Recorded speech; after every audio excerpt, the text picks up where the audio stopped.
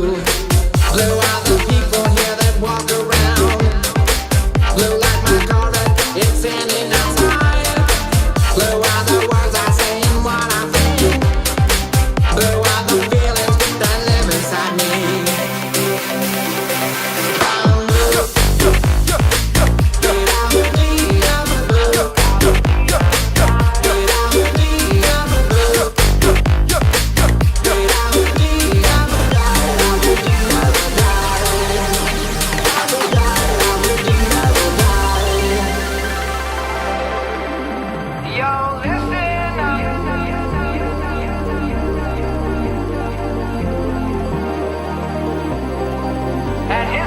And everybody around, 'cause he ain't got nobody to listen. I'm blue, I would need, I would die, I would need, I would die, I would need, I would die, I would need, I would die, I would need, I would die, I would need, I would die, I would need, I would die. I'm blue.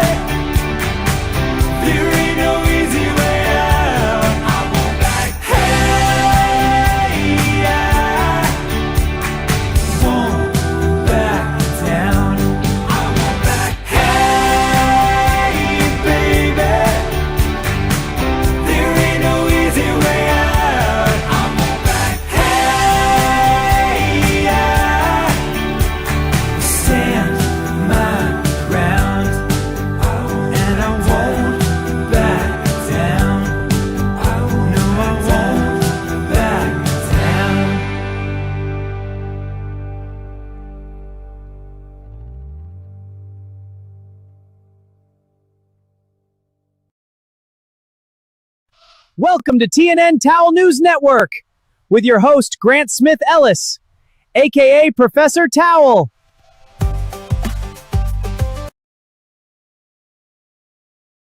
Great job, Kevin from South Boston. 10 out of 10 intro. Hey, I'm a Tao. I didn't see you there. We got a lot of work to do. What a great intro from Kevin from South Boston. Isn't he great? He's so smart. He's so good at life. That was a great intro. Good job, Kevin from South Boston. He loves goats. You know, those were goats. Everybody got bonus goats today. Hi, Four Cats, Chrissy. Thank you so much for your support. Thank you for that golden goat, a 3 Clerk Monty. Speaking of goats. Nightbot, be nice to Tiffany Bob. She's going to get all mad. Good to see you all. We got work to do, though. I wish we had time to sit around and talk about the goats. We have a lot of motions to read. You want to see how many motions we got to read? We got to read 1, 2, 3, 4, 5, 6, 7, 8, 9, 10. And if you're like, Grant, do I even want to know how much money you spent on Pacer today? Well, you know what? My name is Grant Smith Ellis. Welcome to Towel News, and I have a Pacer problem, okay? I spend most of my day on Pacer, okay? And they charge you. It's the only website in existence that charges you 10 cents to search it, okay? And they're upping the damn fees, McNeil, man. That's it.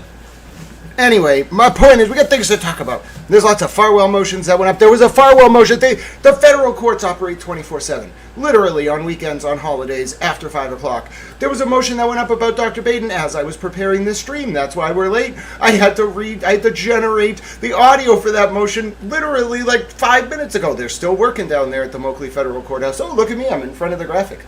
I'm all fancy. I can point at things. Wait a minute. Are you telling me? Hold on, am I in front of that thing? Well, I can't. Oh, I'm outside the camera range. I see. So I could technically, if we worked on it, like I could point over at that thing. Well, that's pretty cool. Anyway, my name's Grant Smith Ellis. I am a towel. I'm a weatherman. Okay, I'm not a weatherman. I'm up way past my bedtime. What do you people do at this time of the night? I don't understand. If I didn't have to spend all day with the cleaning people, fine. I'll give you, before we get into it, I will give you one update about my wonderful towel day. Do you know what I did today? Well, over the past few weeks with my care team, and, because of the kindness of so many of you, I don't have great executive function. I just read documents, okay? And then I yell about things. Sometimes I hang out with Towel Girlfriend. We watch movies. I don't really have time to think about a lot of things, all right? But with my care team, all right, we worked really hard. This was the Towel News studio earlier today when I left it. Look at it. Look at it. Look at Peep. That's Peep. Look at it. It is the most beautiful Towel News studio you've ever seen. I was there earlier. I had to go somewhere. So I'm on the go. But the point is, take a look at that. Look at that Towel News studio. Look at those floors. They're not perfect, but they're damn near close. Oh, yes. Oh, yes. I spent the day with the cleaners. We had a great time. God bless all of you. Now we have to get to work. I had a busy day. All right? That's Peep, by the way. He's that channel mascot. He's hanging out. They weren't allowed to touch Peep. I told them, don't touch the bunny. They didn't touch the bunny. So anyway, they did a great job. I'm thrilled. I'm pleased. I'm a happy towel. They did as much as they could. Like, some of that work I need to do myself with a little bit more intense cleaning agents, but on the whole, I'm happy. God bless all of you. Thank you for support of Towel Channel. Now, we got work to do. There's a lot of motions on the Farwell docket. We're starting with this one. Why? Because it reveals that there was a covert federal investigation into Sandra's death. Now, if you watched the other day, you know that the federal government revealed that they have a picture of Sandra Birchmore's hyoid bone that the FBI took themselves. I did go on to confirm that Sandra Birchmore was cremated in 2021, in March. She died on February 1st, 2021. She was found on February 4th, 2021. Was there an undercover investigation? And people keep saying, Grant, are you saying the feds let John Fanning and Brian Tully cover this up? No. I'm saying they let them do it in the same way someone who's trying to cheat the IRS out of taxes might be let or allowed to talk to a CI and go forward with a plan, but you still are caught. That's the difference between an overt and a covert investigation. You gotta let Fanning, just because you know Fanning and Tully are dirty doesn't mean you could prove it. You gotta let them actually cover it up. And then the variable here is that I don't think the feds expected John O'Keefe to be killed. Okay? I don't think anyone expected John O'Keefe to be killed. Now you got a cluster F. You got a guy, an undercover Boston cop, potentially on a federal task force investigating child sex trafficking. And you got the DOJ undercover looking into cops from 2021 and the cover-up thereof related to Sandra Birchmore's murder and child sex trafficking. uh-oh, I hope some people out there didn't kill John O'Keefe because he found out what was going on in Stoughton. And I really hope for some of the people out there that John O'Keefe was not on a joint federal state task force looking into child sex trafficking in Canton. Because if that's the case, some of you are going to federal prison for a very long time. I can't confirm that yet, but I just want to let you know. What you're about to read in this document is the first time the federal government has used the word covert in any of their motions in the Farwell Sandra Birchmore case, and it has serious implications, especially because the FBI could not have got a picture of Sandra Birchmore's hyoid bone from Dr. Baden. Dr. Baden did not do a second autopsy. He reviewed the initial Office of the Chief Medical Examiner autopsy. Dr. Bill, is it Spock? Or S-P-O-K, am I getting that right? Dr. Bill Spock? Correct me if I'm wrong. Dr. Bill Spock is a FBI expert, or a federal government expert, that did do an autopsy of Sandra at an unknown time, and he called the FBI and said, please come take a picture of the hyoid bone. That could only have happened in February or early March of 2021. Therefore, this document is not bluffing. There was a covert investigation, I am almost 100% sure now, of Brian Tully and John Fanning's State Police Unit. The feds let them cover up Sandra Birchmore's murder. They always planned to charge them for the cover-up. Karen was the wild card. They told Karen to hold back, and they built a whole nother set of cases against these bastards. Karen could have unloaded. Hello, Mr. and Mrs. Sweeney. Listen, the cat's out of the bag for everyone. Listen, I want everyone who knew about this and couldn't talk to just exhale and breathe. They finally said it. Is it like screaming in the headline? No, but it's in there. The feds have admitted, and a lot of people are going to say, yes, but all federal investigations are covert. No, not like this. Not like this. The overt part started in the fall of 2023, August, into Farwell. The covert part started, in my opinion, in February of 2021, which means John O'Keefe was killed during a covert federal investigation into Brian Tully and John Fanning's state police unit working for Michael Morrissey, and then they did the same effing thing again. The feds, listen to me, the feds did not get involved because of Karen Reed. Karen Reed's life was saved because the feds intervened and used her to protect, to explore corruption in Norfolk County. Any other defendant would have either ended up dead or jailed, okay? Or like pretrial, like bail revoked, like something ridiculous would have happened to Karen. She would have, like, by accidentally, like, been with some, like, guy who was an informant, and then he would have set her up, and then she would have got her bail revoked. That's how these dudes play. All right, but Karen had the feds with her, and the feds weren't trying to exonerate Karen Reed. That was part of what they were doing, but she was helping them, and so was Aiden. And the reason I believe that Aiden figured this out in September of 2022 is because that's when he figured out that it was the same state police unit that did this to Tiffany Overstreet in 2014. All right? You don't got to be a weatherman to know which way the wind blows. You know what I'm saying? Don't follow leaders, feed your pocket meters. All right? So it's pretty obvious. September 2022, Aiden Carney figures this all out. Aiden Carney's got his own federal connections through Destin Chow, who prosecutes this kind of stuff, the head of the Public Integrity Section, Adam Deitch's boss. Okay? It's pretty clear that Aiden was read in. This is my opinion. And then what happened was, which was freaking wild, Aiden and Karen were always going to get linked up. The bait was seeing if the state police would be stupid enough to run ops to try to link up Aiden and Karen, which they did, because, of course, they took the bait. And, in turn, you had a really interesting situation where the people who thought they were informants for the state police spying on Aiden and Karen were actually being spied on by the federal government, and Aiden and Karen were kayfabing it. Just like Hank Brennan was kayfabing it, just like Jessica Hyde was kayfabing it.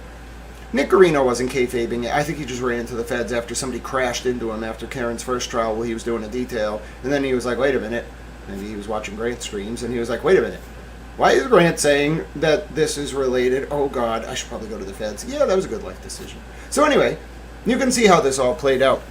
Now, why do I get this all from the word covert? I don't. I also get it from the fact that the FBI not just got a picture of Sandra's hyoid bone. That is totally explainable by the original OCME autopsy of Sandra Birchmore, okay? What is not explainable is how the Federal Bureau of Investigation, at the behest of their medical expert, Dr. Spock, please, it might be Dr. Spock or Dr. Spock. Please forgive me if I get the name wrong. At the request of their expert, took a picture of Sandra's hyoid bone. How do I know that? Because it's in one of the motions from Farwell's defense. The FBI themselves took a picture of Sandra's hyoid bone.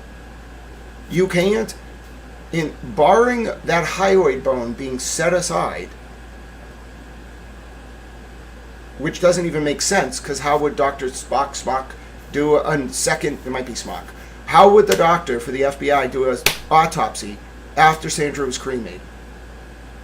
Even if the hyoid bone was set aside. No. He did that autopsy simultaneous or right after the OCME, which means the feds told the OCME to let Fanning and the Canton police pressure her to make a finding of self-harm. It was a setup. She was always cooperating. They didn't flip her. The only person they flipped was Garino. Everyone else was working with the feds from the beginning, including Karen. The beginning of her situation. What did Matt McCabe call it? An ordeal. Karen was involved, I would guess, from the jump. I would say they probably reached out to her almost immediately. Okay? That's my opinion.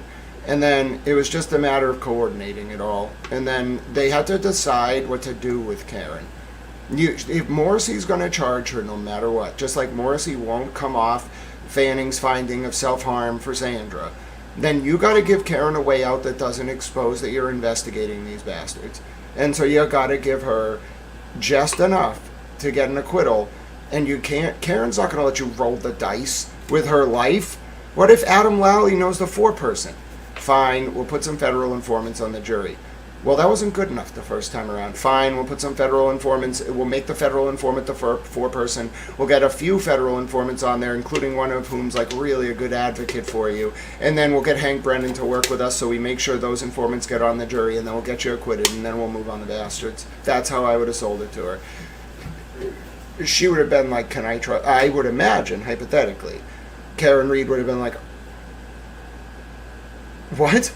You have the evidence that I need to get acquitted, and you want me to do like a modified limited hangout and put my freedom on the line? Like, can you guarantee me I'm going to get acquitted? Well, we can guarantee you a mistrial. Well, can you, a little more, please? Like, seriously, you're asking me to compromise my own due process rights, with high stakes, and you better be able to guarantee that I'm going to get acquitted. Which is allowed. The FBI has done this before. Operation Greylord, I think it was, in Chicago. This is not unheard of. It's not illegal, with permission, for the Justice Department to create a fake sting that is a criminal trial. They could get Hank Brennan, who did not like the state police ever. They could get him to do a fake prosecution that guarantees Karen Reed gets acquitted. And that's what Hank did. Come on. Everybody knows it. Everybody knows it. He didn't just make baffling decisions. He got her acquitted. He let Paula Prado on the jury. Dude, I'm not even a lawyer. I did go to law school. I wouldn't let Paula Prado on a jury. Not in that case with cops. Are you kidding me? First, the second she walked through the door, I would have had someone on her socials and been like, is that some kind of like Brazilian revolutionary? Like, is she a communist or something? Like, bro, look at what her father-in-law got banged up on. Like, what are these dudes doing? Father-in-law stole our missile defense secrets. Hank Brennan's not a moron.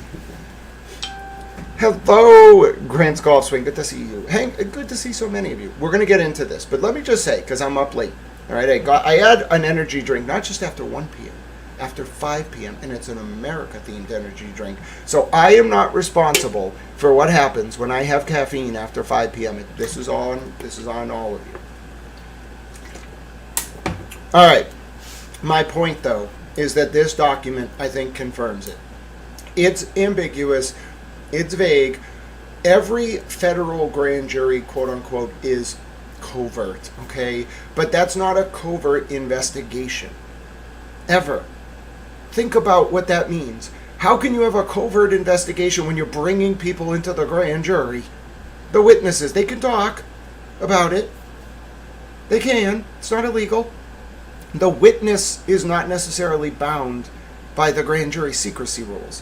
They are bound by, I'm sure, certain orders, but they can talk. They can say they went to the grand jury. Do you think that sounds very covert? No. Once you're doing a grand jury, you're in the overt phase of an investigation. A covert investigation is what you do before you start a grand jury, and it takes years.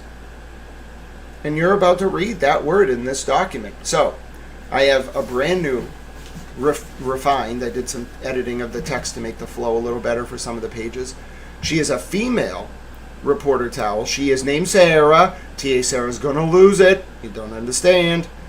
Let us begin with the government's motion in limine seeking to exclude. This is the government's opposition to Farwell's motion in limine seeking to exclude references to the search warrants obtained by the federal government. Here we go.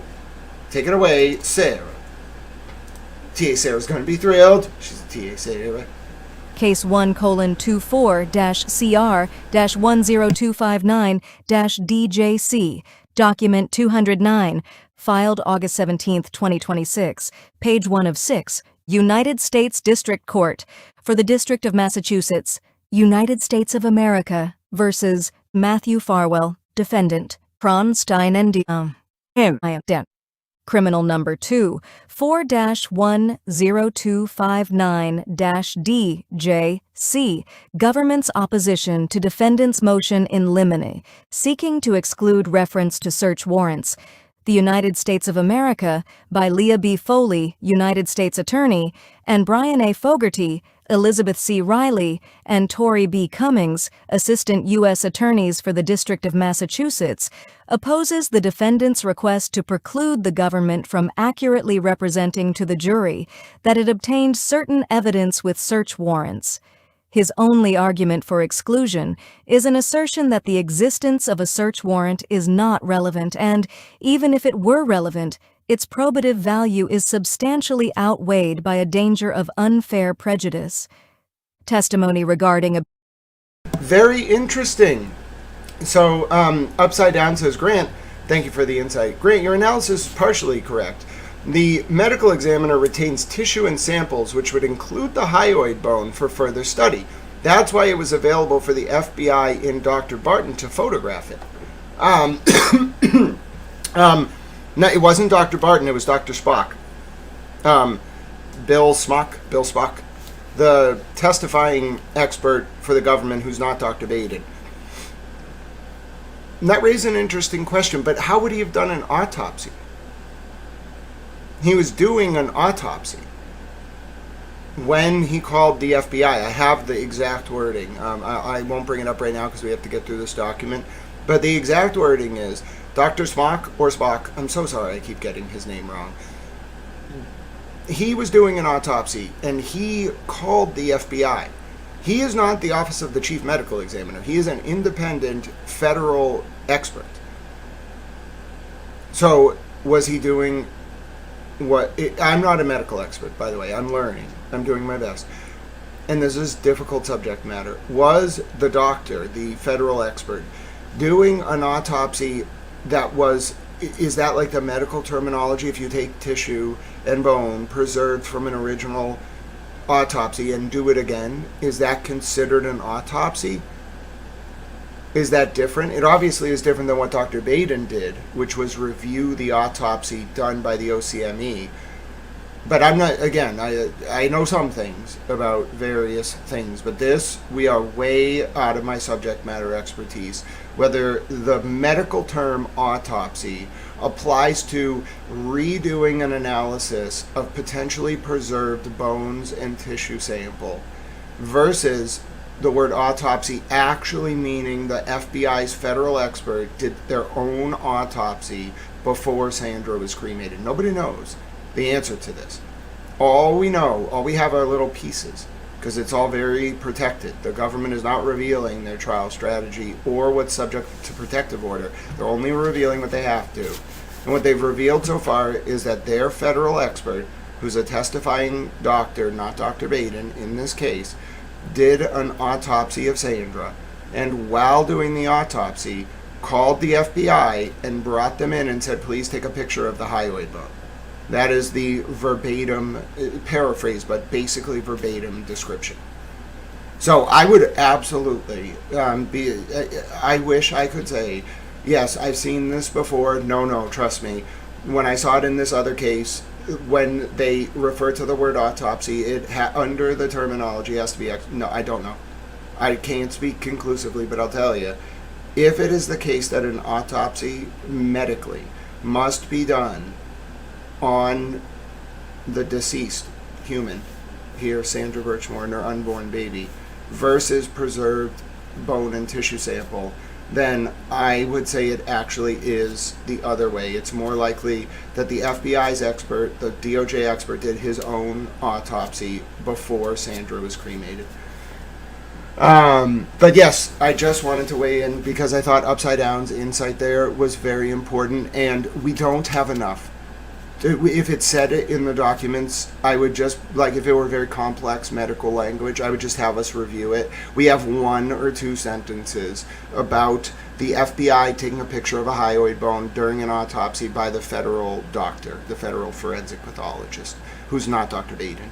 So that's all. I wish I could tell you more. I wish I could say, here's all the variables, please tell me what you think, but that's the information I can give you. Whatever you can come back with on that, I'll take a listen to. But yeah, until we have more, I'm going to say I don't know enough to determine when that autopsy occurred by the federal expert at the point in time which resulted in the FBI taking their own picture of Sandra's hyoid bone. Undetermined for me, even with my extensive knowledge of the case record. I just don't have enough information.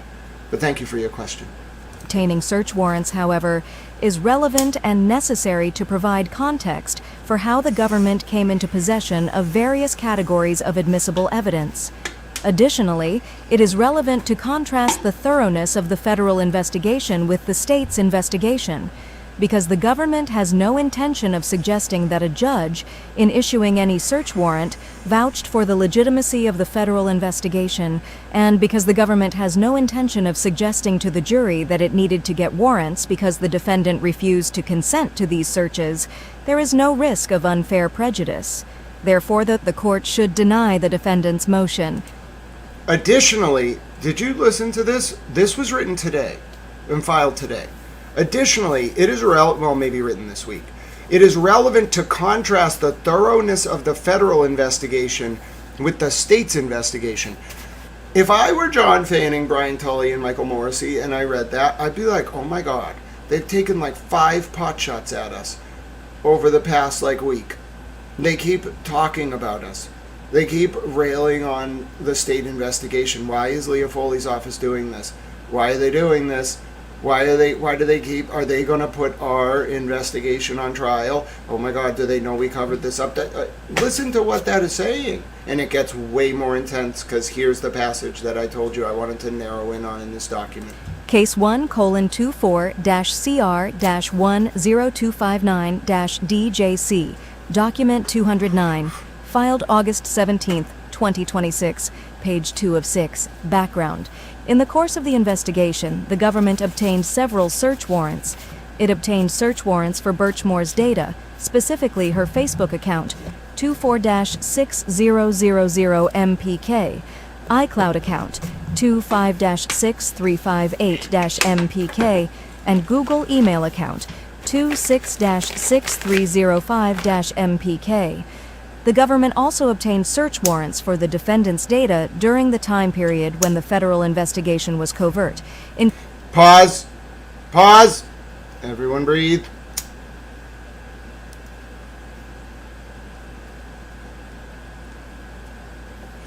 The government also obtained search warrants for the defendant's data during the time period when the federal investigation was covert.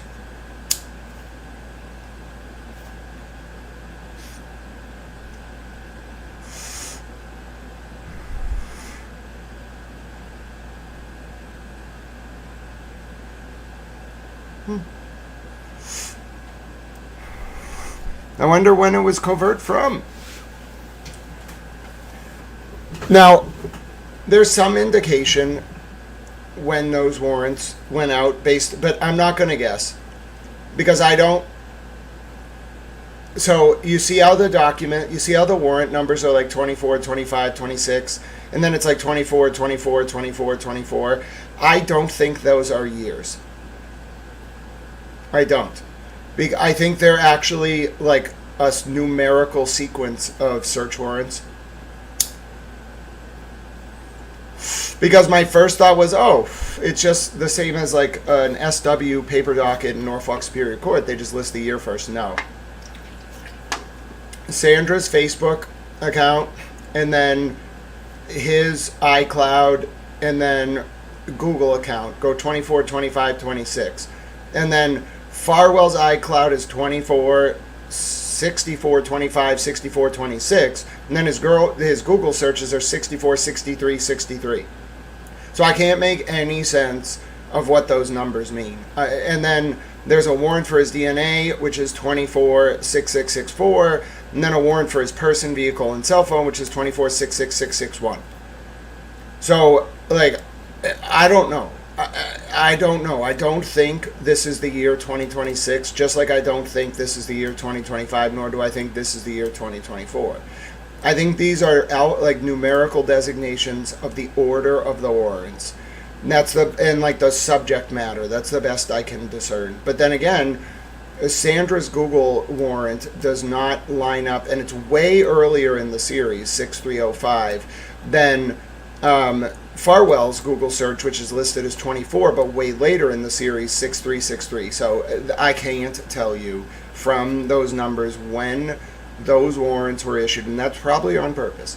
And as a result, I can't tell you when the federal investigation was covert. All I can tell you, though, you want an answer to this? You'll never get them. If you want to know your answer, okay, for when there was a covert, at least when it was actively covert, when there was a covert investigation of Matthew Farwell and the death of Sandra Birchmore by the feds, you will find it in at least, I'm not saying this is exclusive, the search of Farwell's iCloud accounts and the federal subpoena for his Google searches. If you get those warrants, if you see them and get a date, then that is when there was an active covert federal investigation. Right now it's an open question.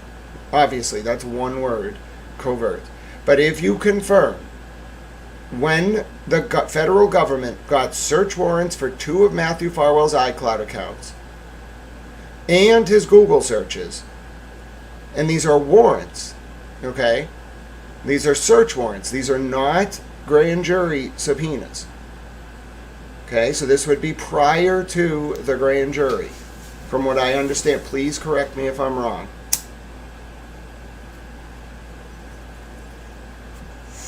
And these are called covert search warrants. Does everyone... Hello, Mimi. God bless you. I was thinking about you earlier. You're so wonderful. Mimi, we had a great interview with Nikki.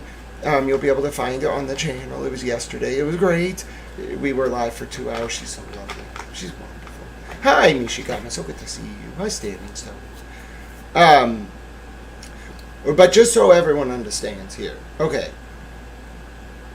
The best I can tell, this number right here, 6305, this is our important number. 60000, 6358, 6305, 6426, 6425. That is the important number, not the first number. Okay? Not the first number. The very first thing that the federal government appears to have searched with a warrant was Sandra Birchmore's Facebook account. That is the 0-item warrant. But I don't know when that was. Now, the next item in sequence is 6305 that we find here. Is that right? And that's Sandra's Google account. Then we have 6358, which is her iCloud account. Okay? For Farwell, okay, between when Sandra's Facebook account and her Gmail account, the first two that we see, were searched by the feds. And then when her iCloud was searched, the feds did a warrant on Farwell's iCloud, because we have 6425. Is that right? No, this was all after Sandra. So these are 6000, 6305, 6358. Whoa, so his Google searches were done 6363, which would be right after her iCloud account. Then they come back at 6425, 6425 through 426, and they do a search on his iCloud accounts. So they must have done a bunch of stuff on him, because it starts with his Google searches at 6363 and then continues through his iCloud accounts, which is 6425, 6426. Then there's got to be like 200 more warrants, because the warrant for his DNA, 6,664. Some of them were issued during the grand jury, or excuse me, actually after the conclusion of the grand jury.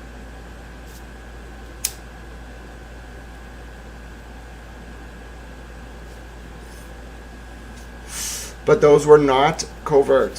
What we are looking for, so I figured out their coding system. The first two numbers, they look like years, they are not. They are actually indexed. They're just the way the FBI and DOJ categorize search warrants. They are not a year.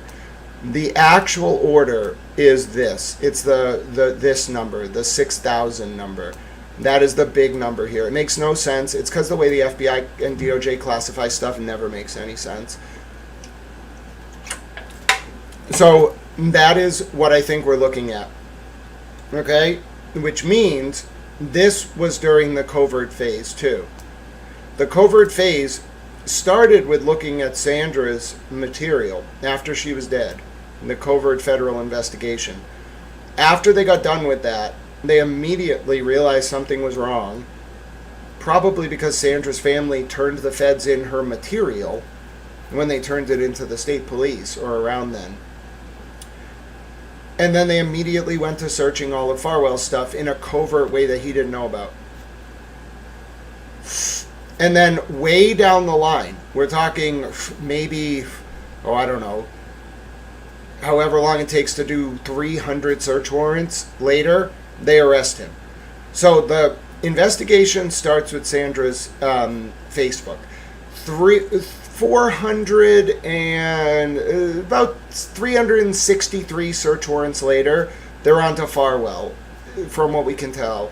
And then they stay on Farwell through at least like the 400s. So at least for like 50 to 100 search warrants. And then, I don't know what happens between 400 and 600, and then they arrest him. So that's the case. Hello, Pat Ray. Now, you might be saying, great, no way with it. Like, why are they hiding the ball? Well, do you expect them to write in there how they do undercover federal investigations? Don't you think that might make it a little easier for kids or police who hurt, police who hurt kids, or people who are victimizing kids, to be brought to justice? They can't give the game away. But based on this alphanumeric classification system, the best I can tell, rightfully so, this investigation, and I can't tell you what year because they hide it, this investigation started because Sandra's family turned in her data to the FBI. I can see it. They try to hide it, but 6,000 is the originating search warrant because they all have the 6. Oh, dude, they arrested him with 6661, 6662, 6663. Somebody been like, yeah, he is a devil, bruh.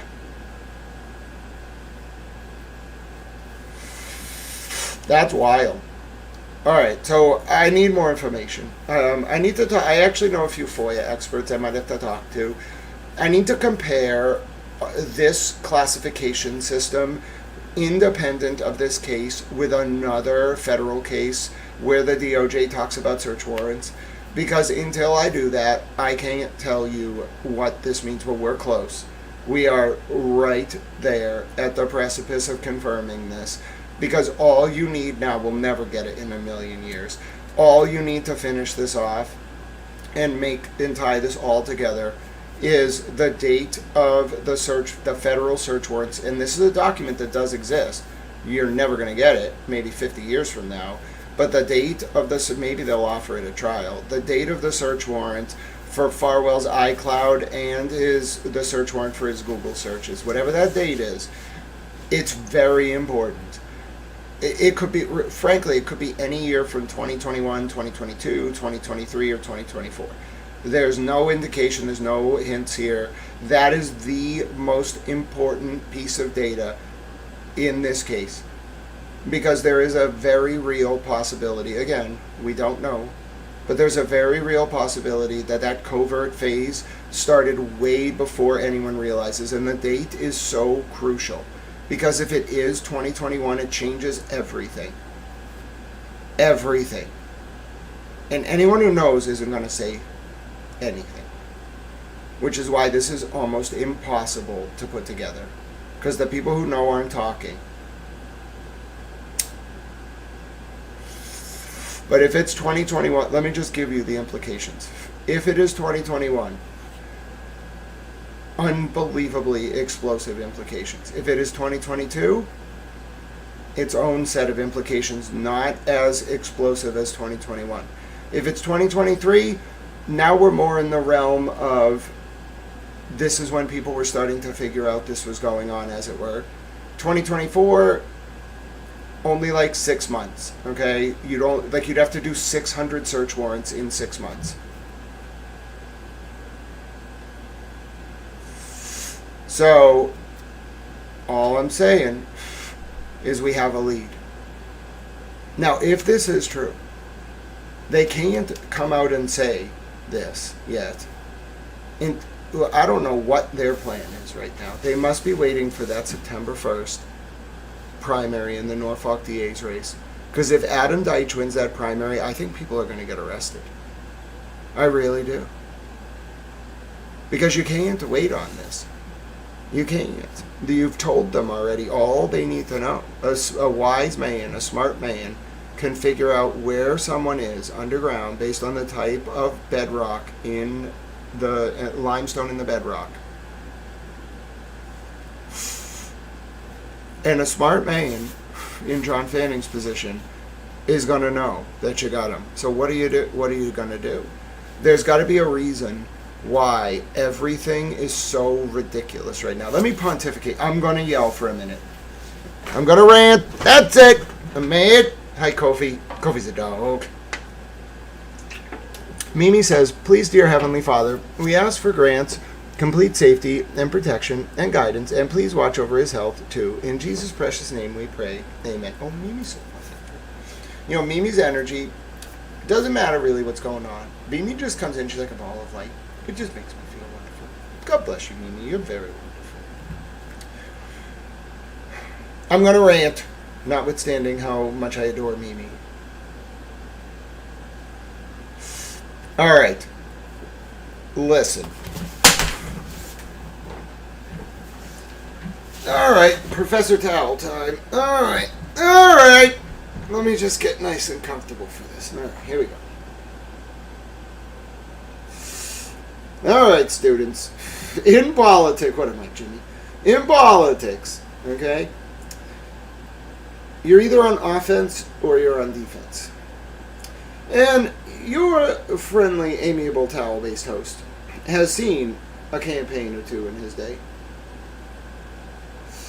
Everything from, the proverbial dog catcher. I've seen campaigns where dogs literally... Kofi, listen to me. Listen. I'm down with this. I have seen political campaigns where dogs won the mayoral race. More than one. I think a cat won somewhere. They didn't do a very good job. They were a little they slept too much, right? The dog, it's a golden retriever, the one in Kentucky. It just walks around. Everybody loves it. It doesn't really do anything. It's just a dog. It's great.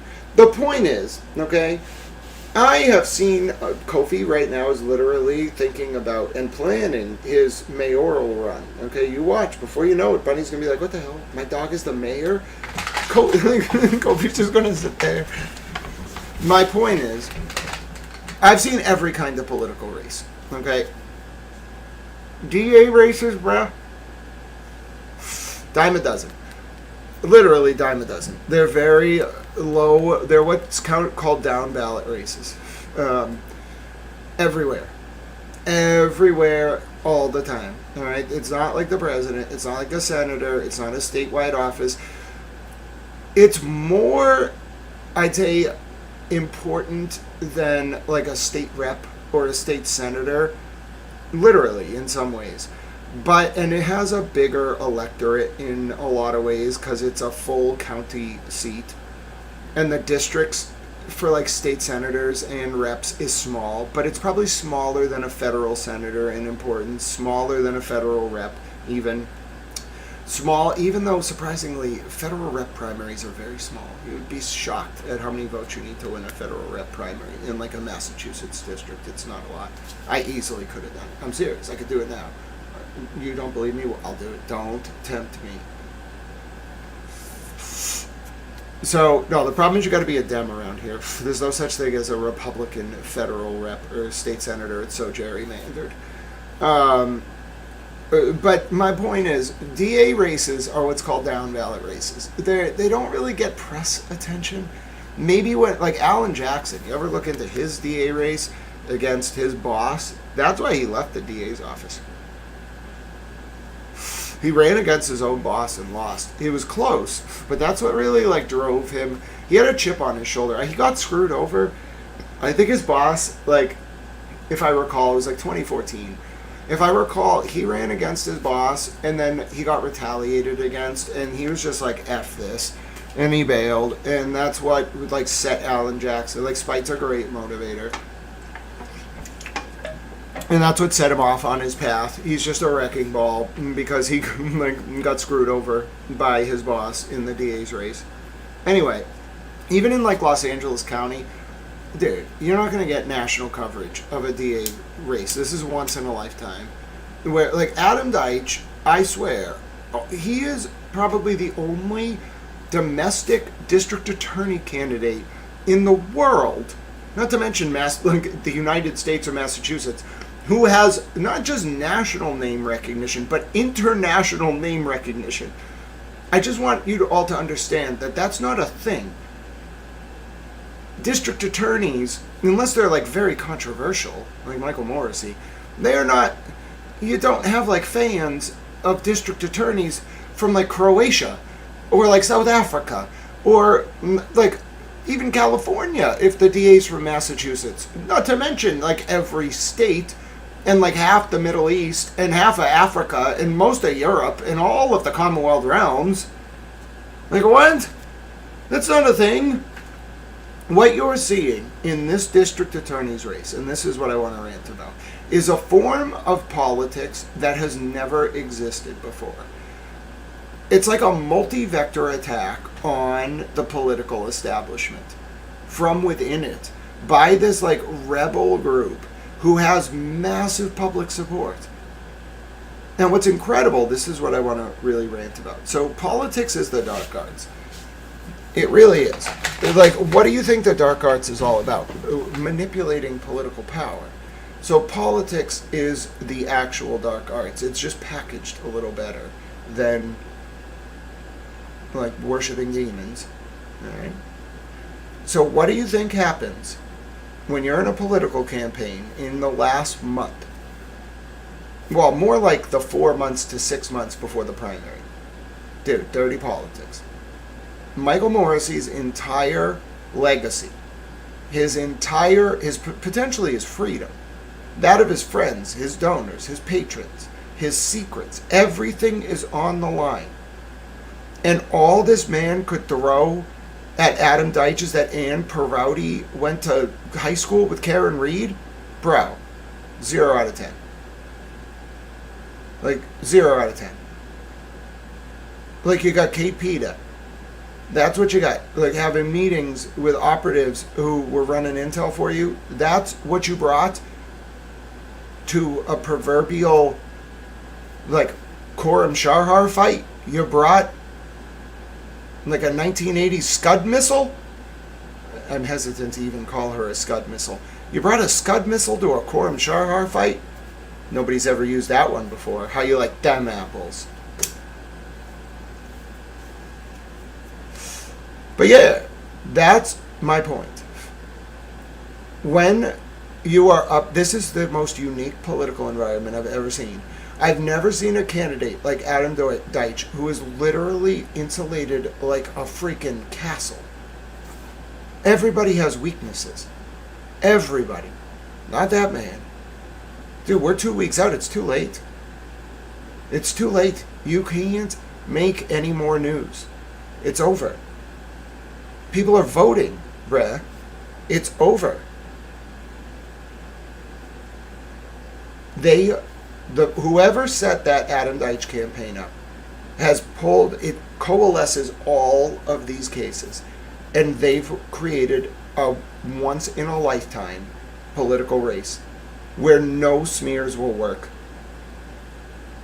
I mean, Dawana Perkins nearly lost her mind and got rebuked by Sandra's family because she couldn't poll. She just could not get off the ground. Everything Morrissey threw, everything Tully threw, everything the state police had, everything. Nothing worked. Because politics as we know it has changed. Movement politics wins elections. And it doesn't matter if you're a Democrat or Republican on the whole. It's, are you authentic to your principles? I know Republicans who will support Democrats. I know Democrats who will support Republicans. It's more about, are you authentic to your principles? That's what's coming. We're staring down, if this works, which I think it will. I predict Deitch is going to carry by 60 to 75%. I believe he will bring 60 to 75% of the primary vote. Okay?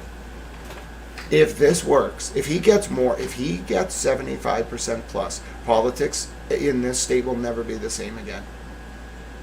Because he will have proven that through name recognition and bipartisan movement politics, you can overthrow a 40-year dynasty with opposition to your candidacy by the state police, private intel networks, and internet trolls.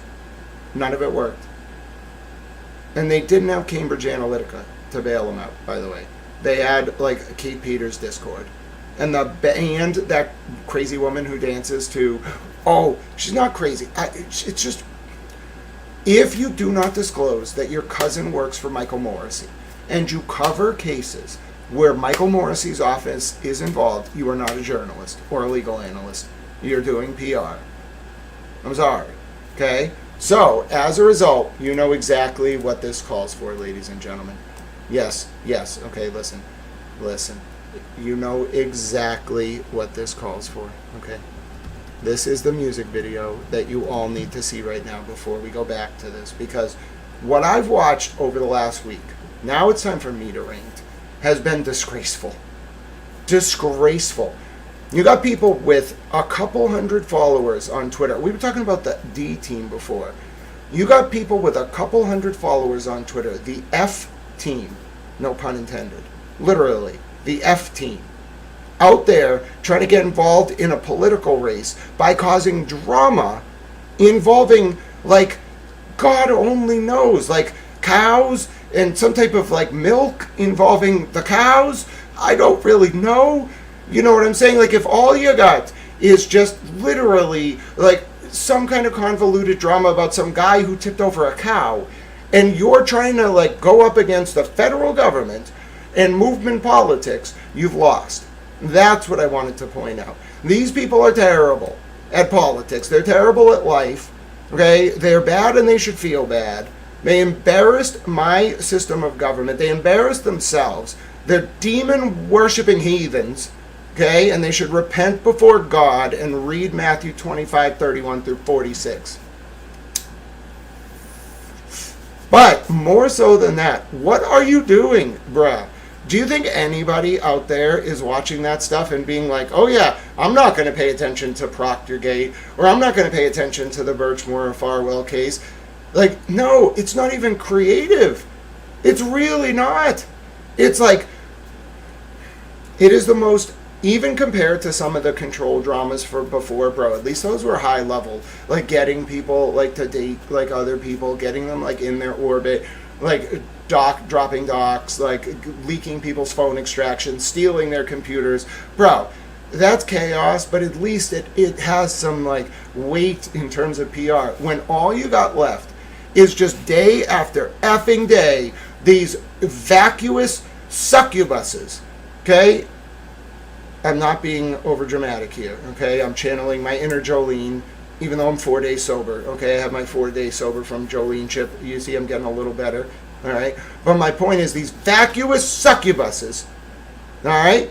Sitting up there, not talking about something substantive, not trying to actually further any kind of discussion, and not even being good at distracting PR. Literally just being like, hey, if I like completely degrade myself, will you not talk about Michael Proctor or Sandra Birchmore or Brian Tully or John Fanning covering things up, or Kate Peters' Discord server or Jen McCabe or anything else? Like, if I just degrade myself, will you like just look at me?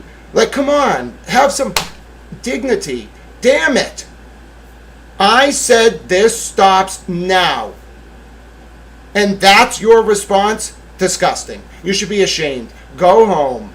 Pack it up. You're done. It's over. Stop insulting our collective intelligence. Nobody's paying attention to you. The people who do watch you are mostly watching you to analyze why the propaganda has degraded to this level. It's an embarrassment. You're a joke. Okay? You didn't just lose. You didn't just crash out. You didn't just burn out. You faded away. And that's the worst way to go out, frankly. Shameful. Shameful. And I know exactly some of the people who are involved. The Springfield networks, the Somerville networks, the Medford networks. Come on, bro.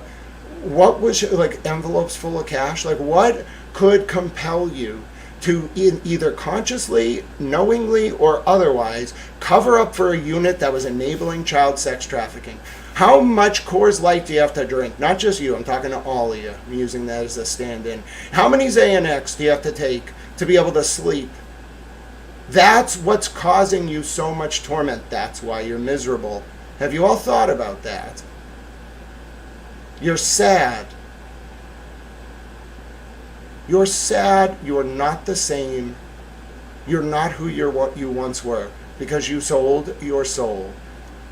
It's not like Milhouse and Bart on The Simpsons. You don't write it down on a piece of paper and buy it back. Once it's gone, it's gone. I'm not saying you can't redeem yourself. You got to pray. And you got to ask for forgiveness. But that's why you're miserable. And if you were relevant, I would be more mad about this. I would not be having an intervention with you. I'd be dealing with it in indirect ways, worthy of the political arena I love so dearly. I'm having an intervention because that is why you're sad and irrelevant. And that's why you're all so miserable. Because you lied for bad men and knowingly or unknowingly covered up their crimes to advance either your monetary ends or your social ends or your political ends or otherwise. And that's why you are miserable drunks. So many of you. And a lot of you do, if you don't drink, you do other GABAergics. Those of you who enabled these men. So just stop. Have you thought about if I stopped, speaking as you, if I stopped doing evil things, maybe I would feel better? Yeah, bruh. You're not addicted to drugs or alcohol. You're doing evil things. So just stop. All of you. There's only like 7 of them left, but they just won't stop. Deitch is going to get elected. They're still going to be like degrading themselves on YouTube streams because they don't understand. It's over. Tully will get arrested. Fanning will get arrested. Kate Peter could get arrested. They'd still be going. They'd still think it's on. And that's what's really bothering me. Like, that's got to stop. All right? I don't pay much attention to it, all right, but I notice it happening, and I think it's the weakest attempt at subterfuge in a political campaign I've ever seen. And I'm not even upset about it because you're going to get smoked at the ballot box. Absolutely smoked. You're up against something you don't understand, and you're up against something that has crushed you like a bug, like a boot stomping on a corrupt human face forever. And come September 2nd, okay, then we will have a conversation. All right? But just now, just know, I'm not mad, I'm disappointed. Just terribly disappointed, and I know exactly the network that was involved in this. Very low-level wannabes. Disgrace to their family names in so many ways. The internet clout is so ridiculous. All right? Some of these people, too afraid to even use their own names because they're working for bad men covering up child sex trafficking rings. And every night until they repent, they deserve to go to bed thinking, oh my God, are the feds going to knock on my door next? Anyway, my name's Grant Smith Ellis. Let's go back to our document. I told you I was going to rant.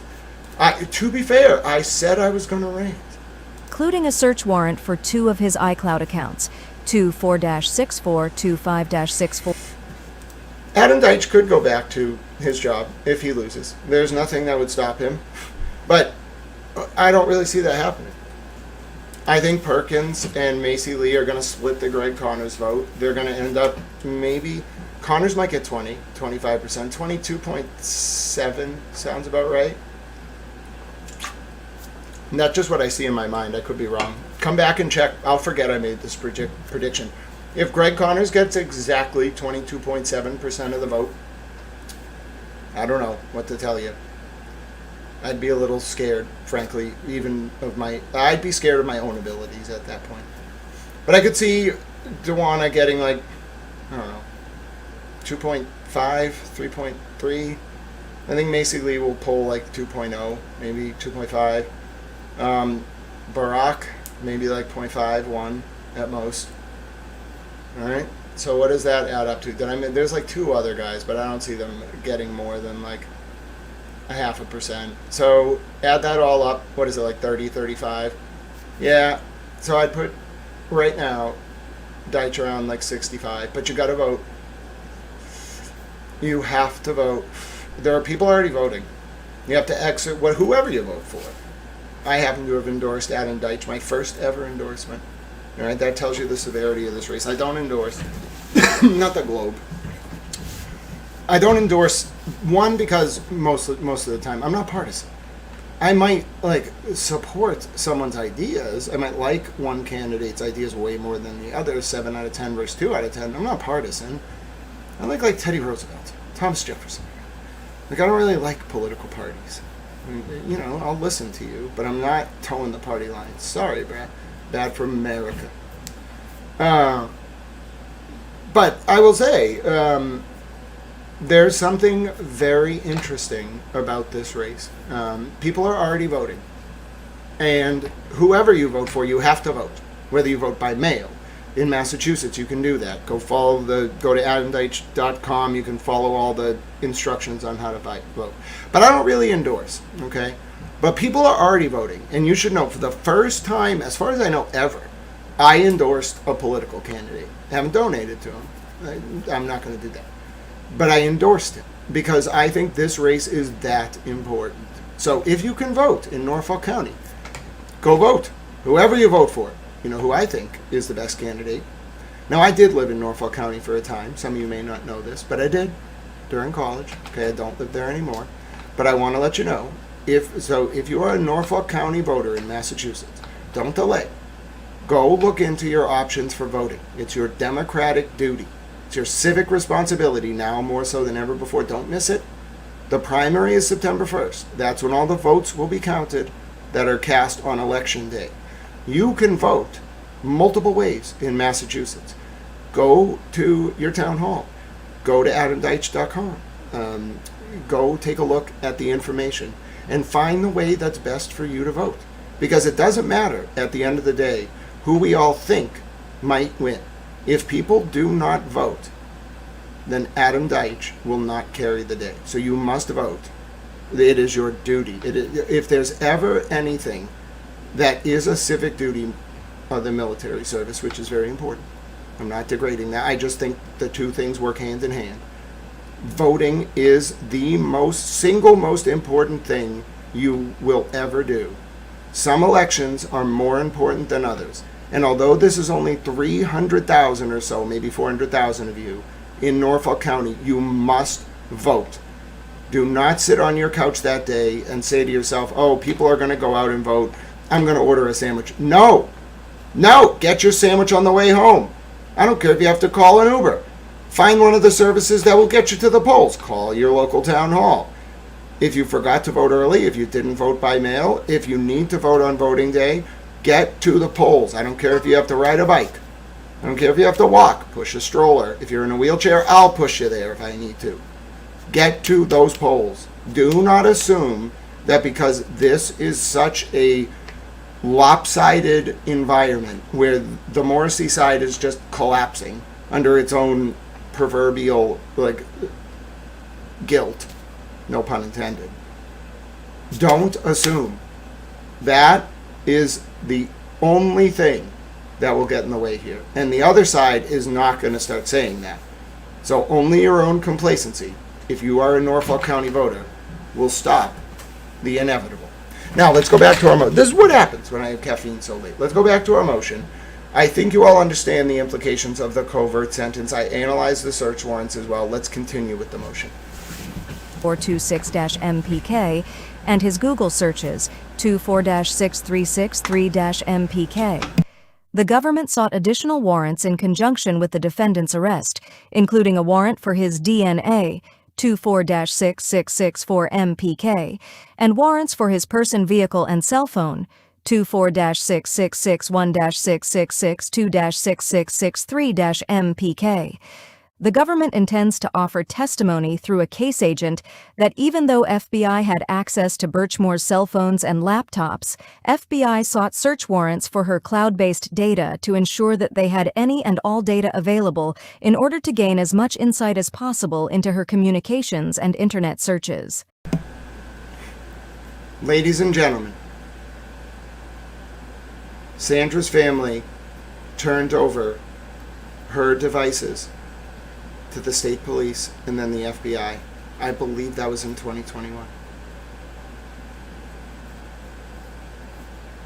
Oh boy. Well.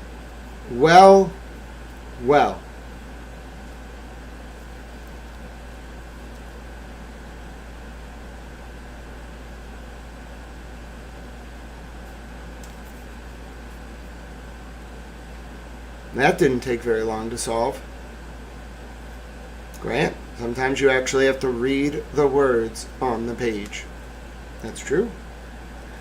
My teachers used to tell me that in school. They would say, little washcloth. I wasn't actually a little washcloth. I was like 310 pounds in high school. I was very good at football. I had very fast reflexes. Not great fine motor skill, but just like you put me on a D line, even at 3. First of all, I ran a... Okay, so we would do gassers on the football field, which is where you run 50 yards back and forth, like lengthwise, not the full 100 yards. You run up and down the football field from sideline to sideline, and you do it 4 times. I was 310 pounds as like a 16-year-old, and I could finish those 200-yard gassers with the wide receivers. I remember a certain unnamed man, who's now a very high-ranking redacted, who said to me one time, when I finished the gasser ahead of him, what the F are you doing up here? And I was like, bro, get good. Like, what are you doing? Like, you're a receiver. You're getting outrun by a 310-pound D tackle on a 200-yard sprint. What are you doing? Like, come on, bro. Step your game up. So anyway, 310 pounds. I could easily run 200 yards as fast as a wide receiver. I am not kidding you. I would tell you this person's name, but for where they work. But anyway, and my favorite thing to do, you must understand, I ate centers alive because you're allowed to put you can do a swim move on a center as soon as they snap the ball. So you can't lift your head up. If you don't snap that ball with your head up, you can't lift your head up as fast as I'm going to swim move you. And so I would get in trouble in practice because I would just rail the quarterback. I didn't give a shit. I thought it was so ridiculous that I couldn't hit that pretty boy. So I was like, screw it. And I would just swim it's like a swim move type thing where you just push the head down and go around him. I would do that to every center. There wasn't a center in the league who could stop me. And I would do it during practice. And then this 310-pound kid who could explosively accelerate off the defensive line, I would just fly into the quarterback until they told me to stop hitting him. And then I was like, screw it, then I'll be the quarterback. He's a coward. Like, I don't believe in that. So anyway, but my point remains the same. So, you know, I don't remember actually what the point of that was. I was just kind of ranting there. I don't remember how that came up. Oh yeah, I was not a little washcloth. I was a very big washcloth. And you know, I used to go around school, and I was very smart, but I played football. In fact, I won the foreign language award as a freshman. I have it around here somewhere. I bet it's like, I bet I literally have it on the wall. Hold on, I'm gonna find it. I brought it to this storage thing. Hold on. Where is it? Ah! Nope, that's not it. I don't know where I put it. I thought I brought it with me. Anyway, my point remains the same. So I won this foreign language award. I thought I'd be able to show it to you because it's kind of cool. But anyway, it's this plaque, and I spoke Spanish fluently when I was like 14. So, you know, the school gave me an award. And I remember walking up to collect my award, and some kid yelled out from the audience, "That kid better play football." And I was like, "I do." And then they all clapped. And I'm not kidding you. It was like that, you know, people say, "Oh, they all clap." No. When I yelled back, "I do," all the seniors I was like some freshman. All the seniors burst out laughing. It was great. So anyway, I was not a little washcloth. I was a big washcloth. And I used to take tests. And the professors would say to me, the teachers in school, "Grant, slow down. Like, you can't just read one sentence and then just start, like, answering the question. You have to read the whole question, Grant. You can't just riff on, like, one part of it for, like, 5,000 words, Grant. You've got to read the whole question." And I'd be like, "I don't want to read the whole question." Well, now you see the downside of that. If we had just read one more paragraph, I would have been able to tell you, well, now we have a very strong indication that covert phase of the operation, the FBI investigation, was indeed in 2021. So, with that said, we went on a few tangents there. Don't give me caffeine at 5 p.m. This is what happens, okay? I'm not responsible for what happens if you give me an energy drink at 5 p.m. When I go to concerts at night and I have to stay up like a regular human, ladies and gentlemen, just don't do it, okay? I have a hypersensitivity. You give me one, like, Red Bull, and I promise you, by the next day, we're going to be halfway to Vegas, and I'm going to have a plan to, like, scale a building, okay? I don't know why it happens. I think it's because I quit. I used to drink a lot of caffeine. Like, during grad school, like, 15 cups of coffee a day, easy. And then I quit cold turkey overnight, like, in grad school. One day, I couldn't get off the couch for 4 days. The minute I started drinking coffee again after I did that, I had a hypersensitivity that never went away. I don't know what I did to my brain chemistry by doing that, but I've created these receptors that with caffeine just go and go and go. So we're going to keep going. Sorry, it's taken me over an hour to get like 3 minutes into this document. I'm so sorry. I've had a lot to say. These warrants were obtained to search for corroboration of Birchmore's victimization and murder, but also to investigate whether there was any exculpatory information, such as any evidence of suicidality.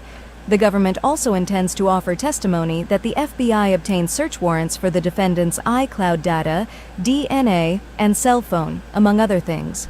This testimony is necessary to show the jury that the government obtained this evidence in a manner that was reliable and not surreptitious or nefarious. The government will not suggest that it needed to obtain such warrants because the defendant refused to provide such information by consent.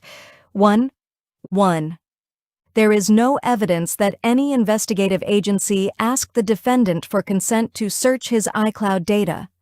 The defendant did decline to provide a DNA sample in February 2021 during the brief state investigation.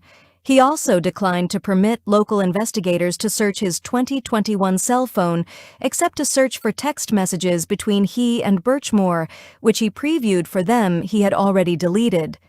given the parameters of his consent and the fact that, when the consent search occurred on February 9, 2021, he had already deleted those messages. Unsurprisingly, that search yielded no data. 2. Oh, what's that? Another potshot at the state investigation? What a shock. And by the way, I'm not making light of this. I'm saying it's starting to add up here.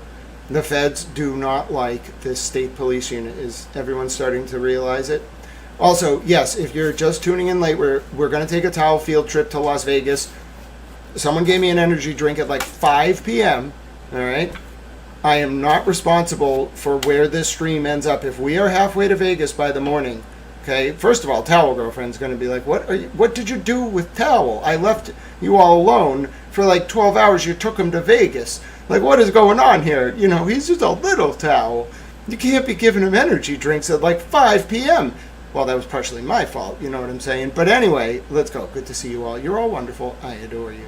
Case 1:24-CR-10259-DJC, Document 209, filed August 17, 2026, page 3 of 6. The government does not intend to elicit any testimony about the procedure or process for obtaining search warrants.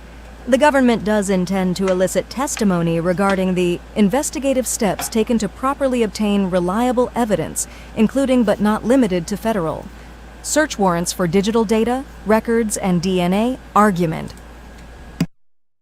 Well, there it is. They are going to explain the timeline. This trial, ladies and gentlemen, if you are just tuning in, Sandra Birchmore, her life, even in death, has become a clarion rallying call for this Department of Justice. I'm not sure if the media, the press, the international press is ready. They're going to get caught flat-footed unless they start reading these documents, because you cannot get caught up on this case when it happens. If you go into that courtroom and you're the Herald or the Globe or the Daily Mail or CNN or the AP and you hear federal search warrant executed in 2021 in Sandra Birchmore case, bro, right now they all think the investigation started in 2023, because that's when the grand jury started, August of 2023. So they describe the investigation, the overt part, as starting then. This investigation started way earlier. How you doing, Scott? Good to see you. Mimi says, I drink lots of black, hot, and iced coffee every day. Mimi, that's wonderful. I've heard black coffee is actually very good. I'm not a doctor, okay, so I'm not talking medically. I just heard when you get used to drinking black coffee, it tastes very good over time. I never developed a taste for it. I drink energy drinks now, but I really wish I did, because let's just say my Nana as well, she only drinks her coffee black. If I make her a coffee, I'm not allowed to put anything in it. She watches me. Iced or regular. She also only drinks like 2 cups a day nowadays. She's actually traveled. Did you know Towel Nana is on a vacation? I'm not telling you where. I didn't bring her. I called her for a weekly check-in on Sunday, and I'm like, Nana, how are you? I was going to tell her about the interview with Towel Girlfriend. She's like, I'm in X. And I'm like, Nana, you are like almost 90. How did you get there? And she was like, oh, you know, she had a good explanation. That was actually very like reasonable and kind of cool. And I was like, oh, okay. And like, you know, is there like, do you have any problems? Like, is everything okay, Nana? And she was like, I'm happy as a clam. I had a great day. This is the farthest she's been from home in like 20 years. She was like, I'm feeling great. I'm not doing much. I'm just sitting down, but I'm having a great time. And I was like, okay, Nana, I'll call you. I was like, oh, this was the funniest part. I says, Nana, do you know when you're going to be back? Because I wanted to call her back. I didn't want to interrupt her time away. And she says, no, you know, I'm taking it day by day. I don't really have to rush home. And I was like, that's true, Nana. You have a great time. I'll call you in a week. I wish I could tell you where she is, but I don't. For various reasons, I'm not going to do that. I don't know how she got to where she is. I didn't ask about the details. I just found out who the person was that got her there, so I had an emergency contact. Nana's getting very old, and Nana can't just be places. You know, someone has to know where Nana is. So, yeah, anyway, my point is Nana likes black coffee, Mimi, and I'm so glad I got to tell that story. But yes, every week, religiously, without fail, unless barring like her not answering because her phone's charging, or like I call and then when she calls back it's the next day and then I'm working, like something ridiculous, barring like a hiccup in the schedule, I call Nana every Sunday, religiously, every single week. I do not miss a week. Sometimes she doesn't answer, which, you know, I'm not gonna bother her, but I love calling Nana. I'm sorry, that was all from Mimi telling me how much she likes her coffee without cream or sugar, and it just reminded me of my dear Nana. I was with her about a month ago actually. Now I was going to say a month ago, during one of the Karen Reed hearings. I did a staycation, and I got to make her iced coffee. Also, she had no idea like what food delivery was. She remembered getting like pizza delivered. She didn't know you could like get a restaurant brought to your home, so I taught her all about that. She wanted to know how to use it, and I was like, Nana, I don't think we're ready for like that on your phone. Her phone doesn't even have apps. But I was like, if you ever want it, you just call me, I'll send it to your home. She hasn't taken me up on that offer yet. She did love that she could get Chick-fil-A delivered, though. She thought it was the coolest thing in the entire world. On the move. So first of all, speaking of the Birchmore case coverage, so I set up more of like an ability to be mobile and do my coverage, but it's dependent on satellites. So if you ever get like a 10-second drop, it's just the satellite. Nothing I can do about it. I don't know when it's going to happen because they just rotate the Earth, and sometimes the satellite just isn't where it needs to be. Otherwise, I love this service. It's great, and it's going to allow me to do very versatile, on-the-go coverage of events. I'll have more to say in the coming weeks. By the way, before we continue to the next section of this document, hi, Babs, it's so good to see you. Hi, Non-Conversational. Hi, Miss K. Hi, Bunny and Kofi. Hi, Aaron. Aaron's taking good notes. I will be doing coverage of the Birchmore case from federal court. I will, regardless of how I have to do it from the courtroom, depending on notes versus tweeting, whatever we end up doing, what I plan to do is every Monday through Friday after the trial, I am going to set up a space. We're working on exactly where it's going to be. We've had some offers. I'm very interested. It's just for studio space. I'm going to be staying somewhere else with Towel Girlfriend. So if you are interested, if you're someone who's like, wait a minute, like I think someone in Hull has reached out. We're going to talk to them. If you're like, wait a minute, I'm like within 30 minutes of Boston, I think it would be really cool to have like a space where Grant and his guests would do their coverage. What I need, we only need like one room. Ideally, it has like somewhat of a backdrop. Like it can't just be a wall, but we can make do if it's a wall. And what we will do is the equipment will stay there. It's not a lot of equipment. It's like 3 cameras, some microphones. Not even the computer will stay. And there'll be a desk. And I'm going to have 2 to 4 guests per day. Towel Girlfriend might come on some days, who knows. We're going to be in the courtroom. I will talk to different people who are able to come on as guests during the trial. And we will analyze what we saw. So you will not only get like the updates, but then we'll do a 2-hour block every Monday through Friday during the trial where we will tell you what we saw. That's the plan, the provisional plan. So if you all are like planning this out, if you can't be in Boston, if you think it's going to be too hard to get into the trial, the plan will be every day, not only at lunch, but also every day at night. I will get back to you with the exact scheduling. I got to figure out how long it takes me to get, and the people involved, to get from the federal courthouse to where we're going to film. But every night, 2 hours on what happened that day, and we will go the whole trial. The whole trial. And on weekends, I got to talk to Towel Girlfriend about because she's going to be visiting the U.S. and she might want to see some things as a tourist. But at least one weekend day for the whole trial, and I'm committed to this. I need to budget it out. People have been very kind with their donations, and it's allowed me to for example, set up this very strong mobile internet. It's not actually mobile internet. It's actually like legitimately mobile satellite internet, which is very hard to get. It's not a hotspot. It's a mobile satellite uplink, which you wouldn't think is a thing. It's a thing. It's very hard to get, but I got it. And so I have that, and then my plan is to utilize the budget. Towel Girlfriend's going to help to determine exactly what we need, so there's nothing that we have to plan during the trial, and I can deliver to you all my insights in real time with guests, because I don't know. I think it's great that other media will, like probably Greater Boston, well, they're not around anymore, but like Channel 7, Channel 5, Channel 4, they need to cover the Farwell Birchmore trial. They have to. But I don't know if they're going to be able to do it. It's not a knock on them. It's just, first of all, like, I don't know what the hell people were doing covering the Lindsay Clancy trial, but it destroyed, like, a lot of people mentally. So nobody's in a good headspace, especially the trial reporters.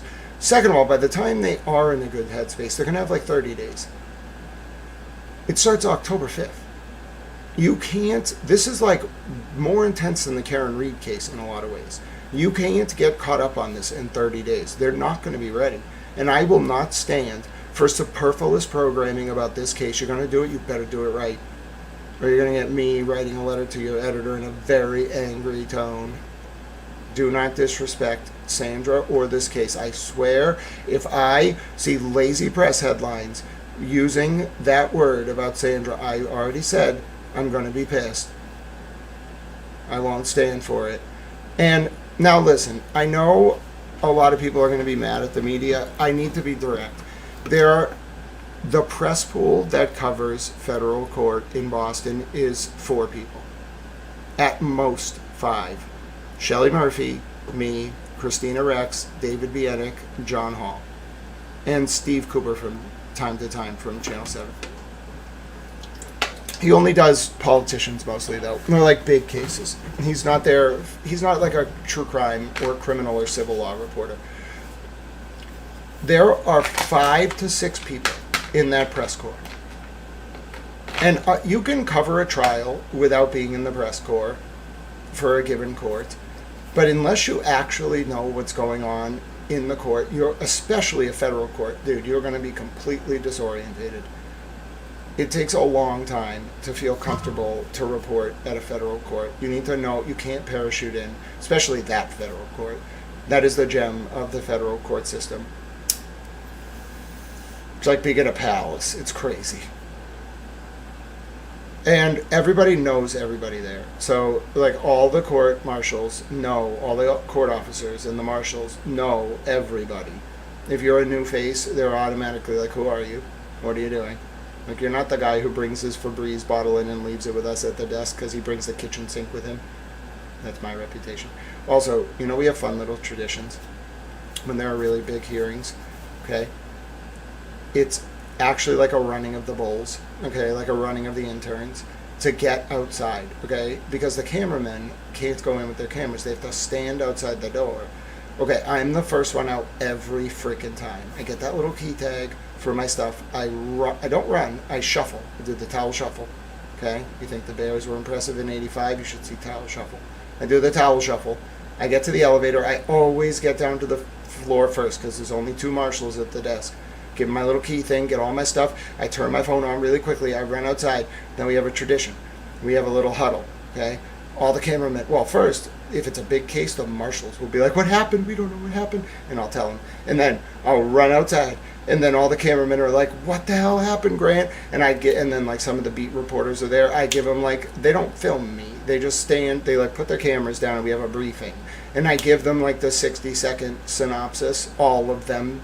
And then they all like talk to their news desk, and then we all stay in there, and we have a tradition where we wait for everyone to come out. So normally Christina comes out after, then David Bienick, then the rest of them. Then we all sit there, and like we're poachers. We just sit there.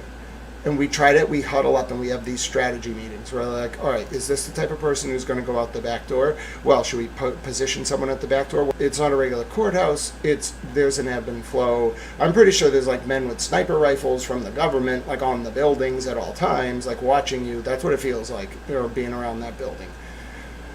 And then the actual reporters, like, I don't know. They're going to get thrown into this. This is as big as the Bolger case, like, if not bigger. And the problem is, it's not like it's going to get ignored. The headline is what's going to cause the problem. If people wait till trial to cover this, they're going to get caught off guard. They're going to get caught flat-footed by the headline, and then they're going to scramble and be like, who do we have that knows anything about this? I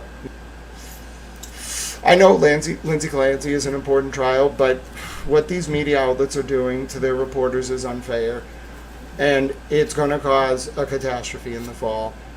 They're not going to be ready, and the case is simply too important.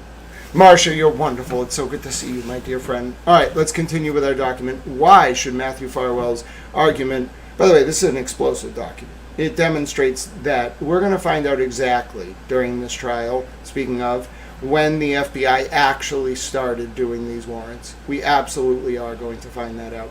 Let's continue with the argument section. The court should deny the defendant's motion in limine and permit the government to reference how it lawfully obtained evidence through search warrants in its investigation. Courts have denied similar defense motions to exclude evidence regarding search warrants.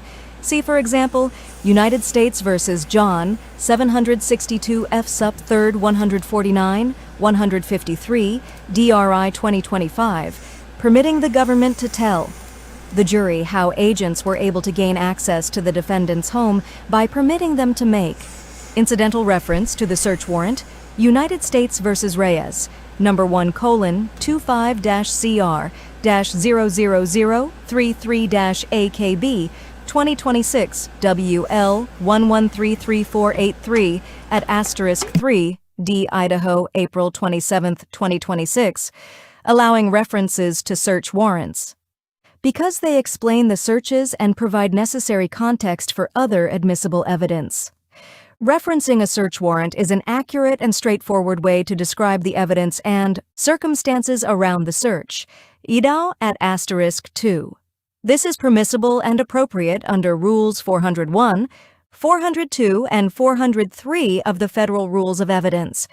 The fact that the government obtained search warrants is relevant because it explains to the jury how it is that the government came into possession of various categories of admissible evidence. With respect to Birchmore's data, reference to search warrants shows that the federal investigators did not rely only on the data available on the phones and laptop recovered from her apartment, but they took the additional step of seeking data that had been stored digitally by other. 3.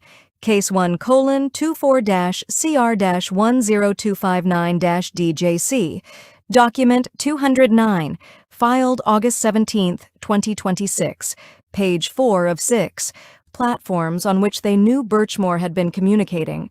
For example, in order for an agent to testify that, despite a thorough search, they found no digital evidence that Birchmore conducted any digital searches for ways to commit suicide, told anyone she was going to commit suicide, or corresponded with anyone after Farwell left her apartment, that agent needs to explain the parameters of the thorough search. Such testimony is meaningless unless the agent can tell the jury what platforms FBI searched and how it was that FBI was able to obtain information from those platforms. Boom. Did you hear that? There it is. The FBI found no digital evidence. John Fanning completely missed this somehow. The FBI found no digital evidence that Sandra conducted any searches for ways to commit self-harm or taking her life. She didn't tell anyone she was going to do that, and she did not correspond with anyone after Farwell left her apartment. There it is. And Fanning could have easily figured this out.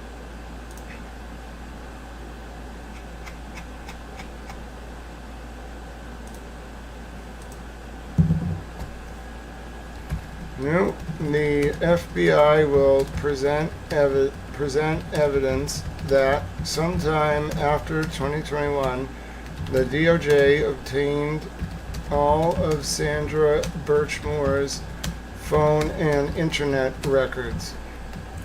Those records, an FBI agent will testify at Matthew Farwell's federal trial, quote, had no evidence that Birchmore, that's, I just can't believe it in so many ways. Source, page 4 of 6. I mean, I can believe it. But the fact that John Fanning and the Canton PD, of which Kevin Albert was a member, both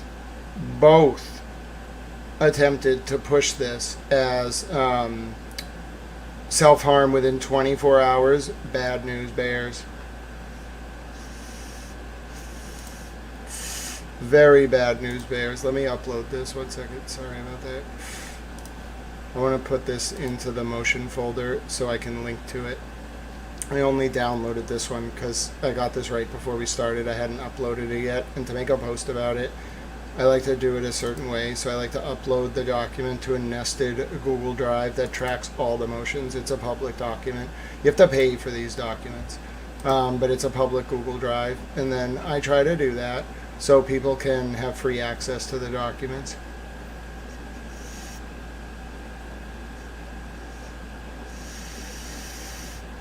And in order for me to do that, I have to upload it to a very specific folder. So that's what I'm doing.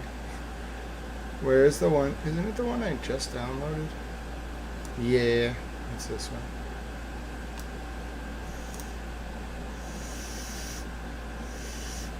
Just give me 1 second, I gotta get the title. And then I like to rename them, because you can only name PDFs on your computer a certain length, but on Google Drive you can name them any length you want. So I upload them, then I rename them to the right file. Then I gotta check to make sure it's the right file, which it is. Then I gotta find out which page we got that quote from. So that's gonna be from page 4 of 6. It's actually page 3 into page 4. So let's just do page 3 and page 4. So you do that, and then you grab that, and then you gotta get the link, and you source page 3 and 4 of 6. Okay, and then I like to take the screenshot from each quote, and then I like to add them to the post, and then I like to upload them as a record of the context of when I found the information. And that's how I do my reporting. Welcome to Towel News. How are you all doing? I'm unable to see the comments while I'm deep into my reporting, but this is my process. I like to do it a certain way. It's laborious, it's methodical, it really takes time, but it's worth it. It creates, instead of me just saying something on a very long stream, it creates a real-time record of what I was thinking when I came across it, where I found it, where the link to the document is, and then it will timestamp it on Twitter. So then I know exactly where to go to find what I need. So you'll see that post go up now. Alright, and then we'll go back to our work.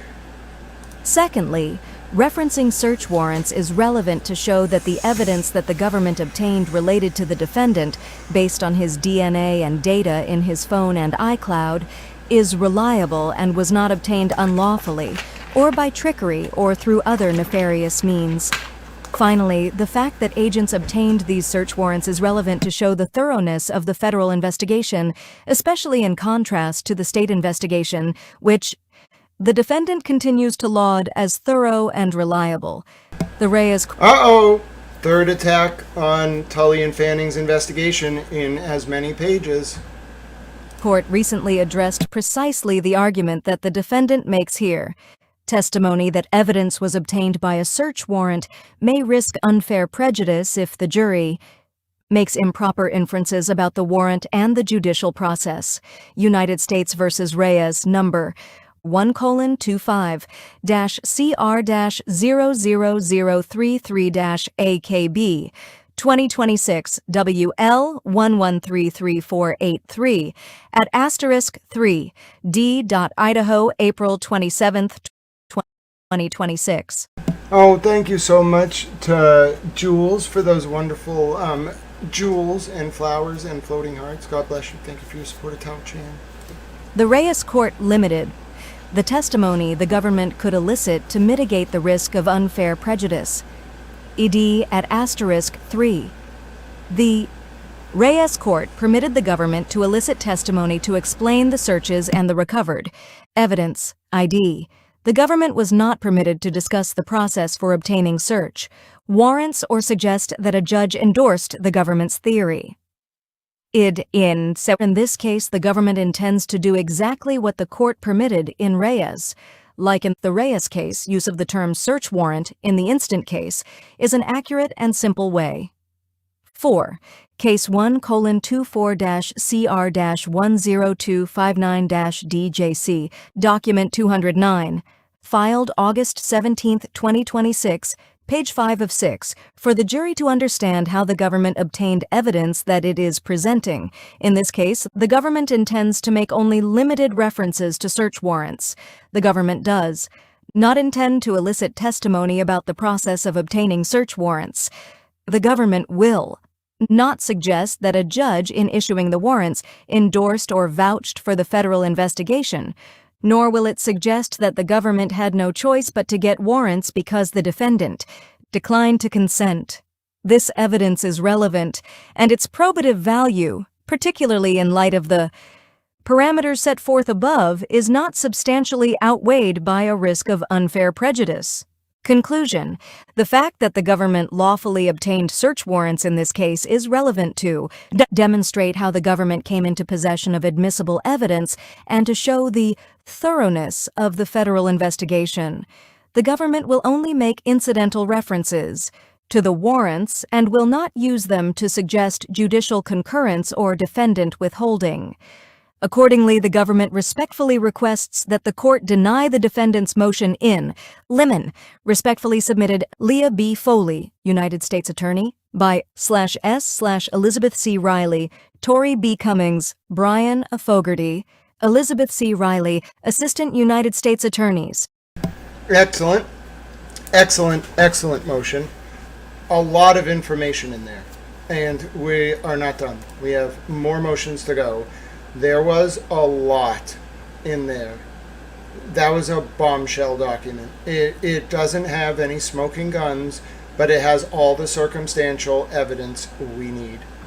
It tells you everything you need to know. All right. My name is Grant Smith Ellis. We have another motion that we're going to review right now. Okay. And this is about Dr. Baden. Okay. This is about Dr. Baden. Dr. Michael Baden, that is the husband of Justice Served co-host Linda Kenny Baden. So allow me to find the Dr. Baden motion now. It actually just came down. Ah, yes, I have it in a folder because it has attachments as well, ladies and gentlemen. Here it is. This came down as we were going live, so I have not had time to read it. I transcribed it. We have British, it's actually American reporter towel Sarah. T.A. Sarah's going to lose it when she finds out that she is a reporter towel now. Yeah, that's why T.A. Sarah's gone missing. I actually, maybe she's been here. If you are, so sorry, T.A. Sarah. But T.A. Sarah is actually in the computer. Yes, don't think too hard about this. Don't pull a Zoolander. T.A. Sarah is this voice. The voice's name is Sarah. All right, here we go. Case 1:24-CR-10259-DJC, Document 209, filed August 17, Nope. 20... Wrong one. That's not the one I want. Case 1:24-CR-10259-DJC. Document 219, filed August 17, 2026, page 1 of 16, United States District Court, District of Massachusetts, United States of America. Criminal number 24-10259-DJC versus Matthew Farwell. Defendant. Government's opposition to defendant's rule, 702 motion in limine. To exclude the expert testimony of Dr. Michael M. Baden, M.D., the United States of America, by Leah B. Foley, United States Attorney, and Brian O. Fogarty, Elizabeth C. Riley, and Tori B. Cummings, Assistant U.S. Attorneys for the District of Massachusetts, opposes defendant Matthew Farwell's motion in limine to exclude the expert testimony of Dr. Michael M. Did you hear that? It said in limine right for the first time. Oh, ladies and gentlemen, this is a moment for celebration. The AI, oh no, it's figured out how to say in limine. Oh no, the lawyers are gonna lose it. It could not get it right. We're talking hours and hours. We've read thousands, if not, we're in the hundreds, if not thousands of pages of documents now from these pretrial motions. This has never got the word in limine right. That's it. We're having a celebration. Assistant U.S. Attorneys for the District of Massachusetts opposes defendant Matthew Farwell's motion in limine to exclude the expert. In limine! It did it! Oh, ladies and gentlemen, I'm not sure if this is the technological singularity or not, but we are going to take a moment. We're going to take some time to have a mental decompression break. If T.A. Sarah was here, I'd play her favorite song, but she's doing things, I'm sure. She's, inside the computer. So we're going to listen to the song you all know and love. Yes, what better way to celebrate than by bringing it back? There's really not much to celebrate regarding this case, but if we can find any silver linings for a mental decompression break, it is that the AI pronounced in limine correctly for the first time. So I'm going to take you back to the early 2000s. My name is DJ Tao.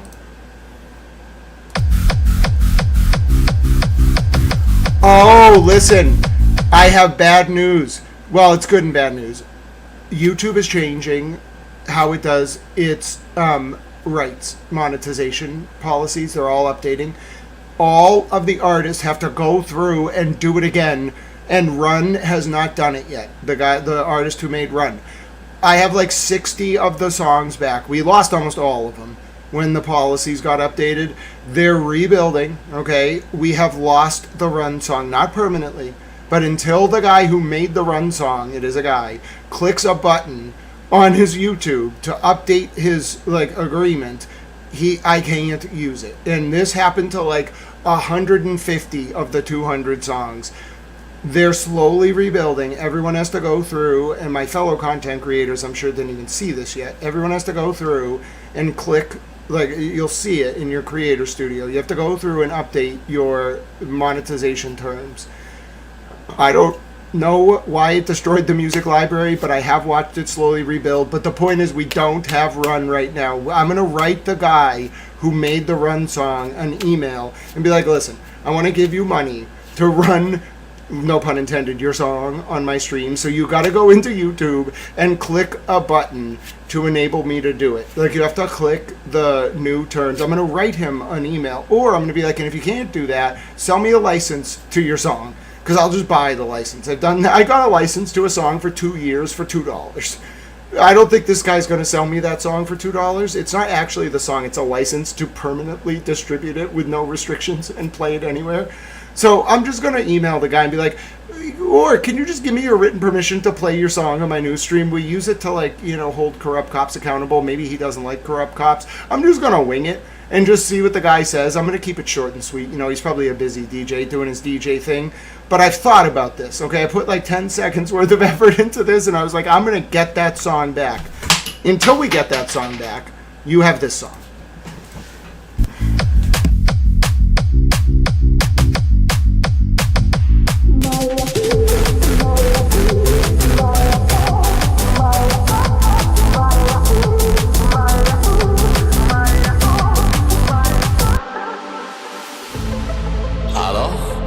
Salut, sunt eu un haiduc și te rog, iubirea mea, mester, fericirea.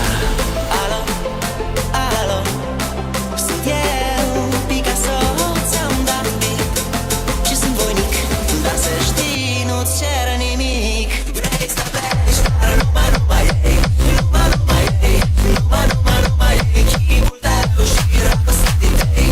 Mi-amintesc ochii tăi, ei. Vrei să pleci, dar numai ei, numai ei, numai ei, chipul tău și răpăsat din tei. Mi-amintesc ochii tăi, ei. Te sun să-ți spun ce simt acum. Alo, iubirea mea, sunt eu, fericirea.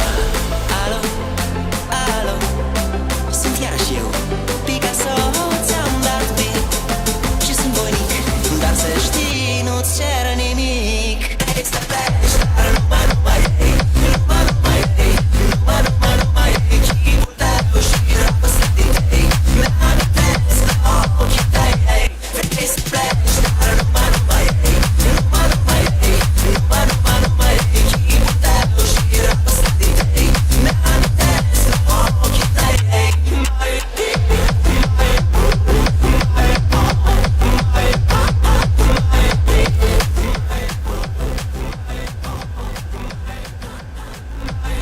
I did tell you I'm not responsible for what happens when I am kept awake after 8 p.m. You should see some of the war streams, ladies and gentlemen. That said, I think we're probably the only channel that celebrates when an AI says in limine right for the first time, you know? And then also, I think we've sufficiently, if the U.S. Attorney's Office watches this in Boston, first of all, they probably watch the war coverage too. I think they're probably adjusted now, but I still think we still throw them off sometimes when we just start like dancing. Like, well, something like just very small will happen. We will have a dance party. I'm pretty sure the U.S. Attorney's Office sometimes watches because, you know, they're their emotions. And they're like, what?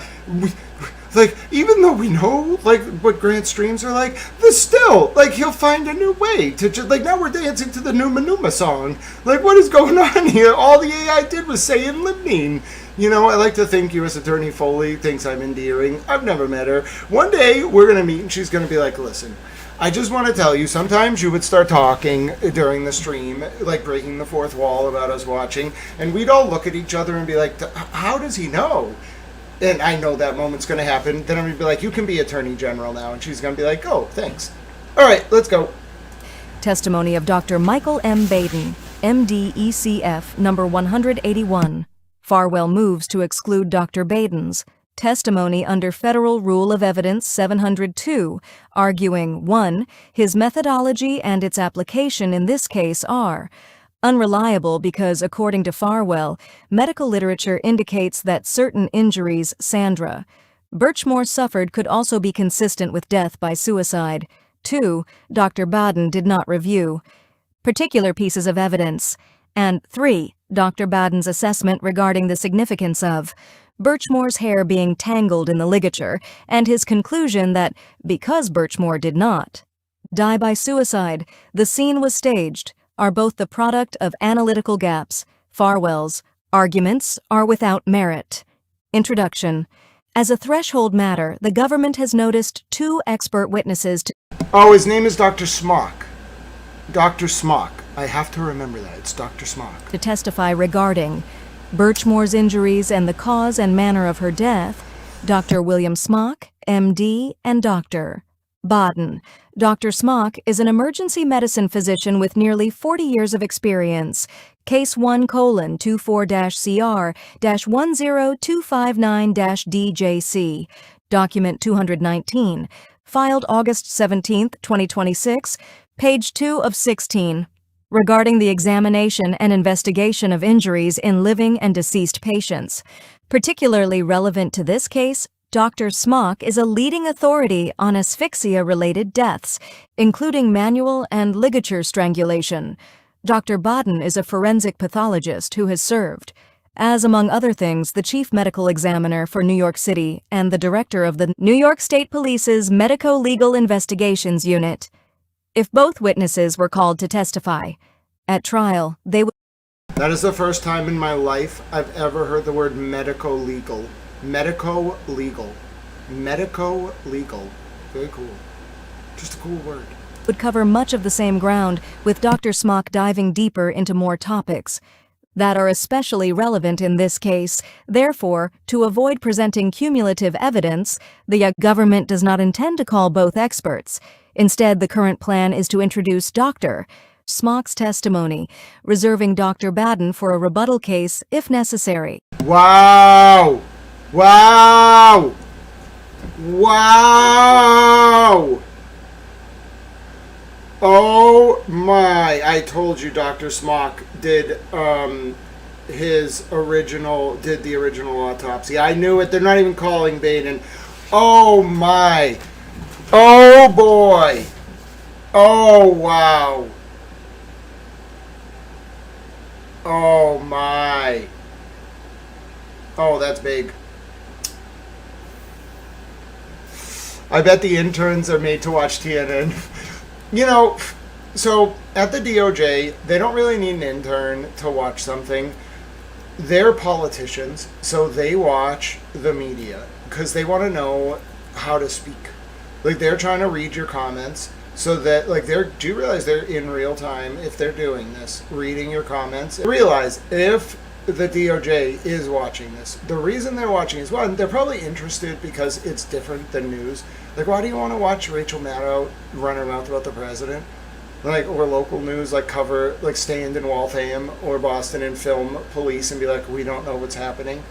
Like, if you're going to do it, you're probably going to watch someone who knows what they're talking about. Yeah, it's a little weird, but it's different. So I guess for them, it's probably acceptable. But that's not really why they're watching. They know what they know. They know way more than me about the case. They don't need to hear me analyze it, other than maybe to figure out, like, what a smart person would see between the lines. They're watching your comments.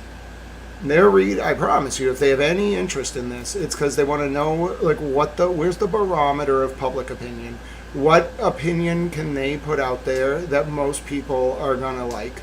That's how they're doing it. They're gauging public opinion in real time. It's very valuable for that, in my opinion. I don't really use it that way. Like, I love your comments because I've become very accustomed to, like, hundreds of viewpoints on everything under the sun. So, like, you can't sway me unless you have a really good argument. I'm not going to play to what most people think. Like, I'm just going to say what I think. But the DOJ, like, they want to know. They want, I would imagine, like, they don't have a way to poll people. They need to see what you're saying. That's the public to them. So, yeah, it's the only channel that really covers it. So I actually I've never asked them, and I wouldn't. Okay, it's very uncouth. But I would not be surprised, for multiple reasons, if at least they peek at what you're saying a little bit. Like, they probably watch when they know I'm going to read something that has something in it that, like, someone who knows the case might tell the public that might not be explicitly written. Then, yeah, they probably want to watch that because that changes how they write their motions. If I figure it out, they can write more in the motion. Because they didn't tell me. I just figured it out. But also, think about it. They're prosecutors. So, it's just like any other case. If somebody's covering your case, you've got to know what they're saying. I bet they've been watching this for a while. I'm somewhat convinced, although I'm never going to be able to prove it, that they got the idea to flip Garino from Mike Charts. I really, really want that to be the case. Because, one, I was worried about his safety. I hope you know, there were times when I thought people were going to physically hurt Nick Garino. I was mad. I had to intervene. You don't understand. If I have to intervene because I think you're going to hurt somebody, you really effed up. Like, you really, really effed up. And I really thought they were going to hurt Nick Garino. There was just a few things that happened where I was like, like, is he, like, going to get hurt? Like, I'm scared. So I really pushed for him to. So you'll notice I never went at Nick Garino, ever. Because I didn't think he was a bad guy. I never did. He's too young to be a bad guy. Sorry. He's like a foot soldier. So I always thought he was the perfect federal cooperating witness. And once I had even an inkling he was in danger, I pushed so hard in my coverage for them to realize he was the perfect person to flip, and then they flipped him. When I saw they flipped him, I cried. I actually cried. I was worried he was going to die. I'm serious. They didn't say they were going to hurt him. I would have reported that directly to the FBI. They said things that, like, I'm speaking broadly. Certain people said things about, like, Nick Garino's family that they shouldn't have known. Like, you would have had to have been spying on him. And I was like, oh, God. Like, that's not good. That was in, like, 2024-ish, going into 2025, after his accident. And I was like, oh, bro, oh, no. They were worried he was going to flip, so they were keeping an eye on him. Thank God. The feds must have got to him right after that car accident, because he was a ghost. He just disappeared for a long time. Nobody knew where he was. He showed up for trial, the second Karen Reed trial, but he looked, dude, he was scared. I think he said, like, kill me now or something on the stand. He was terrified. Dude, he was in the belly of the beast, and his only protection was Hank Brennan. And Hank's good, dude. Hank's a gangster. Don't get me wrong. Hank definitely sits around and is like, yeah, Grant's right, I'm a gangster. Hi, Triple A Bob, you're a super type. Listen, Kevin Reddington has the tattoo that says never represent an informant in Latin. Hank Brennan is a gangster. Like, that dude would have run guns to the IRA in the 80s. Mark my words, he's a baller. I just can tell. I know the type. Silent assassin. And I would have felt safe in his hands, but I still would have been like, dude, I gotta, like, go look at, like, these people. I don't know if I can do that yet. And the feds were like, you can do it. Bro, you can do it. Anybody gives you any trouble, you can do it. You'll be fine. Oh, please. I knew in 2024, you know how I knew he was going to flip? Before he flipped? Because he did something that was just very, like, I don't want to, it's not my story to tell, but he did something dumb. Just the most, like, rookie, like, are you a moron? Like, what are you doing? Like, how, like, to someone who was not trained in, like, cases or investigations, you might think it's, like, odd, but, like, quirky. But what he actually did was just so stupid. And immediately, I won't tell you what it was, but I was like, oh, they're going to flip. Like, he's going to flip. He has too much of a heart. Like, the kid, like, he's not built for the Proctor fanning Tully world. He wasn't Tully. And I knew it. I never met him, but I just knew from how he was moving and how he acted. And he was very, like, like, the way he was described, it was almost like it bothered him what the unit was doing. And so he's that's why I was like, flip him. And then the car accident happened. And I was like, oh shit, that was not an accident, huh? Anybody ever get charged for almost killing Nick Garino, by the way? No.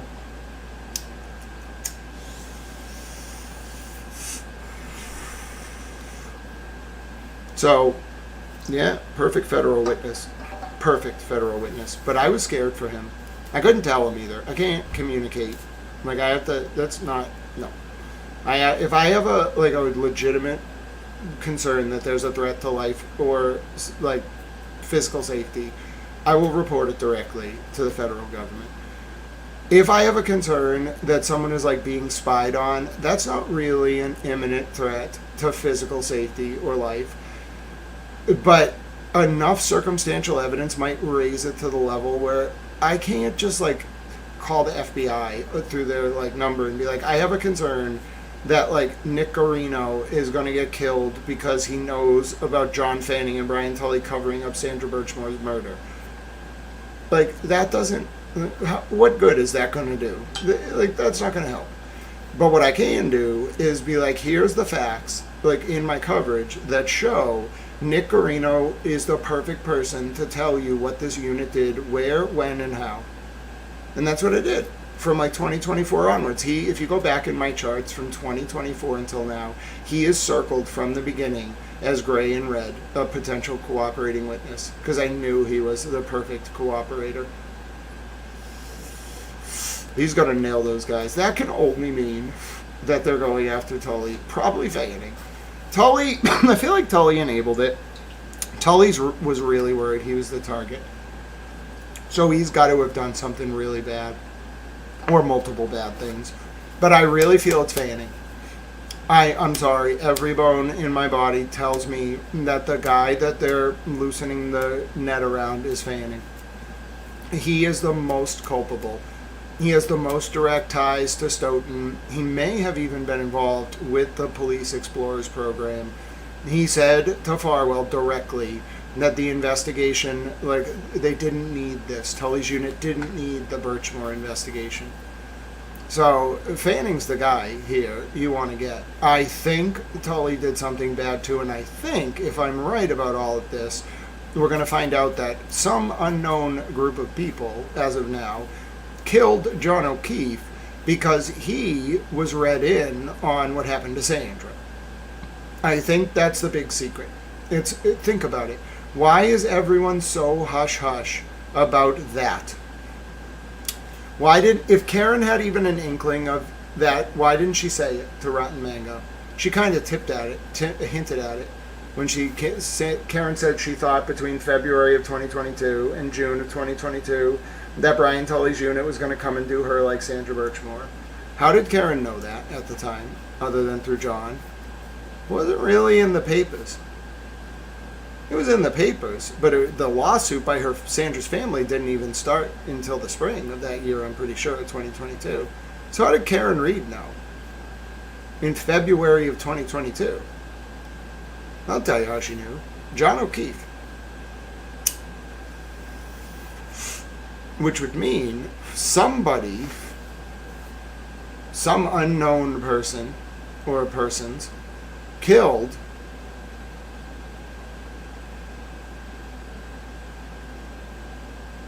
well, that would explain the protective orders. That would explain the covert. Think about what a covert investigation means. That means Brian Tully and John Fanning did not know the FBI was on to them in 2021. That means the FBI, John Fanning and Brian Tully and Michael Proctor, didn't know the FBI was on to them in January and February of 2022. But you know who would have known that the state police unit that John Fanning was working on was involved with the Birchmore cover-up? Karen Reed. I'm telling you, she is the Holy Grail. I know it. I just know it. And she has been holding this in for years because they told her not to talk about it because they said, don't you blow our federal investigation. And she was like, but John told me. John told me.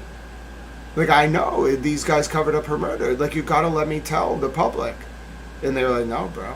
No, we don't. In fact, if you say anything, you might compromise our investigation. So don't say nothing. Like the Roots song. That's my theory. All right? I'm sticking to it. I am sticking to it. There's nothing that's going to get me off this theory. Unless I hear it. It's T.A. Sarah. T.A. Sarah, you're going to love this. All your friends are waiting. They're so excited. Our voice tonight is Sarah. I told them I put you in the computer and you've been reading the documents to them. I know. I'm hilarious. But I need to get back to this point. The main point here is that Dr. Baden's not being called in the case in chief for the DOJ. The bigger point is that at this point I am convinced, beyond a reasonable doubt, that Brian Tully and John Fanning's state police unit was investigated in a covert manner from probably late 2021 onwards by the FBI. Maybe a joint task force, I don't know. Donna McNamara probably knows. She's cool. All right, listen, I haven't vibe checked her. All right, I got to vibe check her. But she's cool. I can already tell. All right, she's one of the good guys, or girls, or towels. Now, think about the pattern. Donna McNamara figures this out first, February 5th, 2021. Sandra's family probably figures it out pretty quick. Then the feds get told. Why don't the feds just work with the state police to charge Farwell? Oh, I wonder if Fanning started covering it up before the feds could even move, and then they're like, wait a minute. Why is John Fanning covering this up? Oh, we got to investigate these guys. All right, let's just see what they do. Nobody thought they were, in my opinion, nobody thought anyone was going to murder John O'Keefe. Nobody. That came out of nowhere. And that's when they put a stop to this shit. That's why Karen got all that publicity. Because they were like, no. No, no, no. Now you understand why the FBI, in my opinion, made sure Michael Proctor never worked as a cop again. And ruined his life. They're not done. No, no. This is Tully and Fanning. Proctor was a foot soldier, just like Areno. The power structure goes up to Coppenrath. That's my opinion. And so, as a result, you gotta think about it. TurtleBoy figures it out. TurtleBoy's got Fed contacts. It's not hard for them to read him in September of 2022 and be like, Aiden, like, we got different plans for this state police unit. Like, don't. About the Birchmore thing. Like, don't. But Aiden was probably like, yeah, but I want to cover the corruption. They were like, fine, we got to wait. Like, we got an idea. We got this other girl, Karen Reed, same unit. Just put a lot of it, we're going to help you put a lot of attention on this unit through the Karen Reed case. Because they're dirty. This is my opinion of what the feds told Aiden. They're dirty. But we're after them on something way bigger. And then they told him, like, you were right about Overstreet, Tiffany Overstreet, you were right about Birchmore, but don't say that. And that explains why Aiden, who back in September of 2022, clearly saw the connection between Overstreet and Birchmore. It takes a genius, a brilliant genius, to find that. Dude, I didn't find that. He found that. I would not have put this together without him because of that. It takes a genius. I don't know how. You got to have really good sources, and you got to be good at what you do. But yeah, I think they stepped in. The feds were like, okay, stop looking at this. You're right. But you can't. And he was like, but I found it. Yeah, well, don't blow it. So just help us out. You know, we got an idea. But that also explains why Aiden went on Kirk Minahan's show in the summer of 2023 and was like, yeah, I don't think Birchmore's a cover-up. Because he couldn't let the state police on to the fact that he was read in. That's my opinion. That's why Bradel said to the DOJ in December of 2023, the first TurtleBoy hearing I ever went to, Bradel was like, yeah, we called the FBI and the DOJ this morning. He was trying to tell McCallum, like, bro, don't put him in jail. Like, please don't. Like he was begging him. Bradel didn't know what he was doing, though, back then. I'm going to guess Bradel's more seasoned now with federal, like, stuff. Like cooperating witnesses, but he tried to say out loud in court, like, we spoke to the DOJ and FBI this morning. That didn't work. But that's what he was referring to. And there's some other stuff I know, not through Aiden, obviously. I put this together years ago. That made me realize what Aiden was doing, because there's a method to the madness. And he doesn't talk about it, because that was what he was doing. I feel kind of bad. I did it. Listen. I thought it was corruption the other way. I was manipulated. I thought it was Aiden and Karen being corrupt with, like, somebody in the FBI. Because, bro, like, I grew up reading Black Mass. Why wouldn't I think it was the FBI? You really have to get close to find out it was the state police who were the problem. And when, like, you think about it like that, well, then things become a lot more clear. But in that way, Aiden, like, I inadvertently, because, like, I don't know, I'm just an investigative journalist. I don't know what to tell you, but I just want to know the truth. So I'm inevitably going to, like, ask people and just, like, find stuff out. And, like, I found out enough where I knew what was going on, but I didn't know why. So I was asking questions that were, like, a problem. But nobody told me, because, like, if you profile me, you're going to be like, don't tell Grant. Like, but someone else is going to be like, but Grant's a freaking cowboy out there. He's going to blow this whole thing. No, yeah, but he can't reveal what he doesn't know. So if he's just out there just spewing stuff and he's, like, not right about everything, or his questions are a little off, that works to our benefit. Just let him say what, like, those ridiculous questions. He's the only one who's going to say those questions. He's right. But if you don't react, he's not going to figure it out. Like, he'll just move on to his next question. So just let him say ridiculous shit. Eventually, as I'll tell you, I know when I got in trouble. You know what? You want to know what really got me in trouble? No one ever told me, but I know. And I'm not going to say anything specific. I'm going to speak very, very broadly. But I got in the doghouse, I think, with the FBI, not on purpose. I didn't do anything wrong. But I should have known better as a reporter that there are just some names you don't say. Like, and I did use their initials for the most part, but I also said their names because I was a little bit of a cowboy, and I should have known better. Like, even like now, I look back and I'm like, you moron. I'm like, why did you do that? And it was because I thought there was corruption. I'm sorry. I didn't know. So, yeah, I know, first of all, I know the agents that investigated this. I never talked to them, but I know their names. All right? And I shouldn't have gone around. It was very inadvertent. I was trying to expose corruption. I should not have been yelling those names the way I was. That was wrong. As soon as there are a few other things that happened, redacted, and then I wasn't in the doghouse anymore. But I was in the doghouse, like, for a long time because of that. And I didn't know. I honestly did not know. Okay, my only intent was to find out what was going on. I inadvertently almost exposed an undercover FBI operation investigating state police corruption. It was an accident. It was honestly an accident. I felt very guilty. Okay, I felt all bad, and then I have my towel ways of doing things, and then I was in the doghouse anymore. But my point is, I got in trouble. They didn't ever tell me I got in trouble. I just know I got in trouble. They were all mad. And, fair play. I would have just called me in for a meeting, which, I guess you can't do with a reporter because the whole First Amendment, But I would have brought me in and been like, Grant, if you could just not, like, you can do, like, everything else, perfectly fine. But, like, just not like that. Like, just those three names. If you could just not say those, that would be great. And, in my defense, the reason why I got so up in arms about this is, one, somebody wiretapped the FBI. So I got all made. And I was like, you can't wiretap the FBI. So I got all made. Then, somebody made up a fake FBI agent. And I was like, you can't make up fake FBI agents. What the hell is going on here, bro? Alright? So, I was getting all made. You can understand. Alright? So, my point remains the same.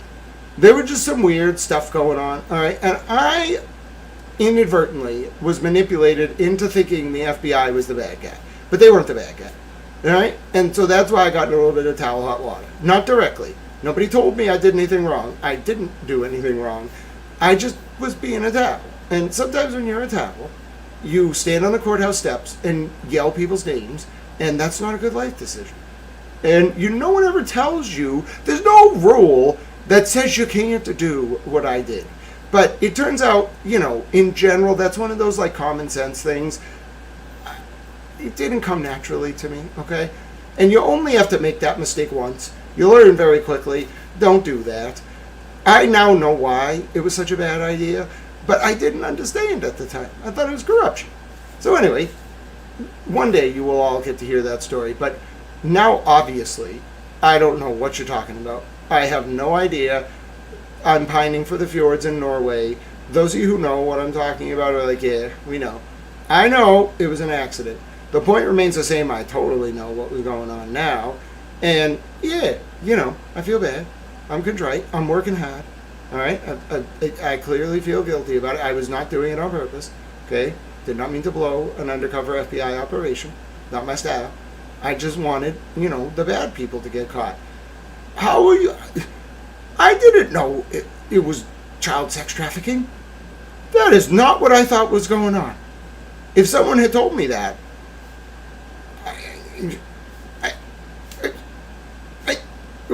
I never would have ever stood on the side of the prosecution. Even if I had questions, I never would have sided with them.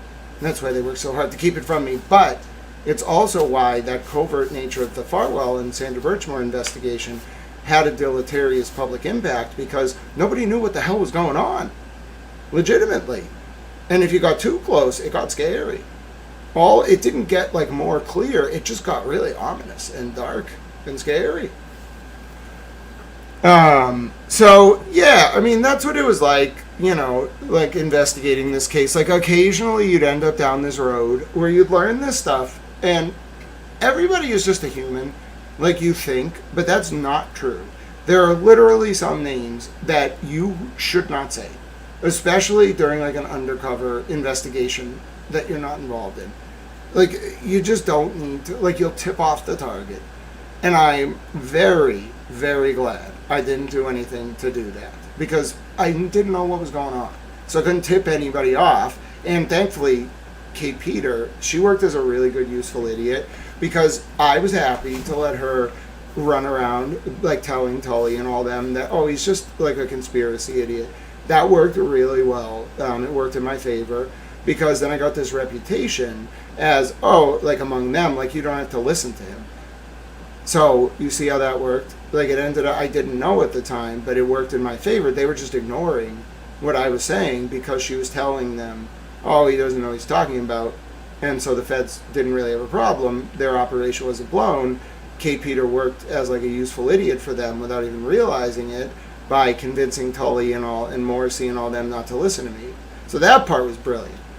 I can't wait to read Kate Peters' FBI file when it gets declassified. I want to know what they think about her. I really do. Like, she's such a small fish, but imagine, like, if you're an FBI agent and you got to deal with, like, being wiretapped, okay, and you find out it's fucking Kate Peter. Dude, I'd be like, what? Like, who are you working for? Like, who do you think you are?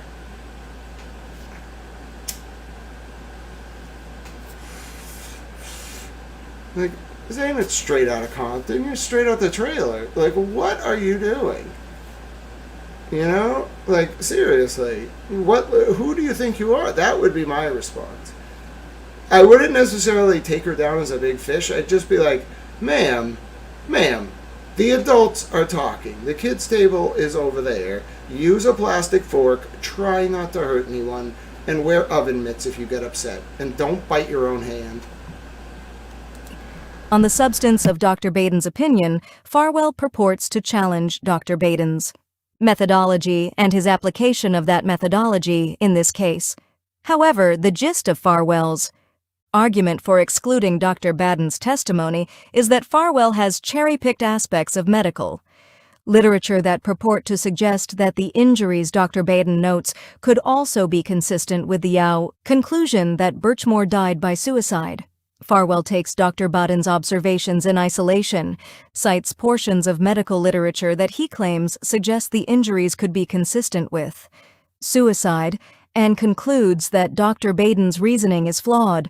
Farwell's argument is unavailing for several reasons. It fails to account for the fact that Dr. Baden's opinion does not rest on isolated observations. See Millward versus Acuity Special Products Group, 639 F. 3rd 11, 23, First Circuit 2011, holding. The district court erred in reasoning that because no one piece of evidence in isolation support the proffered conclusion, a conclusion based on the totality of the evidence was unreliable, citing NutraSweet Company Hey, Scott, I respect that. Scott, don't trust anyone who tells you to trust them. It's like people who say the word, to be honest. You know, you might say colloquially, like, honestly, but to say, like, to be honest, or honestly, or being honest with you, that's a sign that someone lies. The same thing with someone who tells you to trust them. Anyone who tells you to trust them probably is manipulating you. Like, it's the opposite with me. Like, I don't want anyone to trust or take my word for anything. Verify it. I'm trying to teach you how to think, not what to think. And also, although I don't really care, I should be clear, like, whether or not you trust me is not a reflection on me. Like, the less you trust me, the more intelligent, like, you have become, the more empowered you've become. So it's like an inverse thing. Like, I look at that as a sign of pride. And I need trust with my sources to do my work, but I need people to verify what I'm saying. That's how I get my credibility over years and years Like, you say stuff or you report stuff, and then it gets verified and confirmed by other outlets. And then soon, when you do that 150 times or 1,000 times, like when you report something, that matters. Does it mean you should take what I'm saying as gospel? No, God no. Of course not. But, like, should you give it some weight? Yeah, it's like a 401, 403 analysis. Like, how much weight you give it probatively versus, like, whether it has, my own narrative bias or whatnot, or whether it's molded by my own experience, who I've known, what situations I've been in, of course. But I think it should have some weight. That would be my argument in defense of my own position. But yeah, Scott, I think you're fascinating. I think Scott, the reason I always thought Scott was so interesting is Scott would kind of sit there and just observe. The people who observe and don't always engage are always the smartest people in the room, because they're taking everything in. And Scott would just kind of like stand with his sign. He looked like, he was just standing with his sign, but really he was watching everything. And I noticed that very early. It's like when I fell down I fell down one time. I don't know what happened. Like, I was trying to walk up the steps, and I just slipped. Like, I think my hip was hurting. I don't remember. I just fell. And Mr. Sweeney came right over. He didn't hesitate for even a second. Some people laugh. Mr. Sweeney just came right over, extended his hand. He lifted me up. I got up, brushed my hip off. Like, I was like, oh, like, I kind of slipped. That hurt my hip. And he was like, are you okay? I was like, I'm okay. He was like, oh, okay, you're all right. And we were not on the same side at all, but he was so kind. And I was like, oh, that was so nice of him. But then, so all these different people over the years, I've had lots of different interactions with them, district court, superior court, etc., federal court. But everyone is unique in their own way. That doesn't mean I'm not also observing. Obviously, I'm very observant. I just do both. I might be talking to Tommy, even though he's doing a live stream outside of court, but I'm actually looking around. I'm talking to him, but I'm looking around. And I'm taking in what's going on around me. And then I'm listening to his question, and then I'm answering, but I'm actually observing. And that's what I like to do. So, I don't know. That's how I just am. I'm not trying to, like, spy, but I'm very observant. So I notice who's talking to who's friendly with who talks in, like, with what vernacular, how do they talk online, how do they use emojis, who uses like 4 exclamation points across different like alternate accounts, like who has a certain speaking style, who is friendly with who hangs out with who knows each other, like who's in which streams, comments. I see everything all the time. So I'm just always watching them. And so I thought Scott was very similar to that. But yeah, back to the main point.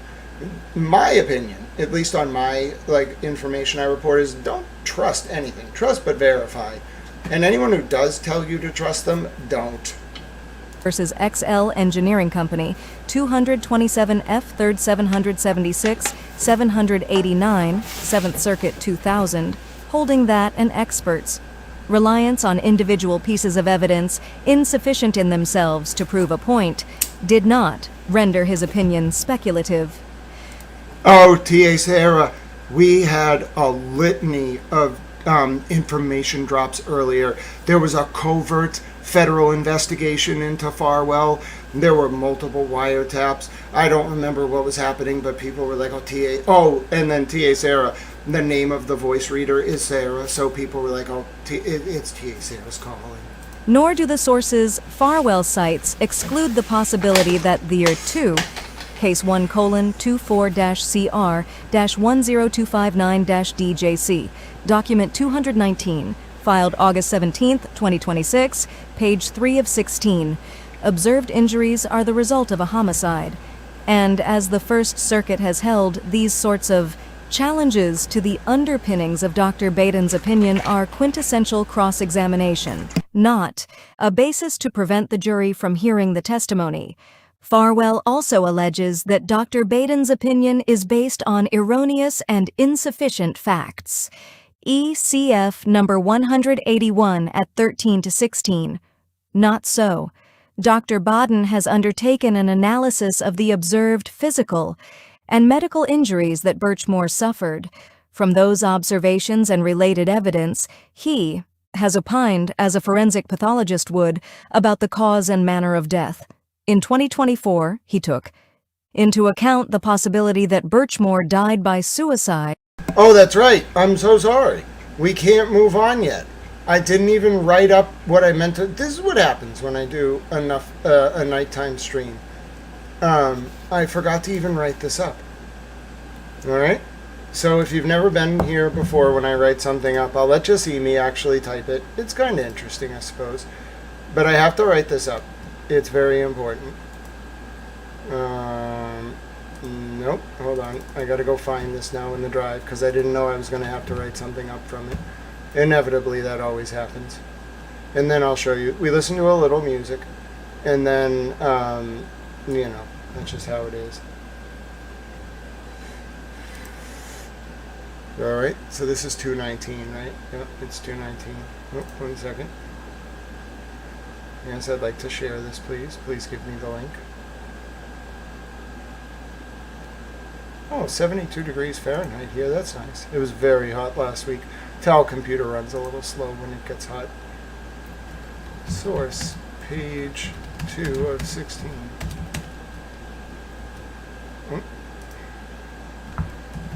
No. The DOJ will not be calling Dr. Michael Baden in its case in chief during the Sandra Birchmore and Matthew Farwell trial. Instead, the DOJ will call Dr.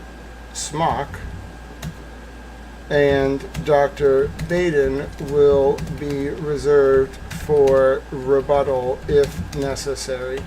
Well, that's a big deal. That shows you that Dr. Baden was just brought in to confirm what Dr. Smock already concluded. That's my opinion. How about them apples? That is a big deal. And it was just hiding there.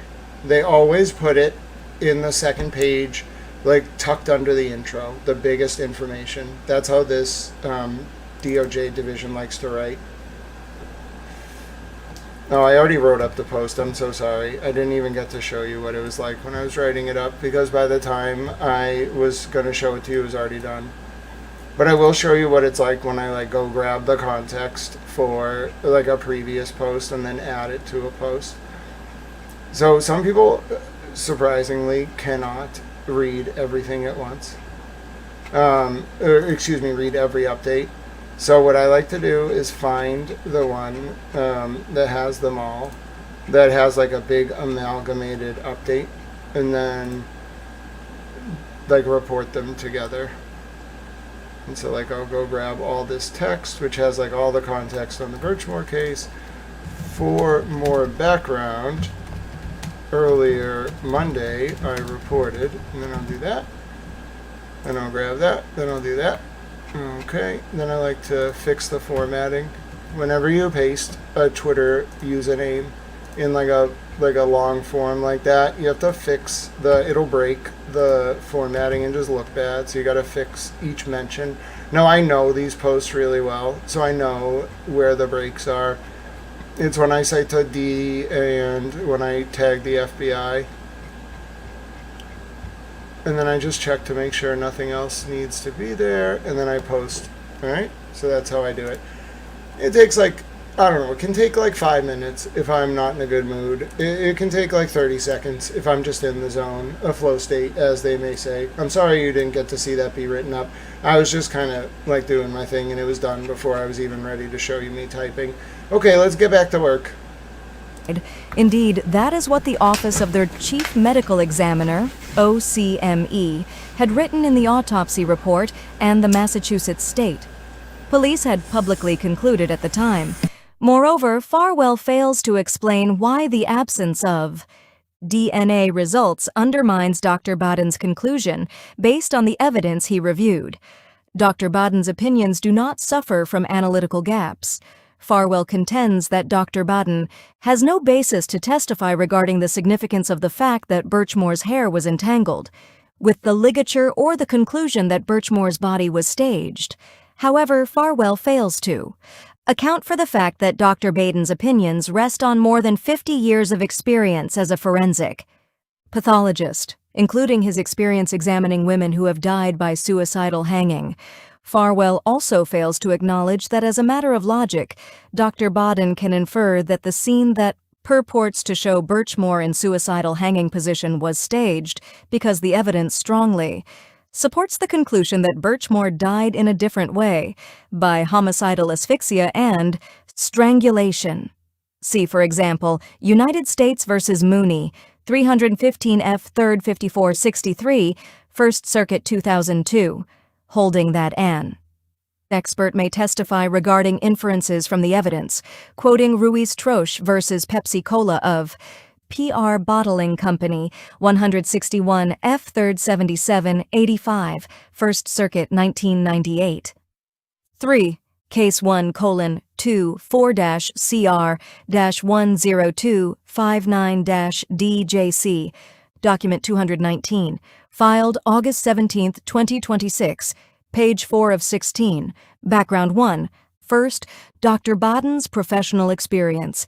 Dr. Baden is a board-certified forensic pathologist. He worked as a medical examiner in the Office of the Chief Medical Examiner for New York City from 1961. Typo. Office of the Chief Medical Examiner. Typo. Page 4, Section 1, Line 2, Word 2. Office of the Chief Medical Examiner. Unless it's called the Officer of the Chief Medical Examiner, but I highly doubt that. To 1985, and served as the Chief Medical Examiner from 1978 to 1979. From 1985 to 2011, Dr. Baden served as the Director of the New York State Police's Medical Legal Investigation Unit, which is a specialized unit that provides consultant services in death investigations. Dr. Baden worked as a medical examiner for 50 years and performed more than 20,000 autopsies. In addition to this extensive practical experience, he has held professorial teaching appointments at Albert Einstein Medical School, Albany Medical College, New York University, School of Medicine, New York Law School, and John Jay College of Criminal Justice. He has consulted for the FBI, Department of Veterans Affairs, ATF, DEA, and U.S. Department of Justice. Dr. Baden has also testified as an expert in federal and state court and authored numerous publications in the field. See Curriculum Vitae of Dr. Michael M. Baden, M.D., attached as Exhibit A. 2. Dr. Baden's role in the investigation. In 2024, attorneys representing Birchmore's next of kin engaged Dr. Baden to evaluate the evidence regarding Birchmore's death. As part of that evaluation, Dr. Baden reviewed the autopsy and toxicology reports, crime scene and autopsy photos, autopsy x-rays, and the Stoughton Police report of the internal affairs investigation conducted following Birchmore's death. That autopsy report indicated that Birchmore died by suicide. 1. The facts of the case have been briefed extensively, and a full description of the crimes and investigation are included in the government's trial brief, ECF number 179. 4. Case 1:CR-10259-DJ, 3. Document 219. Filed August 17, 2026, page 5 of 16. Dr. Baden's expert testimony. Just want to say thank you to Four Cats Chrissy. Four Cats Chrissy single-handedly driving us towards our mental decompression break goal. Four Cats Chrissy says, I'm really proud of this deep dive, white glove treatment on these documents. Super proud of you, clean towel treatment. God bless. God bless you, Four Cats Chrissy. You're absolutely wonderful. You're appreciated. And it is my honor to ensure that these documents are read intensively and with due reverence to the subject matter, to Sandra's life, to what happened to Sandra and her unborn baby, and I'm honored to be with you all tonight. Thank you again. You're wonderful, and God bless you as well. At trial, the government could call Dr. Baden to testify regarding the following topics. A. The autopsy process. Dr. Baden can testify about the process of conducting an autopsy. He can explain the steps taken in cases of suspected asphyxia deaths and the factors to consider in determining the cause and manner of death. B. Birchmore's injuries and other evidence. Dr. Baden can testify regarding the injuries that Birchmore sustained. Specifically, Dr. Baden can testify that, based on injuries he has observed in the materials, Birchmore would have lost consciousness in less than 10 seconds and died within a few minutes. Dr. Baden can testify that Birchmore presented at autopsy with petechial hemorrhages in her eyes, as well as a hemorrhage of the left sternothyroid muscle and a fracture of her right hyoid bone. Dr. Baden's opinion is that all of the pathologic findings are commonly found in homicidal strangulation, both manual and with use of a ligature. Furthermore, Dr. Baden can testify that based on his 50 years of experience and according to his review of the medical literature, the foregoing injuries are not commonly present in suicidal hanging deaths. He will explain that in his experience and through his research, fracture of the hyoid bone is very uncommon in suicidal hangings, especially in partially suspended hangings, such as the position in which Birchmore's body was found. Dr. Baden will cite the fact that Birchmore's hair was tangled in the ligature as inconsistent with his experience with suicidal hangings. He will also explain that the ligature tightly applied and crossing Birchmore's mid-neck horizontally would have compressed the carotid arteries. 5.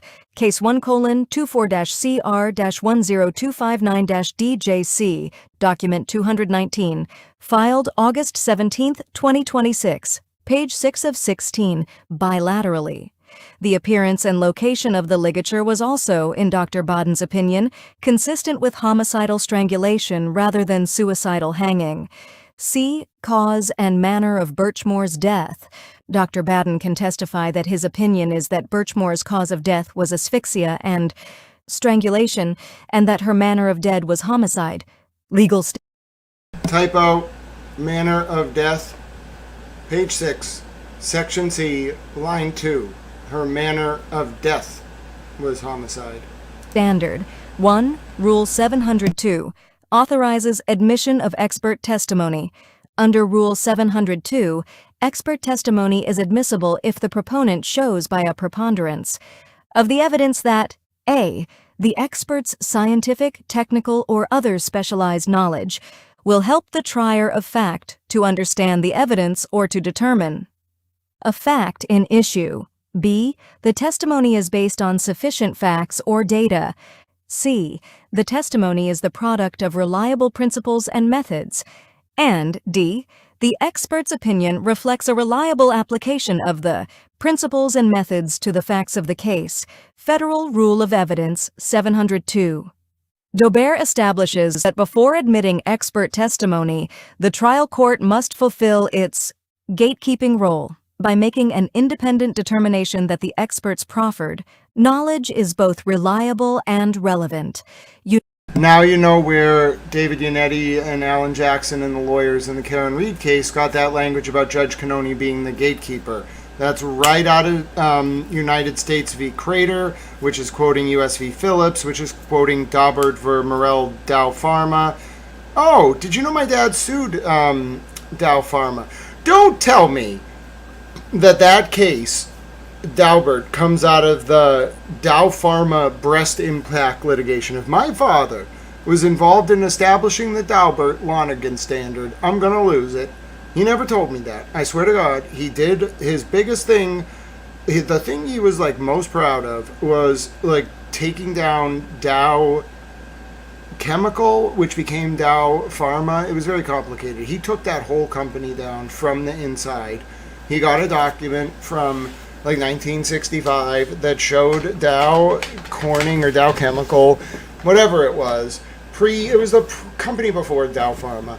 They knew their silicone breast implants caused cancer and that they leaked. And my dad broke up that entire. He forced them through a federal lawsuit to break up. He destroyed that company single-handedly because they were very evil. Four Cats Chrissy says, oh, I'm so sorry I missed this. Sandra never asked for this. She was trafficked by the dark side. She deserved to be safe and not assaulted by evil people in power. I know she will get justice. This is just the beginning. You saw it first within docs. Amen. God bless you, Four Cats Chrissy. I believe that with all my heart. And I think in so many ways, Sandra Birchmore's name going down as the justice that so many of these bad men deserve is exactly the poetic justice, no pun intended, that this situation deserves. For these men to think they could do this to vulnerable women because they didn't have power, only for that one vulnerable woman and her unborn baby boy to roar so loud and over so many years that it is over 5 years since she died, and we say her name every single day. And that, ladies and gentlemen, is power even in death. I see empowerment as the panacea to trauma. I know it's not in many ways. It doesn't just fix it. But power is the antithesis of trauma. And that's what I try to give people who are disenfranchised. I try to give them unconditional political power. Doesn't always work, but that's what I believe will fix this. So, God bless you for that. And I'm sorry, I don't remember what I was ranting about, but good night to Kevin from South Boston. And you are wonderful. I was ranting about something before that. Oh, my father. Thank you, Four Cats, Prissy. You really are very wonderful. My father broke up Dow Chemical because he did not like that they knew breast implants cause cancer, silicone breast implants, and lied about it. So he sued them and forced them to restructure. And he was the lead lawyer on the MDL. And he actually single-handedly for 25 years was appointed by a federal judge to oversee the bankruptcy settlement. He had to monitor like Dow Chemicals or Dow Corning's or whatever it was dissolution, and they had to pay into this fund for like 30 years for these breast implant survivors. And my dad single-handedly was empowered by a federal judge to determine. He never told me anything about it, only generally, but he was empowered to determine who was permitted to claim against the fund, and then he, by himself, would determine how much money they got. Just him. He didn't even have to go to the judge. The judge delegated him for like 30 years to be like the guy. And so if you wanted to claim against Dow Corning, which didn't even exist anymore, they existed just for the purpose of paying into this settlement fund, but their company was dismantled. And he was the federal judge picked him. It ended up being a consolidated MDL, multi-district litigation, but he was the first to file. So all the other lawyers really loved him and respected him, and they all wanted him to be like this guy that was doing this. And he would always be like, oh, I don't know. Like, I don't know. I guess, like, if you want me to do it, like, I'll do it. But he'd always be like, yeah, they wanted me to do it. And I was like, I don't know. I guess, if you want me to do it. And then he would do it. And he did it for like 30 years. Till the last day that fund had money in it, he distributed it to those victims. That was, I think, like the thing he talked about the most. He really, really was proud that he was able to find that document. Like, if I recall, it was in a safe in like a Dow Corning office, and somebody like got it to him. I don't remember how, I don't remember when, I don't know exactly what happened, but like he got this like this was, like he was so proud of this document. It was one document, and it was before email. It was a literal like fax, not even a fax, probably like something typed out or handwritten. And it confirmed, like one of these scientists at Dow Corning had told like the head honchos, like, listen, these things, they leak, and when they get in the body, they cause cancer. And they covered it up, and he was able to prove it. So, I loved my dad a lot, so. Aaron, I'm afraid to I don't even want to know how that has come up. Oh, maybe it came up in the context of Farwell's predatory sexual behavior. Yeah, I could see that, but I'm not going to get involved in that conversation. Okay, we're going to continue with our motion. United States versus Crater, 93, F. 4th 581, 590, First Circuit 2024. Quoting United States versus Philippos, 849, F. 3rd 464, 470, First Circuit 2017. Quoting Dobert versus Morel, Dow Farm Ders Inkurser, 500, 9 U.S. 579, 597, 1993. 2. The court should admit testimony that is based on sufficient facts or data, which is the product of reliable principles and methods. Courts may exclude expert opinions that are connected to existing data only by the IPIS, dixit of the expert, or opinions arising from too great an analytical gap between the data and the opinion proffered. See Millward, 639 F. 3rd at 15, quoting General Electric Company versus Joyner, 522 U.S. 136, 146, 1997. However, and his does not mean that trial courts are empowered to determine which. 6. Case 1:CR-10259-DJC, Document 219, filed August 17, 2026, page 7 of 16. Of several competing scientific theories has the best provenance. See Millward, 639 F. 3rd at 15, quoting Ruiz-Troche, 161 F. 3rd at 81. Dober does not require that the party who proffers expert testimony carry the burden of proving to the judge that the expert's assessment of the situation is correct. It demands only that the proponent of the evidence show that the expert's conclusion has been arrived at in a scientifically sound and methodologically reliable fashion. Mooney, 315, F. 3rd at 63, quoting Ruiz-Troche, 161, F. 3rd at 85. 2. The object of Dober is to make certain that an expert, whether basing testimony on professional studies or personal experience, employs in the courtroom the same level of intellectual rigor that characterizes the practice of an expert in the relevant field. See Millward, 639 F. 3rd at 15, quoting Kumho Tire Company versus Carmichael, 526 U.S. 137, 152, 1999. And ultimately, the fact that another explanation might be right is not a sufficient basis for excluding the expert testimony. Lack of certainty is not, for a qualified expert, the same thing as guesswork. John at 22, quoting Primiano versus Cook, number 06-15563, 2010, U.S. App Lexus 8859, 9th Sir April 27, 2010. And of course, we make a note for our final. T.A. Sarah has taken diligent notes. 500 billion bonus points for everyone in chat. 70 trillion bonus points and a special, the T word for Kofi. I'm not going to say it because all the animals get riled up. But Bunny knows what to do. Okay, Kofi gets a special bonus T word. He's a Kofi. Good job. Let's be very clear here. This is why Jessica Hyde, well, a few things. First of all, let's take a note here that you do not have to be right for an expert opinion to come in. Okay, whether you can be an expert has nothing to do whether you're right or not. That it's completely irrelevant. And you might be saying, but Grant, like what? Like they can just be wrong? Yeah. Because the standard is not, are you right? The whole idea of a trial is each side's going to have an expert. Both of them can't be right, probably. Okay? So the standard is, does your expert have a sound methodological foundation and scientific foundation for their opinion? That's all Daubert has ever been. It has nothing to do with whether or not someone is right. Second, what will be on our final? We don't actually have a final, but there might be one. I might just get mad one day.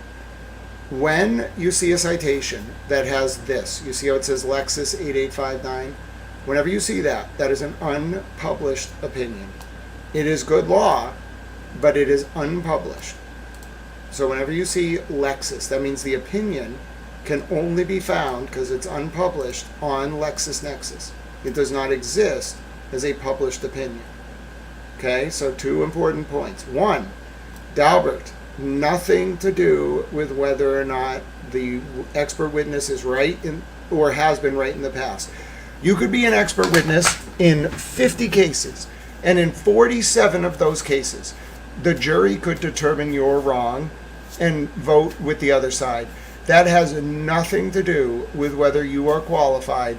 Maybe people should stop hiring you, but that has nothing to do with whether your opinion in the case in question is relevant or admissible under Daubert 702, the expert witness standard. The only question is it a valid methodological formulation, and is it valid scientifically? It's almost like academia, where you're encouraged to be wrong. You can't be right without being wrong. So be wrong, but have a good method. If you're going to be wrong, at least have a good method. That's how that's why people couldn't, it was very hard for people to understand, how can these experts just get up there and, say things that, are so obviously wrong? Well, yeah. One side's going to be wrong. And you're not a bad expert because you use a methodology, even if you're faking it. We can't talk about Jessica Hyde. That's like a work shoot, reverse work shoot double cross. It's too much to use for analytical purposes. But in general, when you're a witness, okay, an expert witness, you're getting paid, right, by your side. But the reason they're paying you is not for an opinion. It's for a methodology that aligns with their theory of the case. So you could have some flaw in your methodology. You could have been given a bad piece of information. All of that. It doesn't mean you're not qualified to be an expert. All it means is that you got it wrong. And that's where people were tripped up in the state case, the Karen Reed case. How can an expert who is demonstrably wrong, according to the scientific consensus, the public, the literature, the jury, even be qualified as an expert, not to mention continue being an expert? Well, now you know. Because it's expert witnesses are different. They're like academics, and so in academia we value being wrong as a pathway to being right, as long as you can show your work. That's how the court thinks about expert witnesses. Nobody's thinking about, is the expert witness right about the facts or wrong? They're only thinking, was the methodology somewhat justifiable? If somebody just makes stuff up, that is not, as you saw, that's not the Ipsy Dixit. That's just a random speculation they're making. You have to have some methodology that is material and relevant to the case, but it doesn't have to be right. The methodology has to be good. It has to be sound, but that's different than it being right, than your final answer being right. You see what I mean? It's like philosophy. Two people can have a different opinion on Aristotle's analysis of the word hexis in the categories and be right or be wrong. It's more about how you make your argument. Where did you go to get the definition of hexis? How did you analyze the root? Why do you think Aristotle meant active condition of polity versus active condition of soul? Where are you getting that from? Nobody knows what Aristotle actually meant. We know what the word hexis means, but nobody knows what Aristotle was in his mind. That's academia, and that's why Rule 702 functions the way it does. I understand Daubert better now. You know what I'm starting to notice? They write these briefs it's like a didactic exercise. They're starting to write them very educationally. These aren't just good legal arguments. They're actually teaching the law through these motions. It's very interesting. It's very fascinating. Any alleged flaws go to the weight of the expert's opinion, not its admissibility. There is an important difference between what is unreliable support and what a trier of fact may conclude is insufficient support for an expert's conclusion. Okay, pop quiz. T.A. Sarah said we're going to have a pop quiz. Okay, who said? Oh, yep, T.A. Sarah said we're having a pop quiz. Okay, pop quiz. Everybody ready for the pop quiz? We're going to do it as a chat, all right? I'm gonna quiz you all as an interactive chat. Okay, students, get out your clicker. Students, get your clicker. We are going to have a pop quiz. T.A. Sarah has called a pop quiz. Here we go. All right. So it's going to be a multiple choice pop quiz. Okay, this is an interactive exercise. Okay, I'm going to put a poll up. I'll tell you when it's live, and then you're going to pick the answer. Okay, so the poll question is, what is the primary purpose of FRE 702, the expert witness rule? Okay, everybody ready for Kofi? Get ready for the pop quiz. What is the primary purpose? The validity of the expert's answer, the correct answer from the witness, the methodology of the witness, or how many goats the witness has. God help the person who picks that. Okay, so your pop quiz is now live in the chat. Students, use your clicker. All right, Kofi, use your clicker. What is the primary purpose of FRE 702? Read all of the choices. Is it the validity of the expert's answer, the correct answer from the witness, the methodology of the witness, or how many goats the witness has? Yes, clearly, Your Honor. Dr. Jessica Hyde has 43 goats, okay? She is admissible under 702. The average is like 12 goats. She has 47 goats. Your Honor, we move to admit. So granted. All right, let's see how everybody's doing. All right, we're going to wait for 20 to 30 votes. All right, that's a pretty big class. All right, get your votes in, push the little button on the clicker. All right. So, excellent job. So we're in our zone here. That's a good sample size. Over 52% of you have picked the methodology of the witness. 24% of you picked how many goats the witness has. Oh God, I failed you all as a professor. And then 27, hold on. I feel a little better now. 26% of you actually picked the validity of the expert's answer. That's wrong. It's close, but it doesn't matter if it's valid. It just matters if its methodology is valid, not the answer itself. That was a trick question. That was meant to catch you. That's why it was the first answer. And then 28% of you now said how many goats the witness has. And then 0% of you said the correct answer from the witness. So good job. Excellent job, T.A. Sarah. Everybody gets 70 million bonus points. And even the people, I really need to understand this, so we need to have a little talk as a class. Where did some of you, while reading FRE 702, come up with the idea that the amount of goats that a witness has anything to do with whether they get qualified as an expert? Don't write that on the bar exam. Please don't do that. Where did you even come up with this? Why would goats, maybe if the subject matter somehow was goats, okay, I can see but where did you pick that up from? I'm very concerned, and it's not like 0% of you picked the obviously wrong answer, which was B. Okay, the correct answer was C. Okay, so 46% of you did well.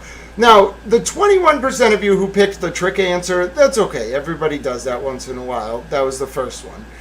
The people who picked how many goats the witness has, listen, I'm not even sure you're in the right class. Okay, like you need to be at a land-grant university studying farming or something, because I can't give you any points for that. That's just not right. The word goats does not appear in Daubert, nor does it appear in FRE 702. Okay, so you're going to have to use your bonus points. All right, talk to T.A. Sarah. We might have to have a review session with those 28% of you who think that Rule 702 has to do with how many goats the witness has. Oh my God. The worst thing is, I know if I were actually teaching a law school class, inevitably someone wouldn't have been paying attention, and they would have been like, yeah, like I thought it had to do with like the amount of goats that they have that demonstrates their subject matter knowledge.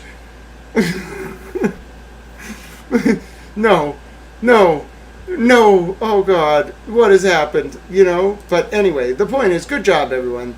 Good job. You did very well. 48% of you passed your pop quiz on FRE Rule 702 and the Daubert-Lonergan standard.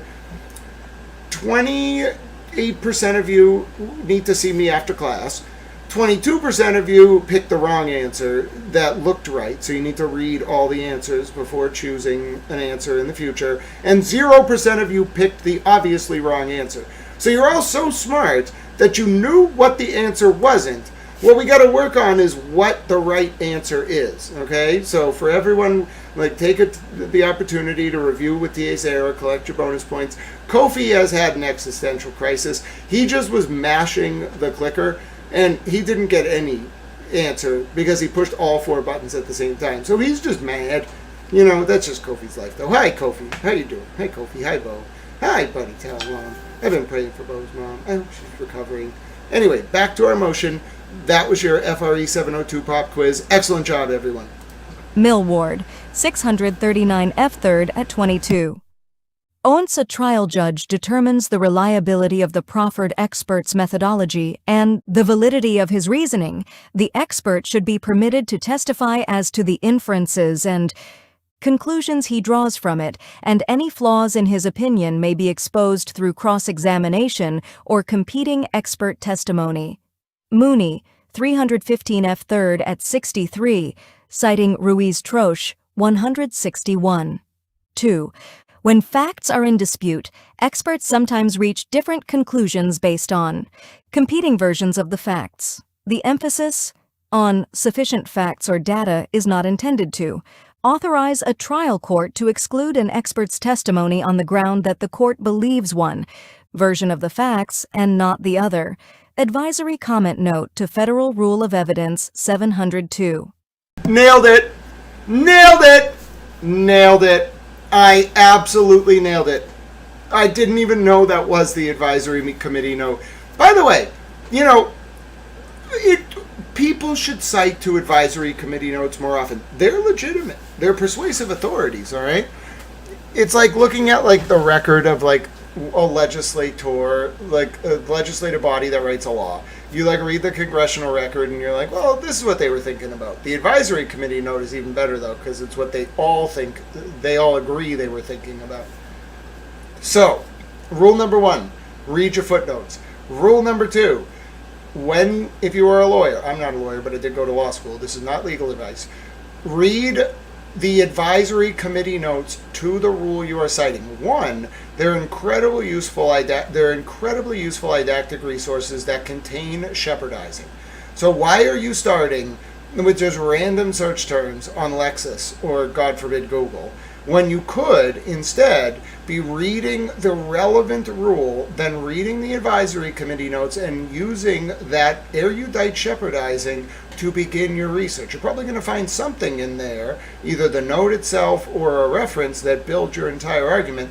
So start there. Okay, that's pretty obvious.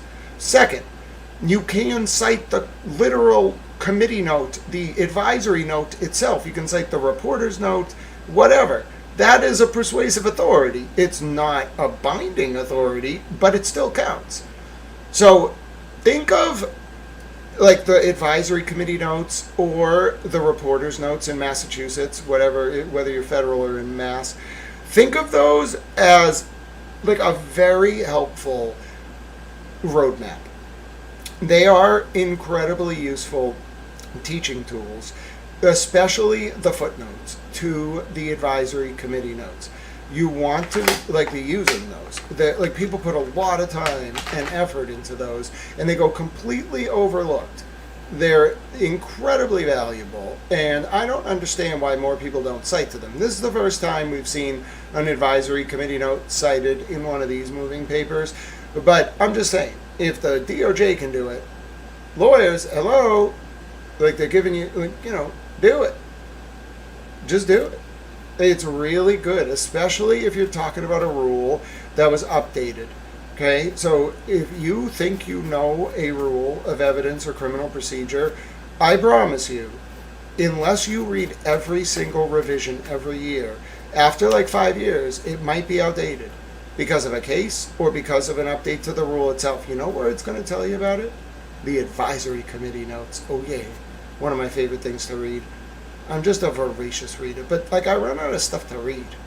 Like you can like there's only so many rules, there's only so many cases, there's only so many like updates. There's only so like I have to read like stuff about what they're thinking about doing in the future because I get so bored because I run out of stuff to read, and I only have to read it once, so I get so bad, you know. But anyway, my point is, I'm glad to see a more like adaptive, versatile use of the advisory committee notes on the state level. In Mass, would be called the reporter's notes. Do it. That's all I'm saying. They're useful, and it exactly lines up in a very lay way, a lay sort of terminology way, with exactly what we just went over. So we've reinforced our 702 lesson now 3 times. You all are going to wake up tomorrow and be like, Federal Rule of Evidence 702. You're just going to start like citing it at people. It's going to be great. Listen, you ever want to have some fun? Just start citing the federal rules of evidence at people. One time, I was in a class, I told this story. We had a judge, a former justice of the Supreme Judicial Court in Massachusetts, come in to guest lecture. And he's asking us about, I think it was like 804 hearsay exceptions, 804 like 6. We were doing the co-conspirator exception to the hearsay rule. And he, the justice, asks a question about the wording of 804. And a bunch of people start to Google because like he was asking about the specific wording. I had my pocket copy of the Federal Rules of Evidence in my suit pocket. Of course I wore a suit. I pull it out and like I raised but I didn't like wave the frickin' pocket copy. I just like pulled the pocket copy out and like I just had it open to 804 and I raised my other hand. He called on me. I answered. He did not. He like paused, smirked. He like had a smile. He looked around. I was the only 2L in the class. It was all 3Ls and me. I was given special permission as a 2L to take it, which was smart. That was a smart decision. That class made a very good impression on the judges who taught that class. But anyway, so the point is, it's a very small class, very hard to get into. One of the most like sought after classes at New England Law. It was a very good class. Evidence and advocacy. So I read for him, he smirks, and he looks around, and I told this story the other night, but I didn't tell it in detail. He actually was smirking, and he looks from right to left. He's in the well, I'm to his far left, and he looks to his right, he looks straight ahead, and he looks to his left. And we're in a classroom that could fit like 100 people, and there's like 30 of us, 25 to 30. It was limited in size, not because people didn't want to take it. It was a very sought-after class, and they kept it very small because you had to do oral arguments. And he kind of looks, and then he kind of looks to the center, and he's like, do all of you carry the Federal Rules of Evidence in your pockets around? And then the students are like, it broke, and the students are like, no, it's just great, just him. I didn't know any of these kids. They were all 3Ls. Now, mind you, I was like 10 years older than all of them because I was in my 30s doing law school because I was very sick after grad school. So I had 10 years on them, but they were still 3Ls. Like, they were farther in their studies than me. Nope, they knew. They were just like, yeah, no, that's great. And that was probably the epitome of my law school experience. Like, I did not plan that. I just really liked the Federal Rules of Evidence. I think I was taking evidence at the time. I lived it, and I took it with Siegel. I took evidence with Siegel. You won't know what that means unless you went to New England Law School. Dude, try taking evidence with Professor Siegel. Dude, oh my goodness. I am good at what I do. Never in my life have I been scared to go into a class because I was intimidated by the knowledge of the professor. David Siegel is hands down one of the smartest evidence professors I've ever met in my life. And what makes it wonderful is you can be lazy about evidence and take a class where you're going to get an A or a B, but you're not going to learn evidence. If you are not terrified every day going into evidence class because you think you're going to get cold called and look like an idiot, then you're not learning evidence. You need to be scared. You need to go into that classroom like overwhelmed and terrified. And if not, then you're not learning evidence. You're just like getting by. I learned so much about evidence from Professor Siegel. I can't even believe how it's possible that one man taught us so much in such a short amount of time. I'm surprised that like some of the people in that class would have to like go to the class ahead of time and just like pray they didn't get called on. They didn't even try to do the reading. They would just sit there and be like, please, I don't want to get called on today. He would absolutely own them. Like in some classes when you get cold called and it's a new professor, they'll just be like, oh, like I understand. Like I remember what it was like to be a law student.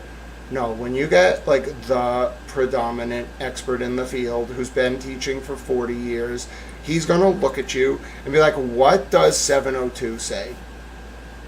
And if you go like, he's going to be like, what does it say? Like the court just said it. It's on my freaking slide right there. There's 150 people in that room and all eyes are on you and he's only talking to you. And he's like, excuse me? Oh, it's great. It's the only way to learn evidence. If someone asked me, what is the most important thing to do at New England Law School? There's a lot of important things to do. Taking evidence with David Siegel will make you the smartest human being in the entire world when it comes to the federal rules of evidence. You're going to be terrified the whole time. God, I think the final was so hard, I blacked it out. I don't remember the final. That was so hard. Oh my, it was so hard. But it was great. I loved every minute of it. I was the only frame drop. One sec. I don't remember the actual discussions we would have, but I was one of the few people where if I raised my hand, and I was respectful, I never did it a lot, but if I raised my hand and said, like, if I asked a legitimate question, he would actually give me a colloquy, but that was the only time he would do it. Otherwise, he was just yelling. It was great. I had the time, and he knew I loved it too. I would just sit in the back and just kind of like take it all in and just watch him like be a master of his craft, and he knew I loved it. I was having the time of my life in that class. But my point is, we're in my wheelhouse right now. I know it's very dense legal material, and some of you are like, Grant, I don't love the federal rules of evidence this much. Well, I do. So I'm sorry, I can't contain my passion, and you didn't keep me up late. I kept me up late, and this is what happens when you get late night towel. I can't be held responsible for my actions. I am a late night towel. 7. Case 1:24-CR-10259-DJ-C. Document 219, filed August 17, 2026, page 8 of 16, F. 3rd at 85. See also United States v. Jackson, 58 F. 4th 541, 552, First Circuit 2023, stating that even where the factual underpinning of an expert's opinion is weak, but the methods are otherwise found to be reliable, such an issue is a matter affecting the weight and credibility of the experts. Testimony, that is, a question to be resolved by the jury. Quoting Martinez versus United States, 33. Hi, Shell Hell. So good to see you. God bless you. Whenever I see you pop up, I think about animals. So you have a very special place in my heart. That's thanks to Valhalla. So you're wonderful. F. 4th 2024, First Circuit 2022. See also Millward, 639 F. 3rd at 15. So long as an expert's scientific testimony rests upon good grounds, based on what is known, it should be tested by the adversarial process rather than excluded for fear that jurors will not be able to handle the scientific complexities. Quoting Daubert, 509 U.S. at 590-596. 3. Expert testimony is subject to Rule 403's balancing test. Like all evidence, expert testimony is subject to Rule 403's balancing test to determine if its probative value is substantially outweighed by a danger of unfair prejudice, confusing the issues, misleading the jury, wasting time, or needlessly presenting cumulative evidence. See? United States v. Montes, 41 F. 3rd 775, 783, First Circuit 1994, Federal Rule of Evidence 403. The standard for an exclusion under Rule 403 is a high one. United States v. Pires, 138 F. 4th 649, 670, First Circuit 2025. Quoting United States v. Soler Montalvo, 44 F. 4th 1, 16, First Circuit 2022. However, given the potential power and complexities inherent in expert testimony, courts exercise more control over experts than over lay witnesses. See Daubert, 509 U.S. at 595. 4. Evidentiary hearing is not required. It is well settled that the court is not required to conduct an evidentiary hearing to determine the admissibility of expert testimony under Rule 702. See Crater, 93 F. 4th at 590. There is no particular procedure that the trial court is required to follow in executing its gatekeeping function, and we have specifically rejected the argument that a district court must necessarily hold an evidentiary hearing. Quoting Smith v. Dorchester Real Estate Inc., 732 F. 3rd and 5164, First Circuit 2013, and Philippos, 849 F. 3rd at 471. 8. Case 1:CR-10259-DJC, Document 219, filed August 17, 2026, page 9 of 16. Argument 1. The court should deny the motion to exclude Dr. Baden's expert testimony. The court should deny Farwell's motion to exclude Dr. Baden's testimony because his opinions regarding Birchmore's injuries and the cause and manner of her death are well supported by his extensive professional experience as a forensic pathologist and medical examiner as well as the medical literature. A. Dr. Baden's opinions are the product of reliable principles and methods applied to the facts of this case. Farwell argues that the court must exclude Dr. Baden's testimony because Farwell offers a different interpretation of the medical literature's assessment of the prevalence of petechial hemorrhages, facial abrasions, and hyoid fractures in suicidal hangings versus homicidal strangulations, ECF number 181 at 8-13. Farwell is wrong for 3 reasons. First, the court should reject this challenge because Farwell invites the court to do what the First Circuit has said it should not, which is to exclude testimony that is based on the confluence of multiple factors simply because the individual factors considered in isolation are subject to alternative explanations. See Millward, 639 F. 3rd at 23, holding the district court erred in reasoning that because no one piece of evidence in isolation supports the proffered conclusion, a conclusion based on the totality of the evidence was unreliable. Moreover, in service of this flawed argument, Farwell misquotes Dr. Baden's report. In an effort to challenge Dr. Baden's reliance on the existence of petechial hemorrhages as a piece of evidence of suicidal asphyxia, Farwell misquotes Dr. Baden's report to suggest that Dr. Baden opined that petechial hemorrhages alone are commonly found in homicidal strangulation, manual and ligature, but not in suicidal hanging. ECF, number 181 at 8. Then, Farwell goes on to quote a passage from Spitz and Fisher's medical legal investigation, which states, over 50%. 9. Case 1:24-CR-10259-DJC, Document 219, of suicidal hangings show petechial hemorrhages. Filed August 17, 2026, page 10 of 16. See Spitz and Fisher, Medico-Legal. Investigation of Death, 5th edition, 2020, at 409. Farwell presents this as an example of Dr. Baden, offering an opinion that is at odds with the literature he cites. The problem is Farwell uses incomplete excerpts of Dr. Baden's report, omitting the preceding sentences that reveal that it is the combination of several pathologic findings that are commonly found in strangulation, not in suicidal hangings.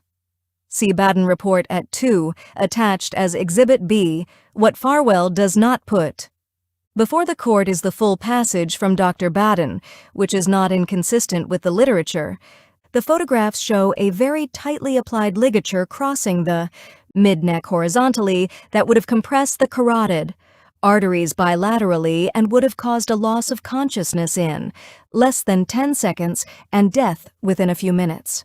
There were prominent petechial hemorrhages in the eyes and skin above the ligature, an abrasion on the chin, hemorrhages in neck muscle, and a fracture of the hyoid bone. All of these pathologic findings are commonly found in homicidal strangulation, manual, and ligature, but not in suicidal hangings.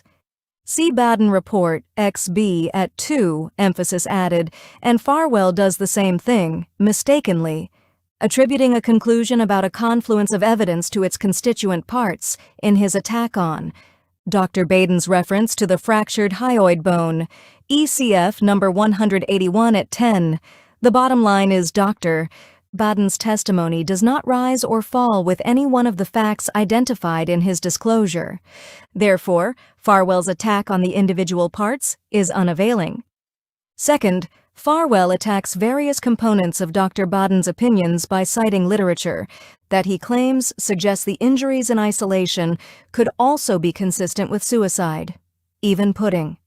Aside that he misquotes Dr. Baden's report, he still overstates the degree to which the literature supports his argument.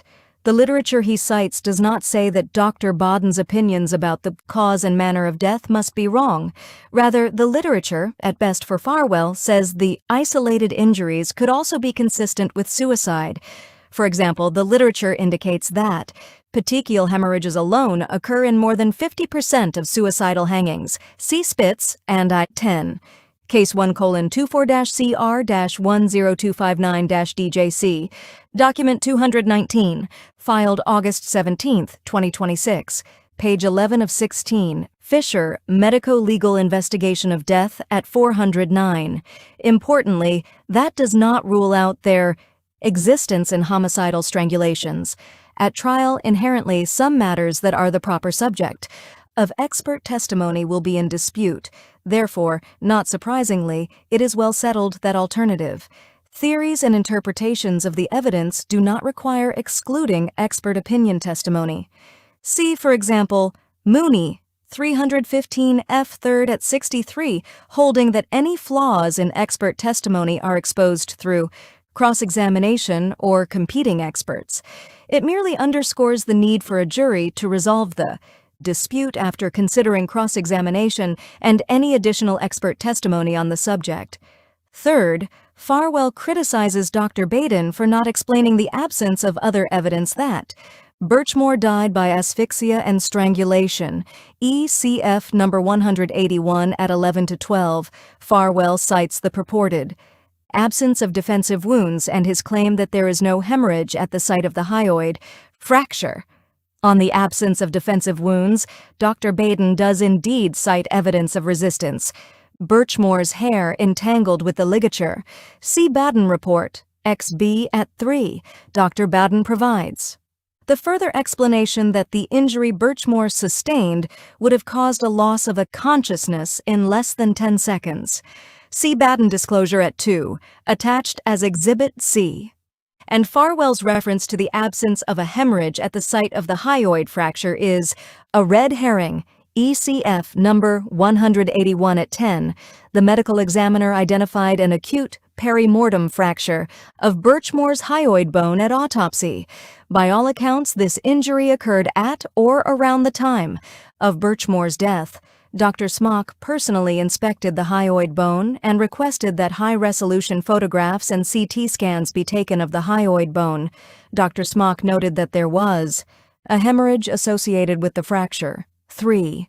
He also requested that a forensic anthropologist examine the scans of the hyoid bone. That forensic anthropologist confirmed that Birchmore's 3. While the medical examiner did not dissect the hyoid bone to determine whether it was.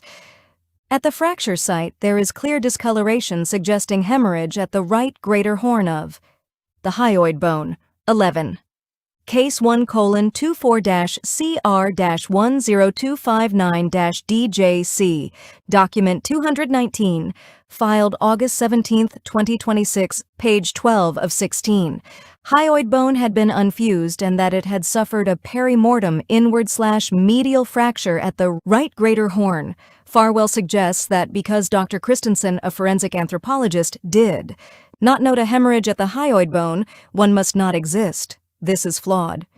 First, Dr. Christensen is a forensic anthropologist who critically evaluated the scans but not the high resolution photographs of the hyoid bone that Dr. Smock commissioned. For Dr. Christensen performed a radiological review of the hyoid bone from her lab in Quantico after it had been shipped to her laboratory in Huntsville for imaging. Dr. Christensen did not review the 22 photographs of the Stop. Stop. Stop. Stop. Stop. Stop. Stop. Stop. There it is. There it is.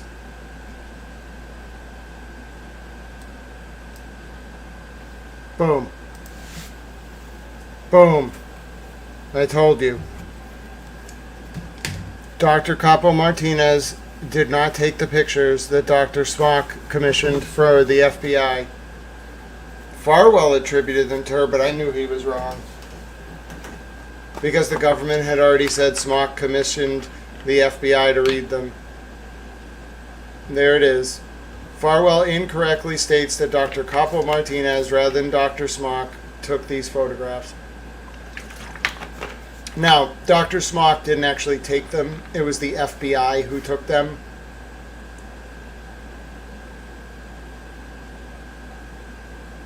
Wait a minute. Wait a minute, what? Wait, what?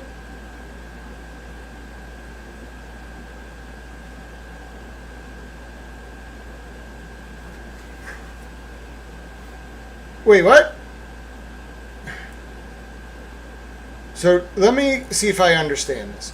Dr. Smock, at an unknown time, did an autopsy. During the autopsy, he brought in the FBI, who took pictures of, among other things, Sandra's hyoid bone. Then, that hyoid bone and the pictures Dr. Smock took were sent to Quantico, where they both were reviewed, but Dr. Christensen did not review Dr. Smock's pictures before sending the hyoid bone for imaging.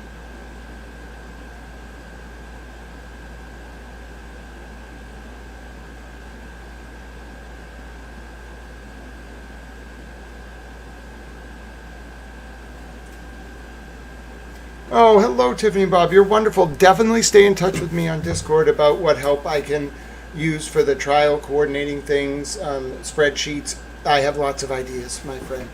But wait a minute.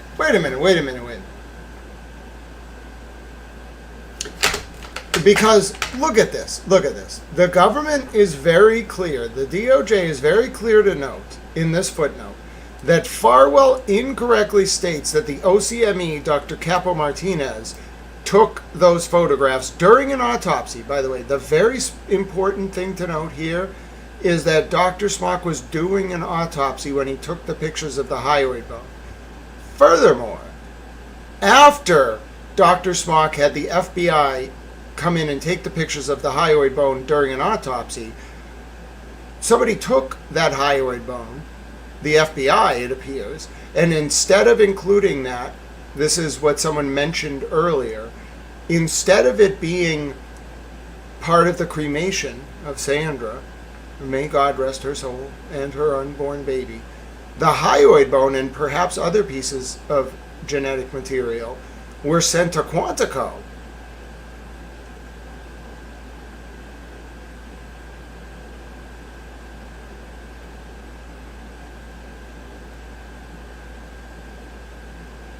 And apparently she works in Huntsville, Alabama and Quantico, Virginia. So wait, am I right about this?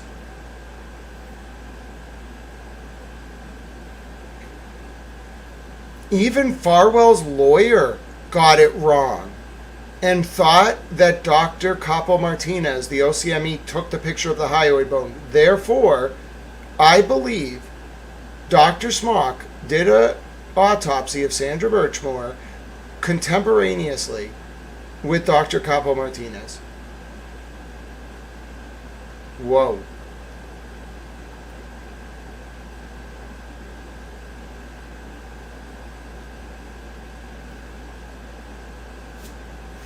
It's you really have to know what you're reading.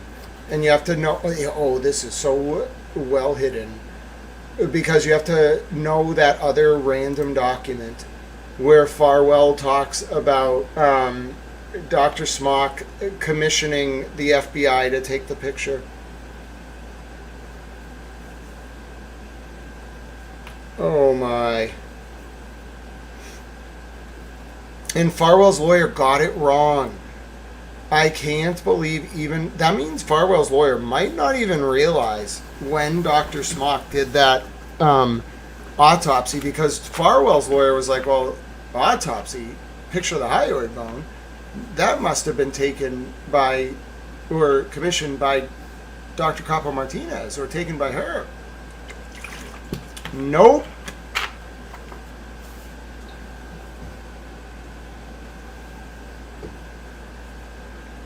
I don't know, in Limonene. That question I have not asked yet. I'm a little scared to ask. It's very sad. But I imagine probably, yes. But now that I'm seeing this, I'm starting to wonder how much... First of all, I'm not a medical expert. We had a very smart person in chat earlier who's going to... It's fascinating because they were basically right, but we were both right. They were right that certain bones and tissue are preserved after autopsies. But I was right that Dr. Smock did an autopsy in 2021. I'm almost positive. At this point, I'm almost 100% positive. And it was Dr. Smock who sent the in secret. Because remember, the state police they thought this was all wrapped up and done.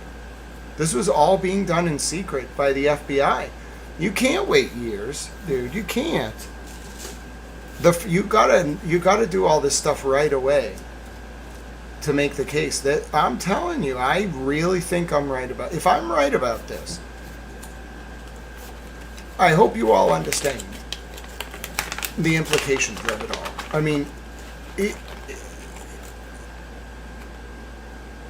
that one little thing, if this gets confirmed, it changes everything about the John O'Keefe and Karen Reed case. It changes a lot about this case. It changes who's going to potentially go to prison. It really does. And it's a key. I believe we are looking at the least amount of information possible that the government can reveal about a long-term covert undercover operation that started in 2021. I believe it with my whole heart. Sandy, God bless you. Thank you for your support. Charging towards our potential mental decompression break, even though we already got one tonight, because, we're all wonderful fellows. Oh boy. I can't shake it. I just can't shake it. And it's the reason why is if it were something like simple, that was not very close hold, they would just say it. But they dance around it constantly. The DOJ didn't even mention it. The only reason they're even mentioning this is because Farwell brought it up, and he was wrong about it, in his motion to exclude Dr. Baden. The DOJ did not want to talk about this. This is the big secret. Because think about this. If it is true, I'm not willing to confirm it yet, because I can't. I don't have the smoking gun. That Dr. Smock and the FBI did an autopsy of Sandra Birchmore and her unborn baby contemporaneously with the OCME in 2021.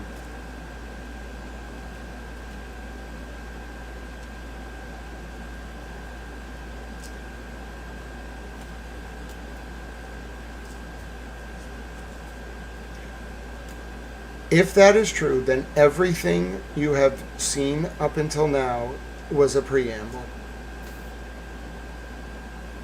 I know, and we can't even... They took the Jesus Lemonade song, too. Thank you, Krav. God bless you. Welcome to the channel. They took the Jesus Lemonade song. I'm going to have to write her an email. I feel like she'll add it back, but all the creators have to manually add their songs back. I know. Listen, it's not even like anyone's song. Every person on YouTube has to do this. Every single one of us. It's like this, they got the G, there's a song called, like, My Jesus Making Lemonade, like, Life Gives You Lemons, My Jesus Making Lemonade. We all like the song, but YouTube's updated its, like, agreement terms. So, as of now, every artist, everyone, has to go through and agree to the updated terms. I'm watching, like, them populate, so I know some of them are doing it. But yeah, our options have been extremely limited. The Peaches, did they take the Peaches song? They took the Peaches song, but they left us this. This is for Aaron. While I write.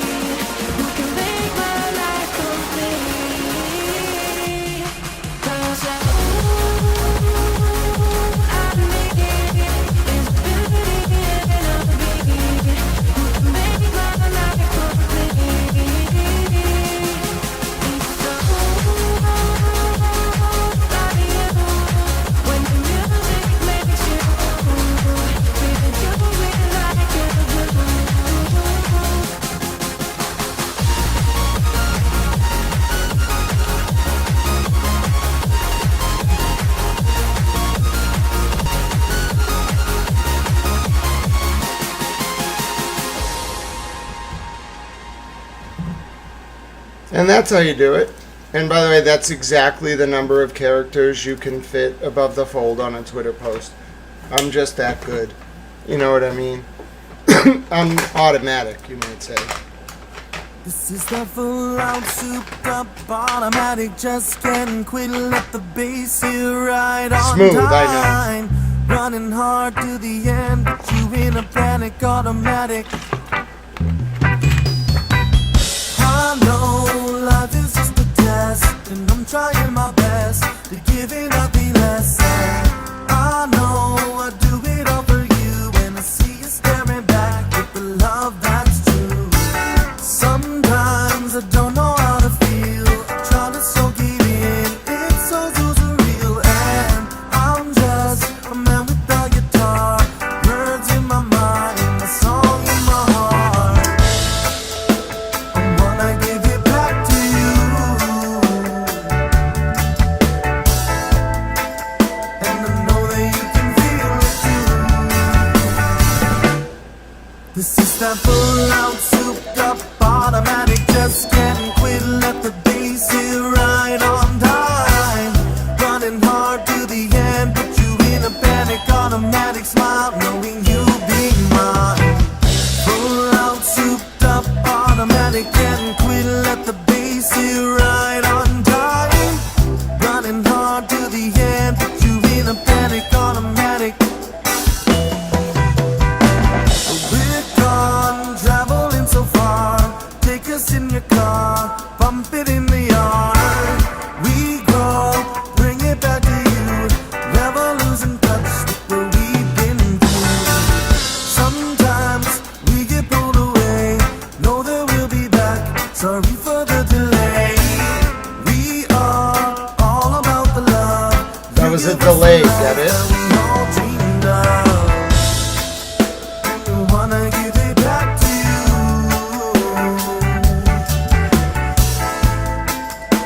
I know that you can feel it too. This is that full out, souped up, automatic, just can't quit, let the bass hit right on time. Running hard to the end, put you in a panic, automatic smile, knowing you'll be mine. Full out, souped up, automatic, can't quit, let the bass hit right on time. Running hard to the end, put you in a panic, automatic. The time has come, the lights are on high.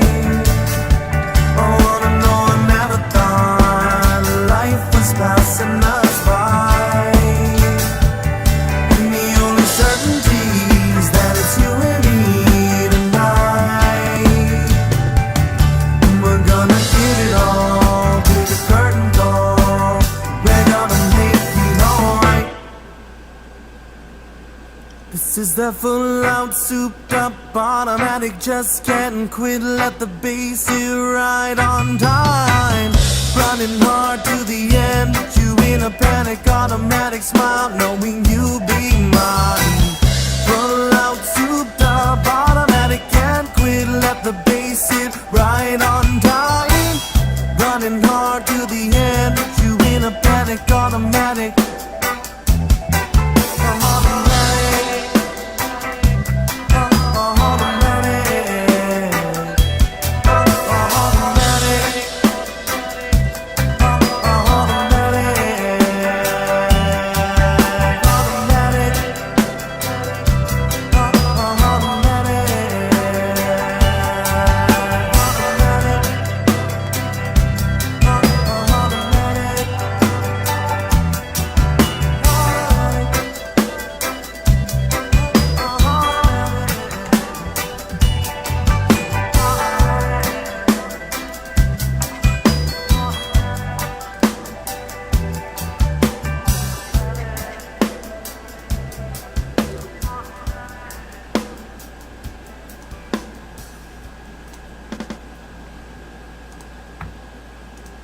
We got something else to read. Hold, please.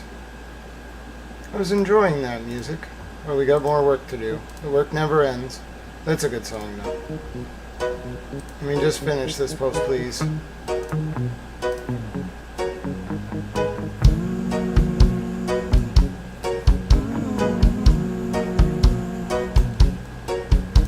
What you said, get it out my head. Lost in the thoughts of the past when I go to bed. I thought that I'd move on, just become a brand new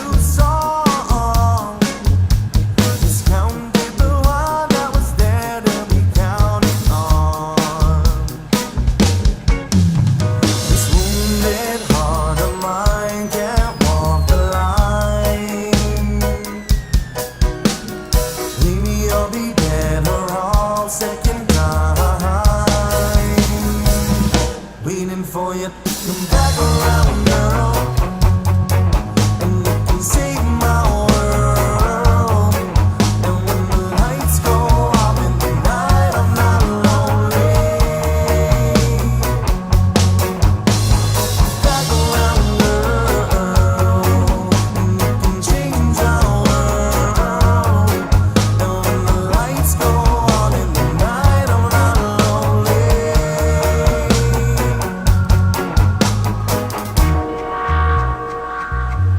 I could have been a better man. I could have tried to understand,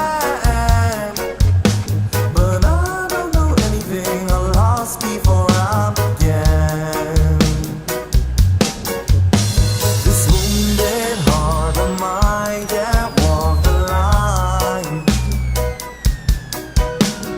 Maybe I'll be better off second time. Waiting for you to come back around, girl, and you can take my world. And when the lights go off in the night, I'm not lonely. Back around, girl, you can change my world. And when the lights go off in the night, I'm not lonely.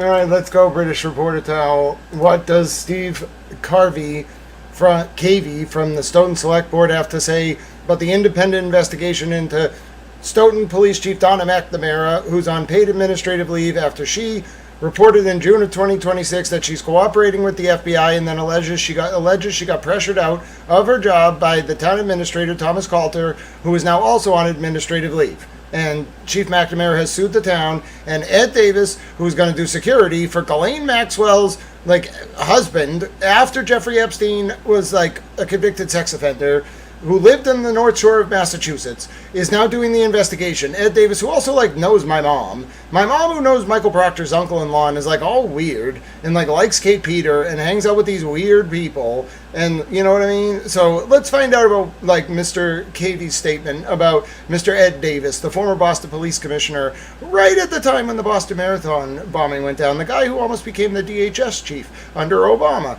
after handling that situation. Listen, it's not my fault, Mr. Davis, that I randomly, as an investigative reporter towel, thank you so much, Pat Ray. How do we know Smock did a full body autopsy? It says in Farwell's motion, it does not say full body autopsy, it says autopsy. So we need to clarify the medical terminology.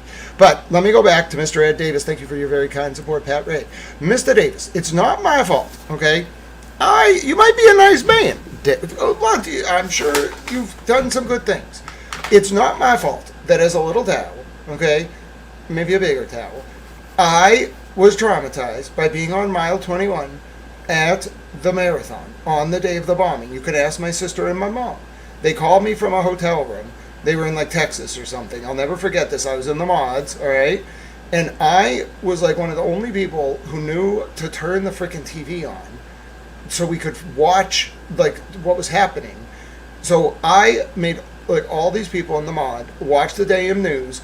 The police swarm the campus. The freaking RAs start running into the mods. They're all screaming. Everybody's telling us to duck. That was their instruction was go inside and duck. So we all just went inside and ducked below the windows. Okay, I was very traumatized. And then I was stuck there because we weren't allowed to leave. So they had to feed us, but they didn't want to bring us food to the dorms. So they had priests as human shields escorting us to the dining hall. It was very traumatizing. It was very brave. Just so you know, you think priests don't have stones? These priests, I watched them, were willing to throw their bodies. They didn't have bulletproof vests on. Their plan, if the Boston Marathon bombers came up Comm Ave, the Jesuits' plan as a last resort, if they got through the cops and they somehow got to the students, was to throw their bodies as human shields in front of the shooters. Now that's some serious stuff. I'm serious, they were going to do it. I watched the priests There was nothing protecting them. If somebody got through that line of defense and came at the students going to the dining hall, the last line of defense was these priests in full regalia with the collar very visible, and they were basically going to stand there and be like, okay, you want our students, you're going to have to take us first. It didn't come to that, but I watched it happen. So, in any event, I was very traumatized by that. And it's not my fault that I just happened to have people, all right, around that area. So I know exactly what happened. I don't really know. Like, I can't pass judgment on whether, like I don't know. That's like a congressional thing, all right? I can't be passing judgment. Like, those are bad men. They were in, like, Chechnya, the older brother. He clearly killed those 3 guys, including Eric in Waltham. So, like, screw those guys, okay? But I don't like the implications of the older brother getting sent back from Chechnya with the Russians warning us about him, and then we just, burn notice him? And then the cleanup guys get taken care of? Is that what this is? Or is it something deeper? Is that just one of the threads about something far bigger than any of this? Because frankly, I don't want to know. I really don't. Like, I have my ideas about who was behind all this chaos and money being siphoned from my people, and brothels and blackmail and child sex trafficking. I have some idea. But why get involved in this? I really don't understand. Like, if the common thread is 2014 in Boston, like Watertown in particular, to all this, I'm gonna be furious. Like, what the hell? Like, it's chaos. I think there were multiple things operating at once. But if that's the common thread here, that all these dudes knew each other from the Boston Marathon bombing, yeah. These guys got in deep with something bad. And it doesn't seem, based on how the DOJ is acting, that it was U.S. intelligence they got in with. Let me just put it that way. Let me just read out this letter, all right? That's my prefatory remarks about my thoughts on Ed Davis. And frankly, I don't trust I don't trust anyone that's ever been close to my mother. I even have eyes like cocked all the way up at David Meyer, all right? Even though I wouldn't say they're still friendly, I don't think they like each other at all. But my point is, just like his proximity to her back in the day has my eyes cocked. All right, let's listen to this and go back to our motion. Statement regarding the independent investigations concerning Police Chief Donna McNamara and Town Manager Tom Calter. Steve Cavey, Member, Stoughton Select Board. August 17th, This was released 1 hour ago. August 17th, 2026. Public Statement. Hello. My name is Steve Cavey. I serve on the Stoughton Select Board, and I'm also a candidate for State Representative for the 6th Norfolk District.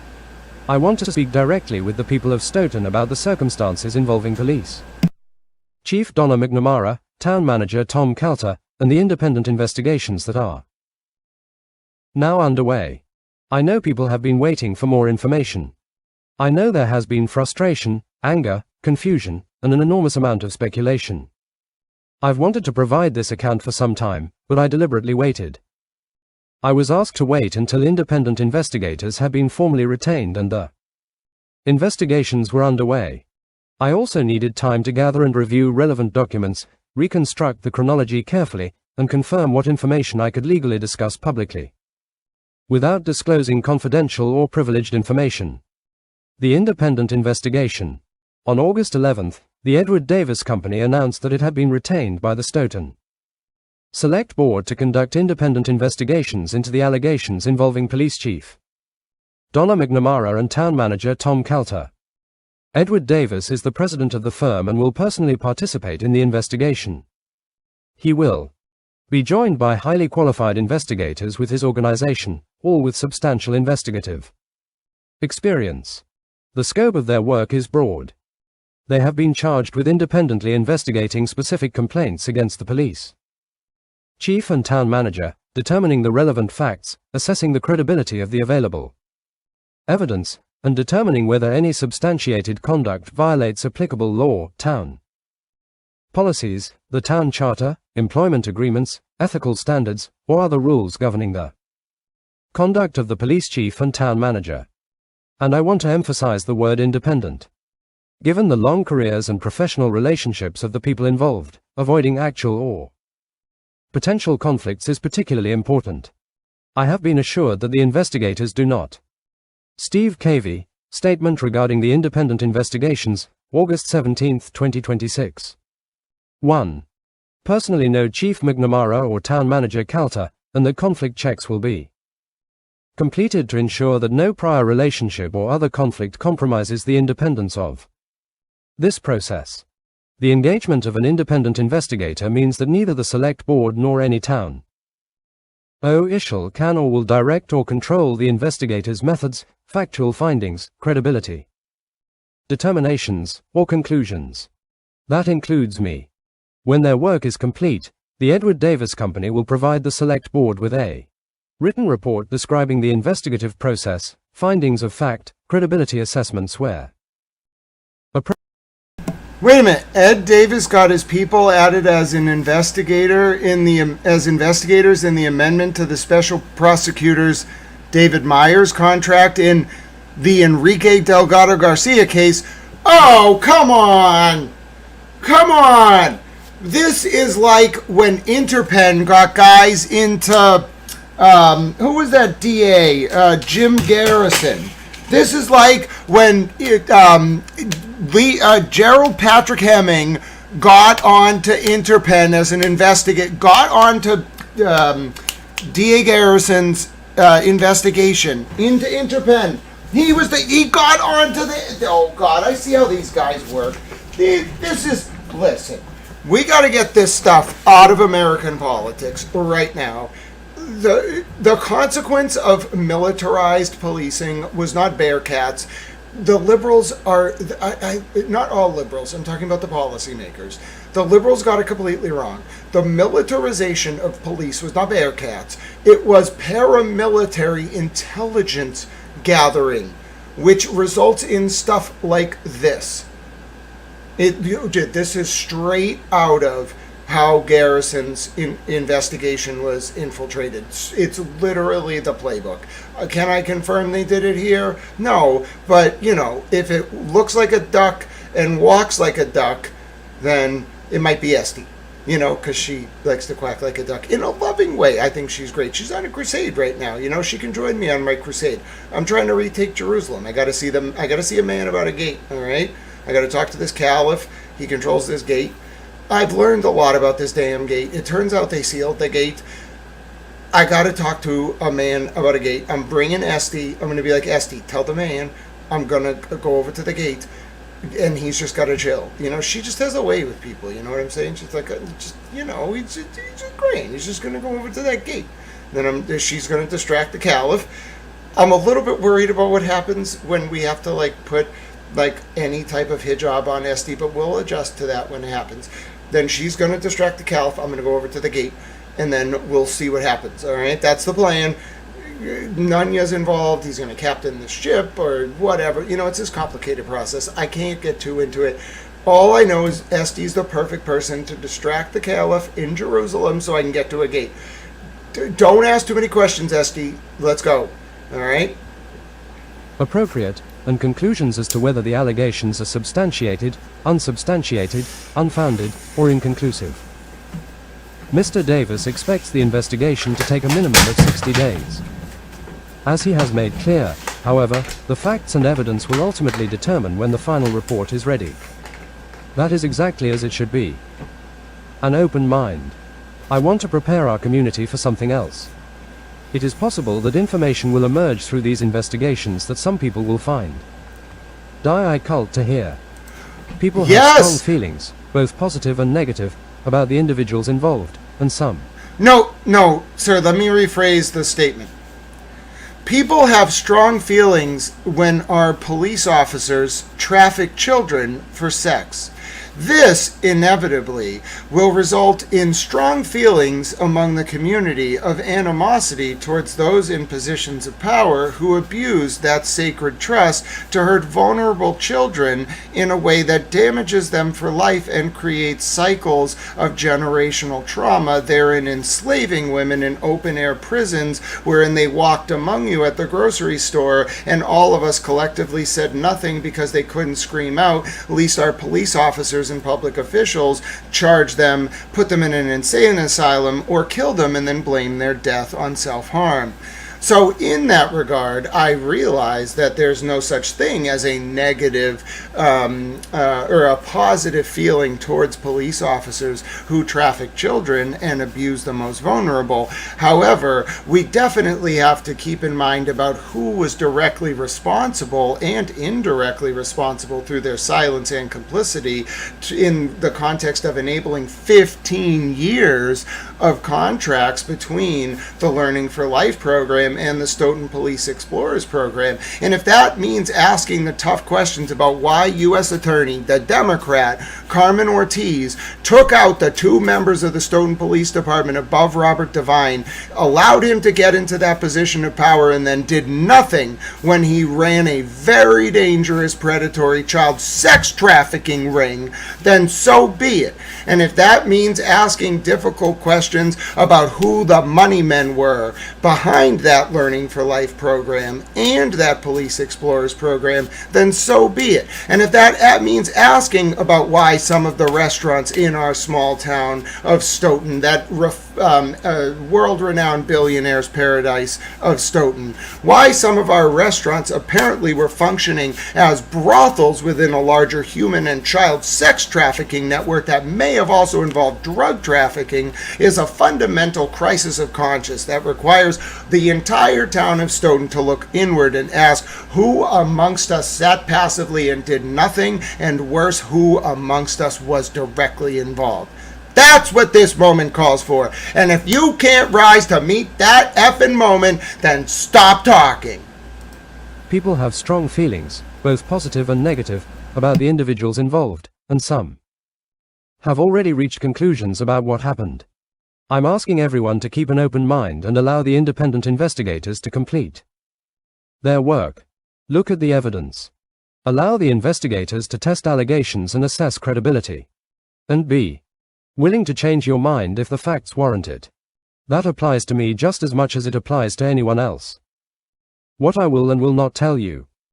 Before I describe how we arrived here, I want to establish an important standard for what I'm going to say. I will not repeat rumors. I will not speculate about anyone's motives. And I will not present disputed allegations as established facts.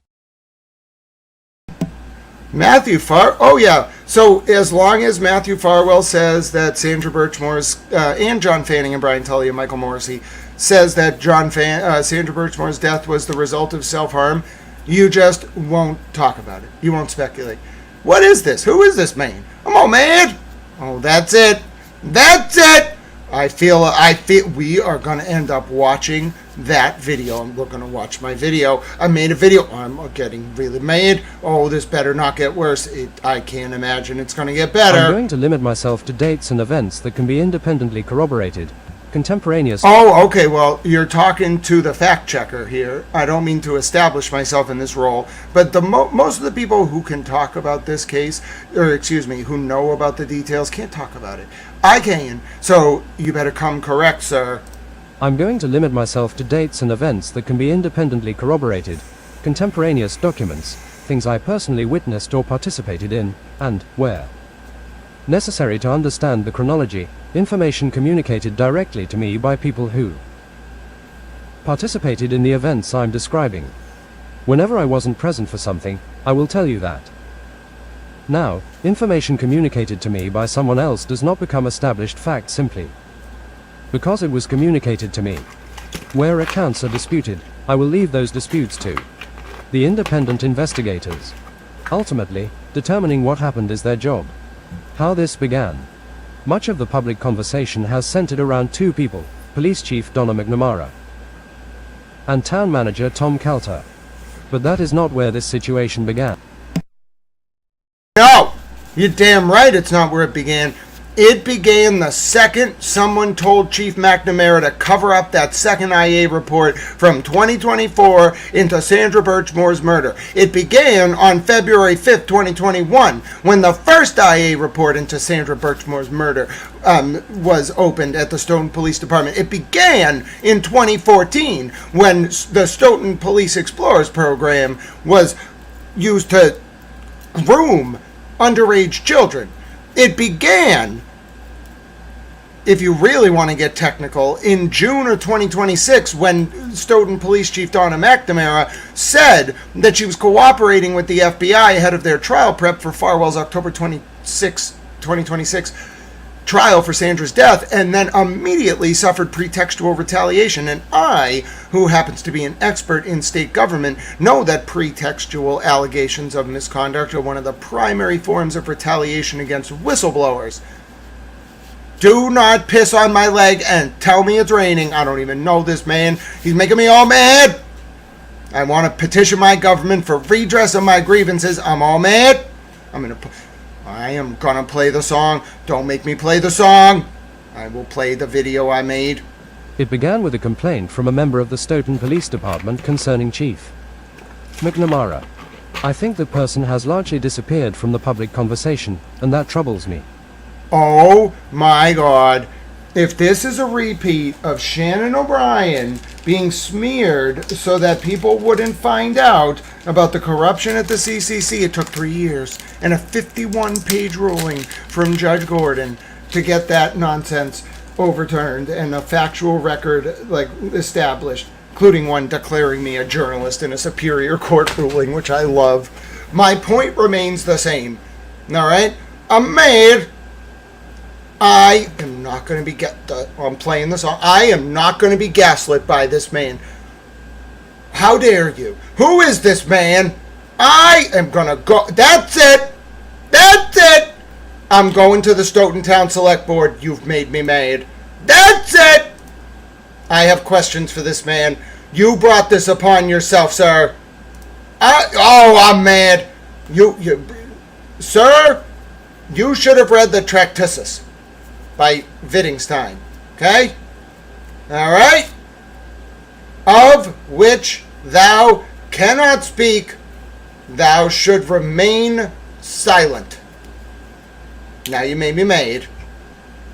I don't know who this man is, Steve Cavey, but I already know where this is. I am mad.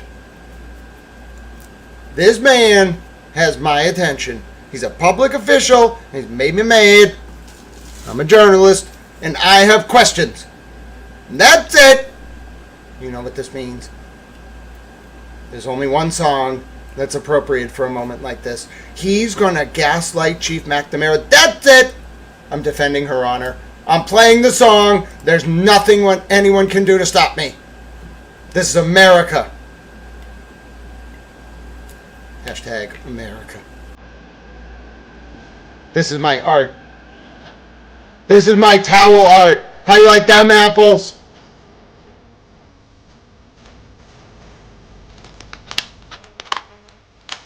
Oh, it's better than Run.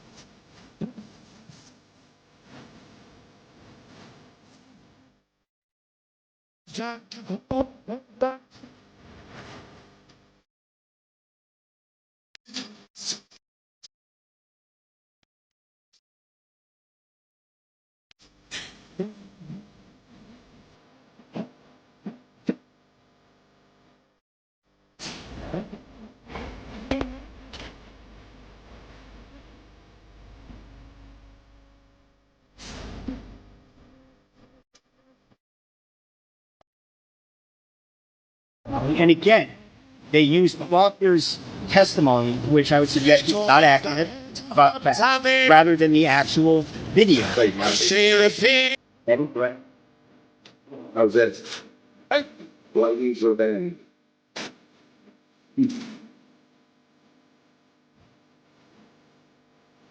Okay, so I almost forgot. Peter tried to get me to join the Discord.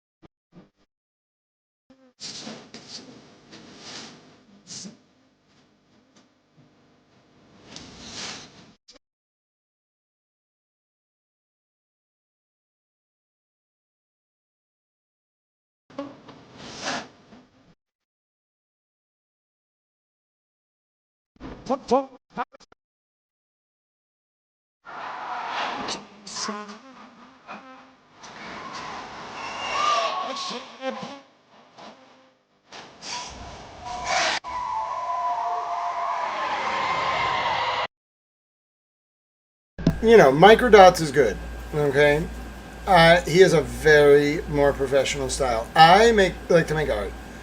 It's just how I express myself, and that ending is very powerful. It wasn't meant to come out that way. That takes those take hours to make.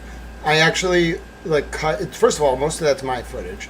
Some of it is like social media footage or stuff like from David Yannetti, whatever. But what I'm doing there is, so I have to take the underlying video, which is in Persian, and I put it as like a storyboard, okay? And then I know how much time I have. I have like 5 minutes. I cut up, based on the lyrics, like specific sections of other clips, and then I do a commentary on the footage through my artistic interpolation. Now, why I find this video in particular somewhat meta hilarious is I have to think either Alan Jackson or Karen or her family or David Yannetti sat around and was like, oh, Grant uploaded a video. Like, he's going to do one of his, like, music videos like that he used to do when he was on the other side, but he's going to do it for us now. And they play it, and they probably watch some of the war coverage, but they're like, is this... Is he leading us into like war with like a Persian war chant? And then I like to think, like, Karen's really smart, so she's like, Pharaoh? Like, what the hell is Pharaoh? And so she starts, like, looking up, like, Pharaoh. I think she's very Catholic. And she starts, like, looking up Pharaoh. And she, like, looks up the Quran. She's like, wait a minute. Jesus, like, is in the Quran? Like, the Virgin Mother? Wait a minute. I just have this thought, like, cross-cultural divides. You'd be surprised. The Shia Muslims and the Catholics have way more in common than anyone would realize. Like, if the last thing anyone should do is unite and piss off the Catholics and the Shia Muslims. Because, like, those two groups together, dude, that would be one hell of, like, a world if it was run by the Catholics and the Shia Muslims. All right? I'm not really sure, like, what the world would be very interesting. We talk about Jesus. Let me just tell you, Jesus would be a very big topic of discussion if the world were run by the Catholics and the Shia Muslims. Like, that's what they would find common ground over. Like, they both really like Jesus. So they could talk about Jesus as, like, all the time. Like, the Shia Muslims would probably want to bring up the Prophet Muhammad, peace be upon him, as well. But, Jesus, you can get really far when, like, bridging the gap there with Jesus. He's, like, a big part of the Quran. Holy Quran. Okay? So my point is, I like to think that video, like, reached some people who didn't watch the war coverage and have no idea what Iranian society is like. Kevin from South Boston is convinced that that's the Houthis. I figured that was close enough. That's 8 out of 10. Close enough. It's not the Houthis. They're in Yemen. Yemen's kind of close to Iran. You got to go through Oman, UAE, and then across the Strait of Hormuz. Like, across the whole bottom part of the Saudi Arabian Peninsula. Then you get to Iran. Close enough. Okay? Close enough. So anyway, my point is, I'm mad. I had to let out some of my frustration, and this man stepped into something he may not fully understand, because I'm all mad. Don't you gaslight. This individual is an employee of the town of Stoughton and a dedicated member of our police department. Like every town employee, this individual has rights. When an employee comes forward with a workplace complaint, the town has both a legal and a moral obligation to take that complaint seriously, to protect the rights of everyone involved, to determine what happened, and to take any actions that may be warranted or necessary as a result. On July 5th, a complaint was received by the town alleging misconduct concerning Chief McNamara's treatment and supervision of employees under her authority. Stop it. She reported in June to Thomas Coulter that she's cooperating with the FBI. Why did you leave that out, sir? It better be in there later. Oh, I have some serious questions for this man. He caught me on a bad night. Town manager Coulter subsequently contacted me and made me aware of the complaint. Oh, you're a stoolie. Because the police chief is appointed by the select board. The board ultimately must address that complaint. After learning of the complaint, I spoke with several current and former members of the Stoughton Police Department, not to investigate the complaint itself, but to better understand the broader workplace climate within the department. In those conversations, they raised concerns of their own that reinforced for me the need to take the original complaint seriously. I won't describe those conversations in greater detail, determining what can ultimately be substantiated. Oh, let me summarize. Just a guess. Let me guess. They said Chief McNamara really won't stop this IA investigation, and she just told the town manager that the FBI's trial testimony in the Farwell case is going to mean new IA investigations of current and former Stoughton cops. That's a problem. Is that what she said? Is that what was said? I'm just wondering. Substantiated is the responsibility of the independent investigators. July 7th. On July 7th, Town Manager Coulter and Labour Council Kate Theodoro met with Chief McNamara. I was not present at that meeting. Town Manager Coulter and Attorney Theodoro subsequently described the meeting to me. According to their accounts, Attorney Theodoro did most of the speaking. Chief McNamara was informed of the complaint against her. Attorney Theodoro discussed the process moving forward and possible options available to the chief. Several potential follow-up meeting dates were subsequently agreed upon and later cancelled at the request of Chief McNamara or her attorney. Yeah! Wow! I do not know the reasons given for those cancellations. Maybe because she's a cooperating federal witness? Or did you all seriously try to use a small town governmental legislative process to retaliate against a federal witness?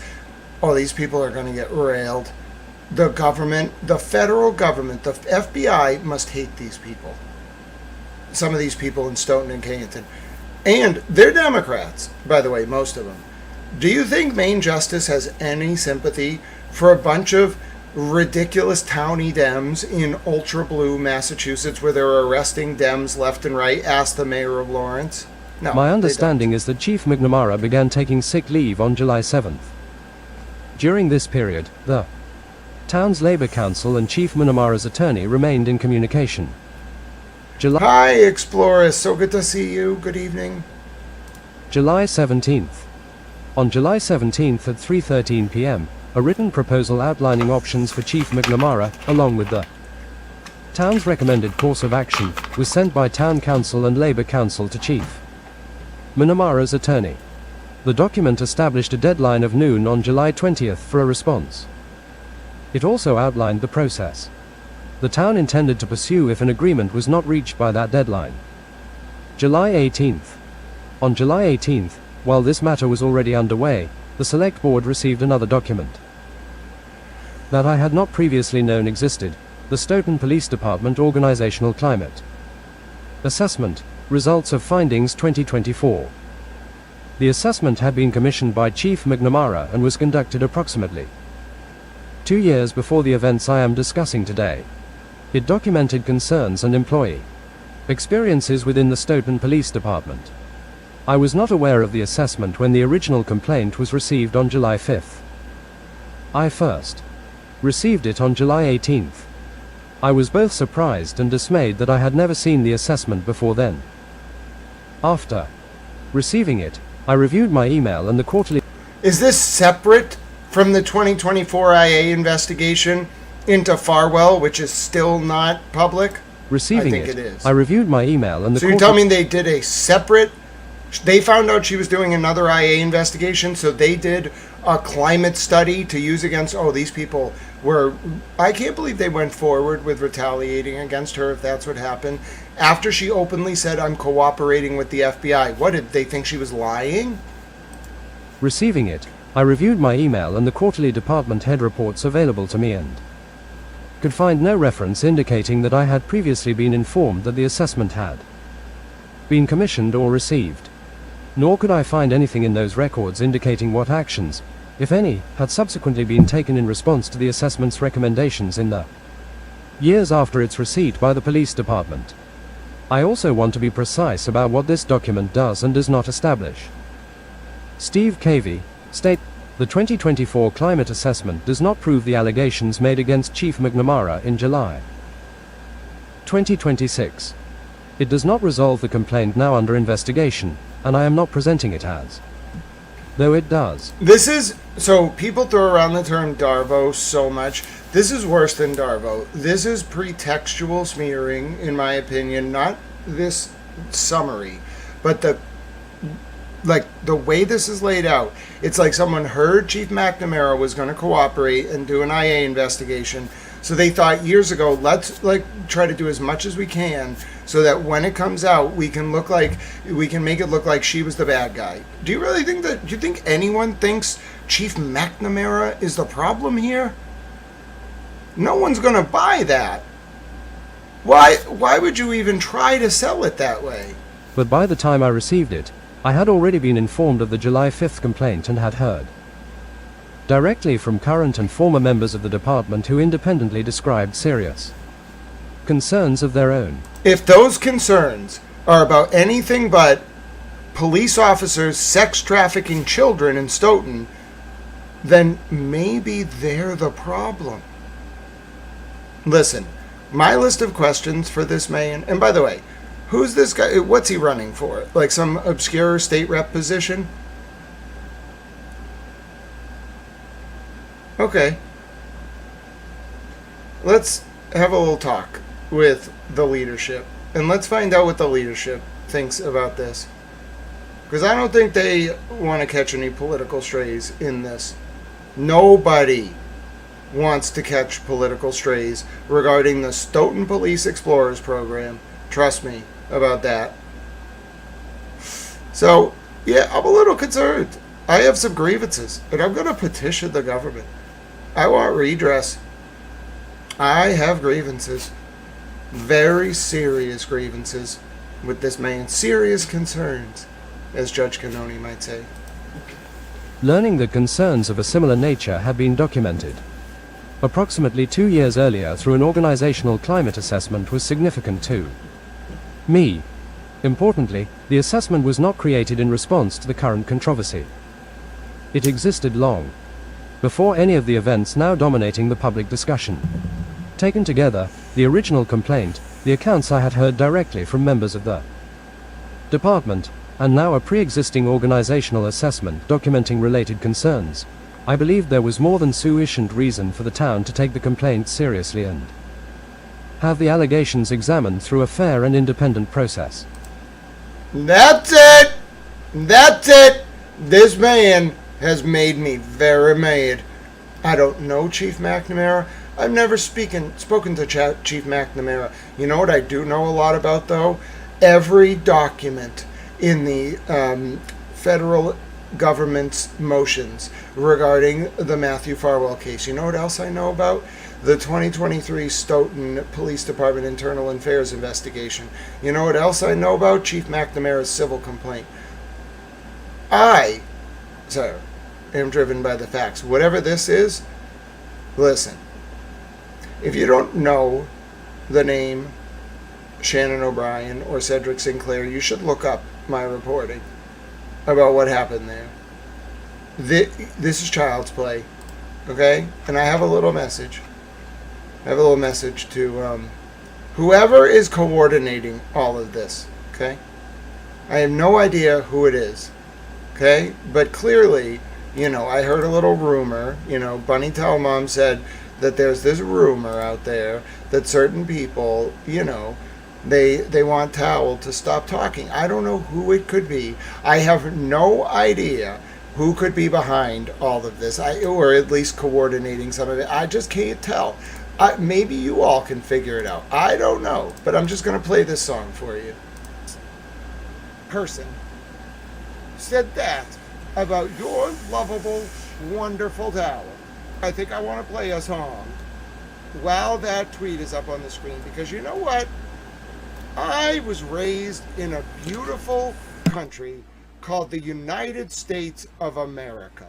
I want to dedicate this to, Kate Peter and Tuesday Gazette and Julie Carpenter and Ginny James, and then any other person on Kate Peters' Discord. Jason Broyles, he's a weird one.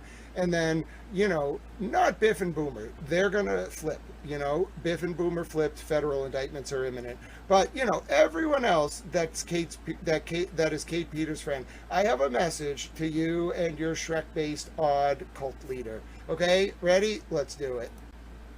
For you and you and you, I hate your friends and they hate me too. I'm through. This that hot girl on my anthem, turn it up and throw attention. This that hot girl on my anthem, turn it up and throw attention. This that throw up in your Birkin bag, hook up with some momentum. This that social awkward suicide, that violation, said she had a liver, shit with the when it's Thursday night. They call this rap music every day like this. Friends are all annoying.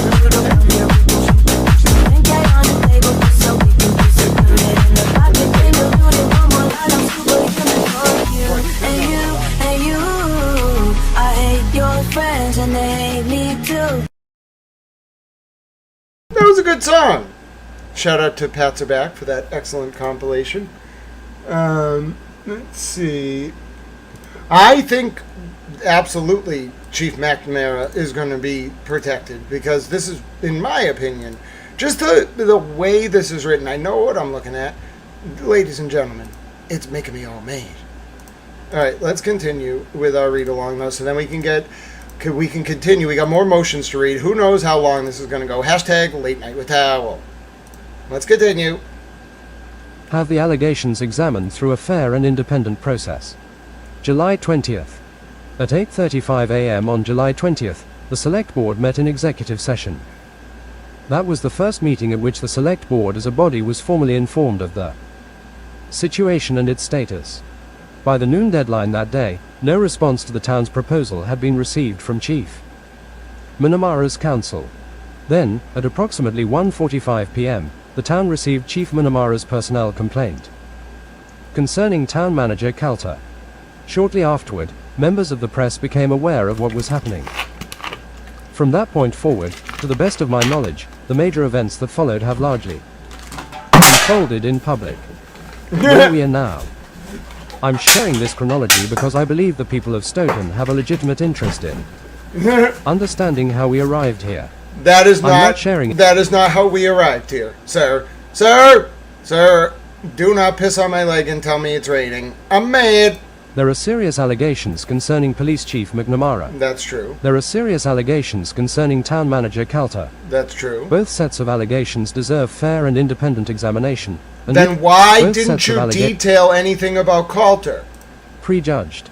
Steve Cavey, the employee whose complaint began this process, should not disappear from this story simply. What about Sandra Birchmore? Because the public controversy subsequently became focused on two prominent town officials. Chief McNamara deserves due process. Town Manager Calter deserves due process. Both complainants deserve to have their allegations taken seriously. And the people of Stoughton deserve an honest accounting of what happened. Yeah, you're not ready for that. Sir, you are not ready for an honest accounting of what happened in Stoughton. You're not, sir. You are not, sir. You're just not. That is why the Select Board... I'm so excited. You are wonderful. I love you dearly, Chap Mumlin. I can't wait to potentially meet you with Nikki. You make me feel better about me yelling at this man. I can't believe the level of gaslighting, in my opinion, that's going on in this letter. It's almost like this dude saw some of the posts that were going viral, especially, listen, there are certain groups you go viral in Stoughton, and everybody in Stoughton knows. Dude, I don't even know everyone in Stoughton, okay? I know a lot of people, because my posts get around. There will be people who, I know, in life, who will be like, yeah, Grant, I opened my Facebook this morning, and, your post from the Stoughton thing, oh yeah, it was everywhere. It had 76,000 shares or something. What? It had what? What? First of all, I don't even check my Facebook. I hope folks understand. I'm sorry, I'm not trying to overlook it. When I post on Facebook, I just post, maybe share it to a group, and then I go back to my work. I don't look at the notifications or the page. So, I think this man is trying to do PR for the town manager, and more shockingly, for the people who don't want Donna McNamara to cooperate with the FBI. One, that ship has sailed. Two, what are you doing being so obvious about it? Dude, don't say anything. You can't do PR against the federal government. Just say nothing. Bringing in Ed Davis was not a good idea. It's just going to make people rage. You can't outmuscle Leah Foley. Do you understand how smart U.S. Attorney Leah Foley is? She has been a prosecutor in the Department of Justice for 20 years. That is longer than most people have been practicing law, who are lawyers. And you think you're going to outmuscle her, who she has the entire bully pulpit of the U.S. Attorney's Office. She has a major international trial coming up that will be on every station, every night, and in every paper for a month. And you think you, a local Stoughton Town Select Board who's running for state rep, are going to engage in a, first of all, ill-fated, second of all, very amateur, childlike, PR war, when everyone else who tried to take on U.S. Attorney Leah Foley failed. You, with this, think you're going to win. First of all, for PR to be effective, it has to have something to it that acknowledges the actual issue and then either distracts from it or like explains what's going on, or you present yourself as like this person who didn't know what was going on in Stoughton, which is hard for a politician. That is the one thing you shouldn't do. No one is going to read this from Stoughton or any other town in Massachusetts and be like, oh yeah, like, let me listen to this man who wrote this letter. Let me give him the time of day. Like, he's the, person who can set the tone. Dude, day late, dollar short, and all people are going to do when they read this is be mad. They are going to be pissed. So what have you accomplished? All you had to do was not talk. Dude, just let the chips fall where they may. Some serious people are going to go down. Don't talk. Why would you talk? You can't do you're not going to PR your way out of this. Your police officers trafficked children, sir. You want me to come to your town meeting and say this? Because I will. Because of this letter, I'm going to go to a Stoughton City Council meeting in person. And I'm going to look this man in the eye. And I'm going to say a 3-minute speech that centers specifically on the word child sex trafficking. And I'm going to say to him, when are you and the rest of the people in charge in this town going to listen to the polity, look inward, and reflect on what your police department did? Is it going to take people being arrested by the federal government before you do that, sir? Are you denying to me that your police officers were grooming children through your Police Explorers program? Because I think some state government departments are going to have some questions for Stoughton when all the chips settle, as they may. But, I can't listen to any more of this. This is making me extremely mad. If the name Sandra Birchmore is not mentioned once in this effing letter,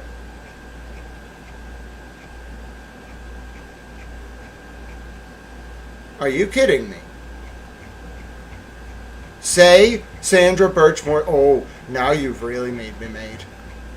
Now I'm going to come to your town meeting and I'm going to say Sandra Birchmore's name too. I'm going to stare this man right in the eye. I have something to say to this man. That's how democracy works. I'm going to petition my government and I am going to say what I need to say because I'm mad. That's absurd, outrageous, offensive, wrong, disgraceful. She has a name. What your police department did, sir, was wrong.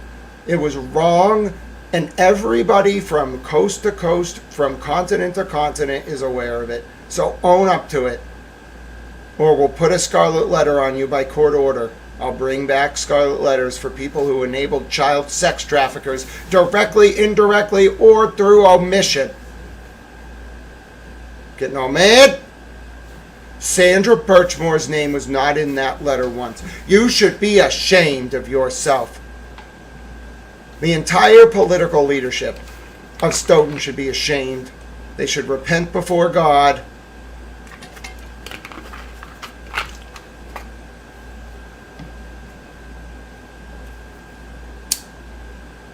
You're getting all mad? And if you made me mad, just remember, I got recruited to be a federal prosecutor. I didn't want to do it. Okay? I'm like a more uninhibited version of them. You hear me talk, okay, I'm not them. I don't think like them. I don't operate like them. But what you're hearing me say is the level of fury and the level of erudition that they possess.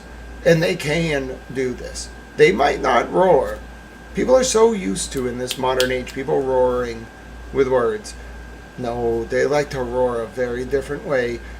And they like to torment people.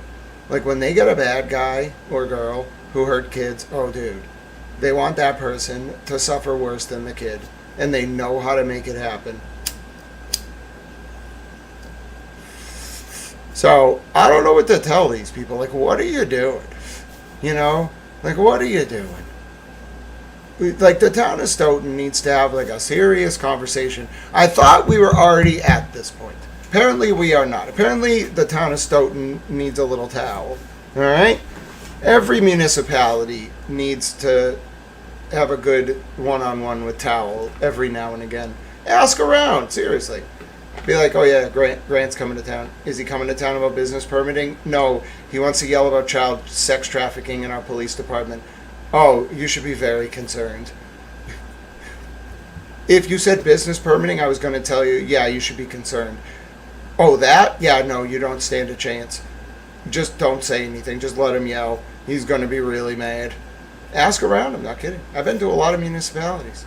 Been to Shelbyville and Ogdenville and etc. I was selling monorails. What's it called? Monorail. What? Monorail. That was based on a real thing that happened. Did you know that? There was a dude who went around selling monorails. They were faulty. In like the 60s, I found it. Found the historical reference. It was hidden pretty well. It was a relatively like well-known thing in the Midwest in like the 60s. But yeah, that was a cool reference. Marge and the Monorail. Great episode. Anyway, all right. So my point is, if you've never seen me, you know what? You know what? You know what? You know what?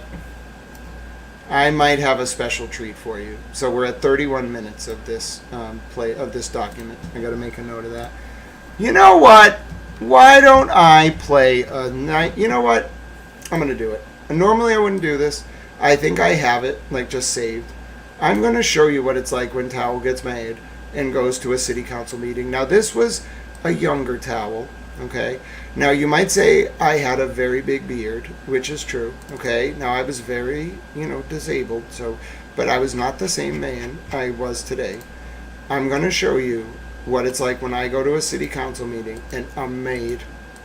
All right?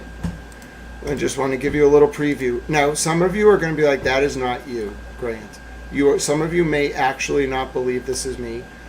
I want you to do your best to stay composed. Please try to maintain your composure. Okay, I know you can do this. Okay, I have faith in you, ladies and gentlemen. You may not believe this, but this is actually me. All right, younger Towel. I want you to tell the people why you were mad at the Cambridge City Council. And I'm here speaking about the Cannabis Business Permitting Ordinance. I rise today for the third occasion in front of the council, in spite of my physical disabilities, to advocate in favor of the initial Siddiqui and Zonderman proposal, which would create a 2-year moratorium during which only economic empowerment and social equity applicants would be permitted to open a retail cannabis dispensary in Cambridge and would not permit existing medical dispensaries to do so. As the council knows, pursuant to information provided by the city solicitor, there is no way to compel dispensaries to provide funds. There have been offers from those dispensaries to voluntarily contribute funds to allow them access to the priority period through the Simmons Compromise. But I want to point out that on September 5th, the council was sent a letter representing the contents of that compromise. In it, it says that the RMDs have voluntarily engaged in a private, legally binding contract with the Central Square Business Improvement District to distribute funds pursuant to the compromise. However, on September 7th, as the council knows, you all received a letter from the Central Square Business Improvement District stating, and I will leave it for the record, that no such contract exists. Why I bring this up is that if the city is going to allow these RMDs access to the priority period per the Simmons Compromise, it requires an element of trust. And these dispensaries, time and time again, whether it's through leaflets handed out to every house in this city with the city council stamp on it, or through misrepresentations like the letter that went out on September 5th, have shown that they cannot be trusted. And for that reason, I implore you tonight to support the 2-year moratorium put forward by Councillor Zonderman and Councillor Siddiqui, because it will give 24 months to allow these economic empowerment and social equity applicants the chance to get a foothold in this market. It'll allow them to build out connections, and they won't even be able to open in those 24 months. They'll be able to build to the point where they might be able to open. And for that reason, I implore you to go forward with the moratorium. Furthermore, the dispensaries have said that if you go forward with this moratorium, they're going to attempt to sue the city to undermine the one thing you can give these communities that have been so disproportionately impacted by the war on drugs. If I were a city councilor and those dispensaries sued the city to stop that period from going forward, I would seriously consider whether I would want such corporations in my city going forward. For the record, those dispensaries, according to the Boston Globe, just one of them is expected to make $90 million in revenue next year. They're not going to be hurt by this moratorium. Furthermore, please, after you pass the moratorium, go forward with a dedicated levy to fund the equity program in perpetuity using the local retail tax. Thank you for your attention. They were like, okay, did somebody take notes? Mind you, that was 2019. So, listen, people talk about, like, a lot of people worked on getting cannabis legal, like some pioneers. I won't even list them all. It was a huge group effort. But that was like half the battle. The regulatory implementation and the local, you must understand, for adult and medical use, you have to get a local permit. So what does that mean? In every town that has adult and medical use, you got to zone it. You got to zone business permitting like districts. You got to pick which type of businesses, where can the delivery operators go, in what overlay district, where can the retailers go, like can they go in mixed use zones, can they go in industrial zones, do they need to go in a specific like set like area in the city, like it's all about like city planning. Okay, so you gotta write a statute on the state level, 94G31AI, that controls, guides, and binds state, local level business permitting ordinances. Now in Cambridge, the business permitting ordinance had a very innovative interpolation of 94G31AI that didn't ban existing adult use stores, medical stores from converting to adult use stores when the market was first getting off the ground.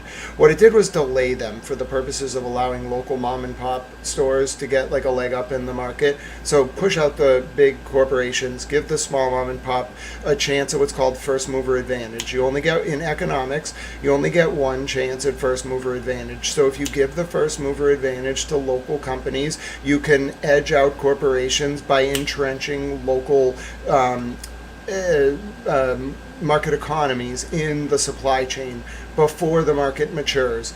And that's called first mover advantage. So when you're regulating complex economics and like regulated market commodities, you have to deal with the local, like city and town permitting processes, the state law that guides and binds their ability to create policy, and then at the same time the state regulatory apparatus, the Cannabis Control Commission, because their regulatory interpolation of the statute, which might not necessarily have to do with like local business permitting ordinances, can give like a feedback loop to the cities and towns for what is the best way to like create policies that are in line with the statutory construction.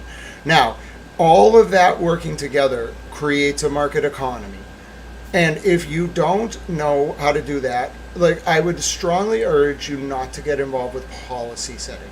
It's fine if you want to like advocate for different things, but like be really careful about setting policy for advanced regulated market economies unless you understand how they work. And I mean that in the serious sense. Like when the Cambridge City Council was thinking about this policy, what I was telling them there basically was, listen, 94G31AI gives you all the latitude you need in the world to create this opportunity for local businesses, but you're going to get pushback from corporations who are going to try to bribe their way in. Give them the middle finger. And by the way, that idea of a dedicated levy to put an excise on the excise tax to fund the equity program, wouldn't you know who won the pony? 2 years later, that became a state law, ladies and gentlemen, and $30 million a year in perpetuity will actually scale with the market, goes to the Executive Office of Economic Development for 0% interest grants between $50,000 and $500,000 for local mom and pop owned companies. And that is how you govern, okay? And you don't hang your hat on your laurels. We got shit to do. We don't got time for like celebrating. Get it done, You got millions of people, billions, if you want to think about the world, to help. Like, make good policy, set it in motion, make sure the right people are overseeing it, and then move on. Next policy, next problem. Build good institutions, build good policy, build good structure, keep an eye on who's there, and you can run government. You just have to know how it all interconnects. Let's go. We're back. You don't write a law in isolation. All right. So anyway, my point is, as a preview, if I get involved on something on the municipal level, I'm usually made. I can't believe that the Stoughton town officials are even thinking about going to war with the Department of Justice, which is basically what they're doing by going at Donna McNamara. Let's go back to our document. I'm sorry, we took a long detour there. My apologies. Case 1:24-or around the time. Hyoid bone had the only hyoid bone before it was sent for imaging. A hemorrhage at the fracture site would not appear on the scans that Dr. Christensen critically evaluated, so an absence of her noting such a fracture is not surprising. The defense expert, Dr. Andrew, makes only a passing reference to the existence or lack of hemorrhage associated with the fracture, stating that Dr. Smock's finding of hemorrhage associated with the hyoid bone fracture was an interpretive overreach unsupported by the post-fixation photographic images of the hyoid bone. Dr. Andrew is notably silent on the medical examiner's observation of the hemorrhage of the left sternothyroid muscle, suggesting bilateral pressure on the neck. The presence of the acute hemorrhage of the left sternothyroid muscle, as noted by the medical examiner, is evidence that Birchmore was alive when she suffered this injury. Dr. Baden's opinions are based in fact. Farwell argues that Dr. Baden's opinions are based on erroneous or insufficient facts because Dr. Baden did not review Birchmore's mental health records or the subsequently completed DNA test results. However, these items do not undermine Dr. Baden's opinions. 4. Farwell incorrectly states that Dr. Capo Martinez, rather than Dr. Smock, took these photographs. 12. Case 1:CR-10259-DJC, document 219, filed August 17, 2026, page 13 of 16. The context of Dr. Baden's review reveals why Birchmore's mental health records do not affect the soundness of his opinions when Dr. Baden was engaged by Birchmore's next of kin to evaluate the circumstances of her death. It was against the backdrop of the OCME's ruling and state police conclusion that Birchmore died by suicide. Those were the facts as presented to Dr. Baden. No historical references to suicidal ideations in the medical records could have provided a stronger bias in favor of a suicide finding. Nevertheless, Dr. Baden, based on his evaluation of the physical and medical evidence, came to the opposite conclusion. Neither do the DNA test results undermine Dr. Baden's opinions. Dr. Baden's role was to examine evidence regarding the injuries to Birchmore and opine about their significance and the cause and manner of her death. The DNA evidence that Farwell cites does not change that. Fundamental analysis and conclusion: the absence of Farwell's DNA under Birchmore's fingernails does not make it less likely that she suffered the injuries Dr. Baden observed. Similarly, Farwell does not explain precisely how Dr. Baden's failure to discuss the existence of a mixture of likely Farwell DNA in Birchmore's underwear and the exclusion of Farwell as the biological father undermines Dr. Baden's opinions. Merely stating that Dr. Baden did not consider it does not demonstrate why he should have done so. C. Dr. Baden's opinions contain no analytical gaps. Farwell identifies two aspects of Dr. Baden's testimony that he claims are unsupported and arise from analytical gaps. Dr. Baden's observations that Birchmore's hair was entangled with the ligature, which is consistent with resistance during homicidal strangulation, and that the ligature was tied to a doorknob to give the appearance of a suicidal hanging. ECF, number 181 at 16 to 17. These observations and conclusions are well supported. To begin, Dr. Baden has participated in roughly 20,000 autopsies over 50 years. His extensive experience observing and examining persons who have died by suicidal hanging. 13. Case 1:CR-10259-DJC, document 219, filed August 17, 2026. Page 14 of 16. I gotta take us home on this one because what I mean is I have to finish reading the last 2 pages because the program can only do like 15 pages at a time and I didn't render the last 2 separately. 50,000 autopsies. Oh my. 50,000. Provides a sufficient and unique basis from which to opine about the very specific fact regarding Birchmore's hair placement.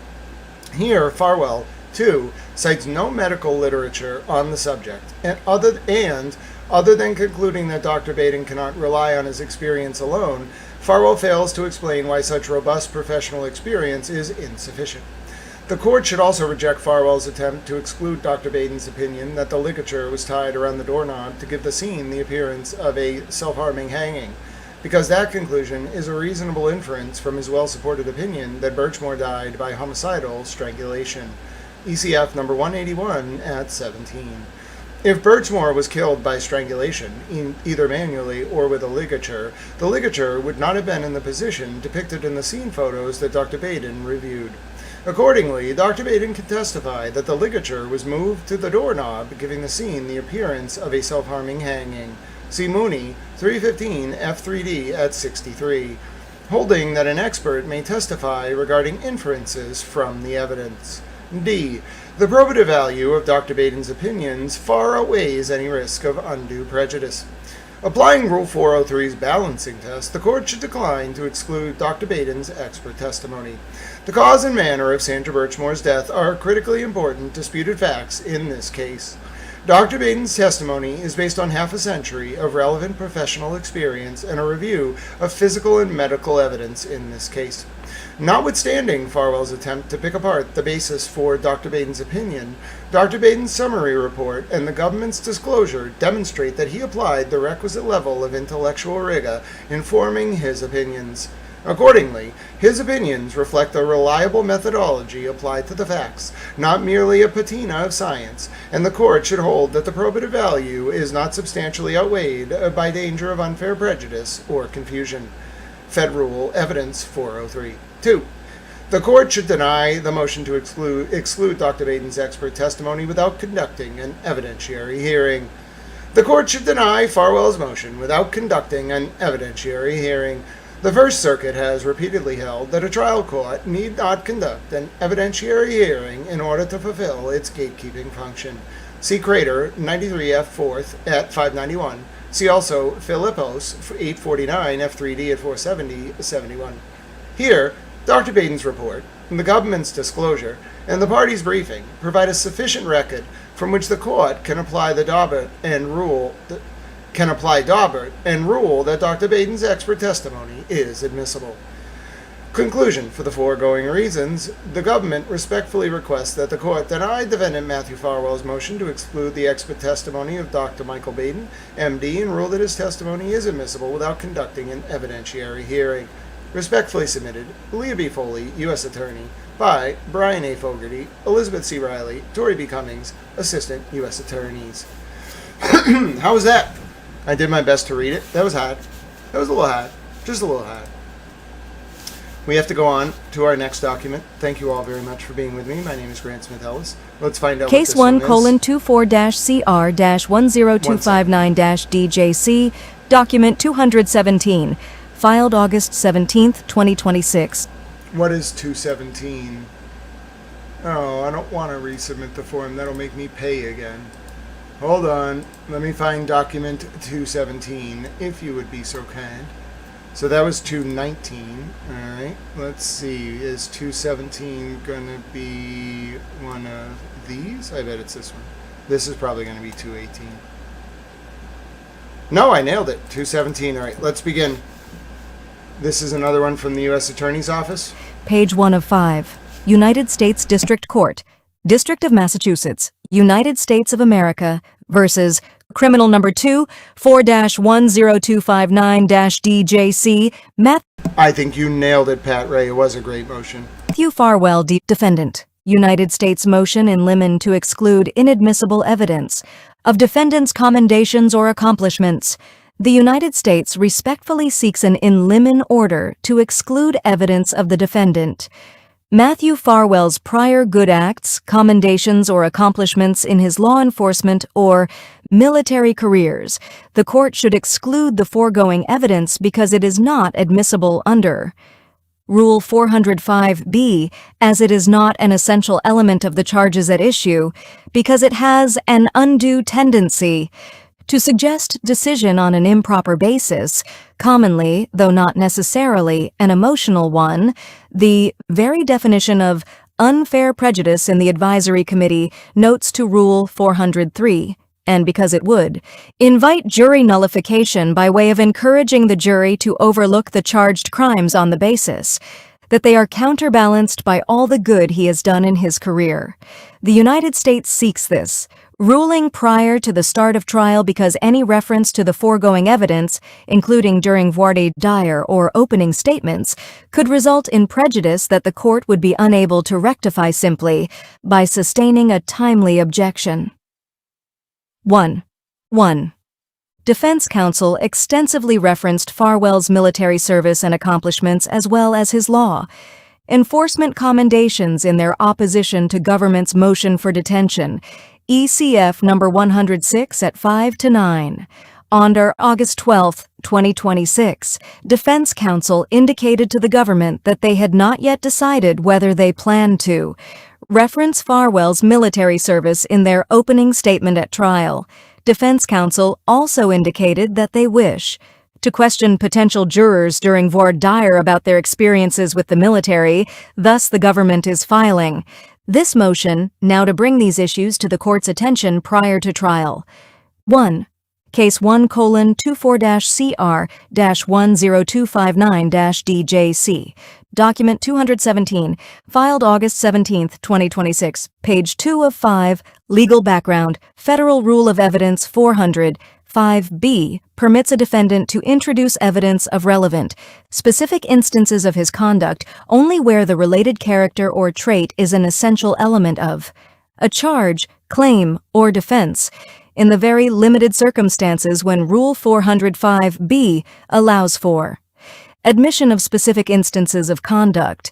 That evidence must also be sufficiently probative to not be substantially outweighed by other risks set forth in Rule 403, including but not limited to unfair prejudice and confusion of the issues. Improper evidence of specific instances of conduct can easily become invitations for jury nullification. See United States v. Joseph, 567, FFX 844, 849, 11th Circuit 2014, when the district court restricted defense counsel's comments about the defendant's honor and social contributions, comments that were part of his jury nullification efforts. The court did not deny the defendant the opportunity to make a legally tenable argument. Instead, it kept him from making impermissible arguments. Jury nullification is a structural feature of our criminal justice system, but the First Circuit has made clear that neither the court nor counsel should encourage jurors to exercise this power, and a trial judge, therefore, may block defense attorneys' attempts to serenade a jury with the siren song of nullification. United States v. Sepulveda, 15.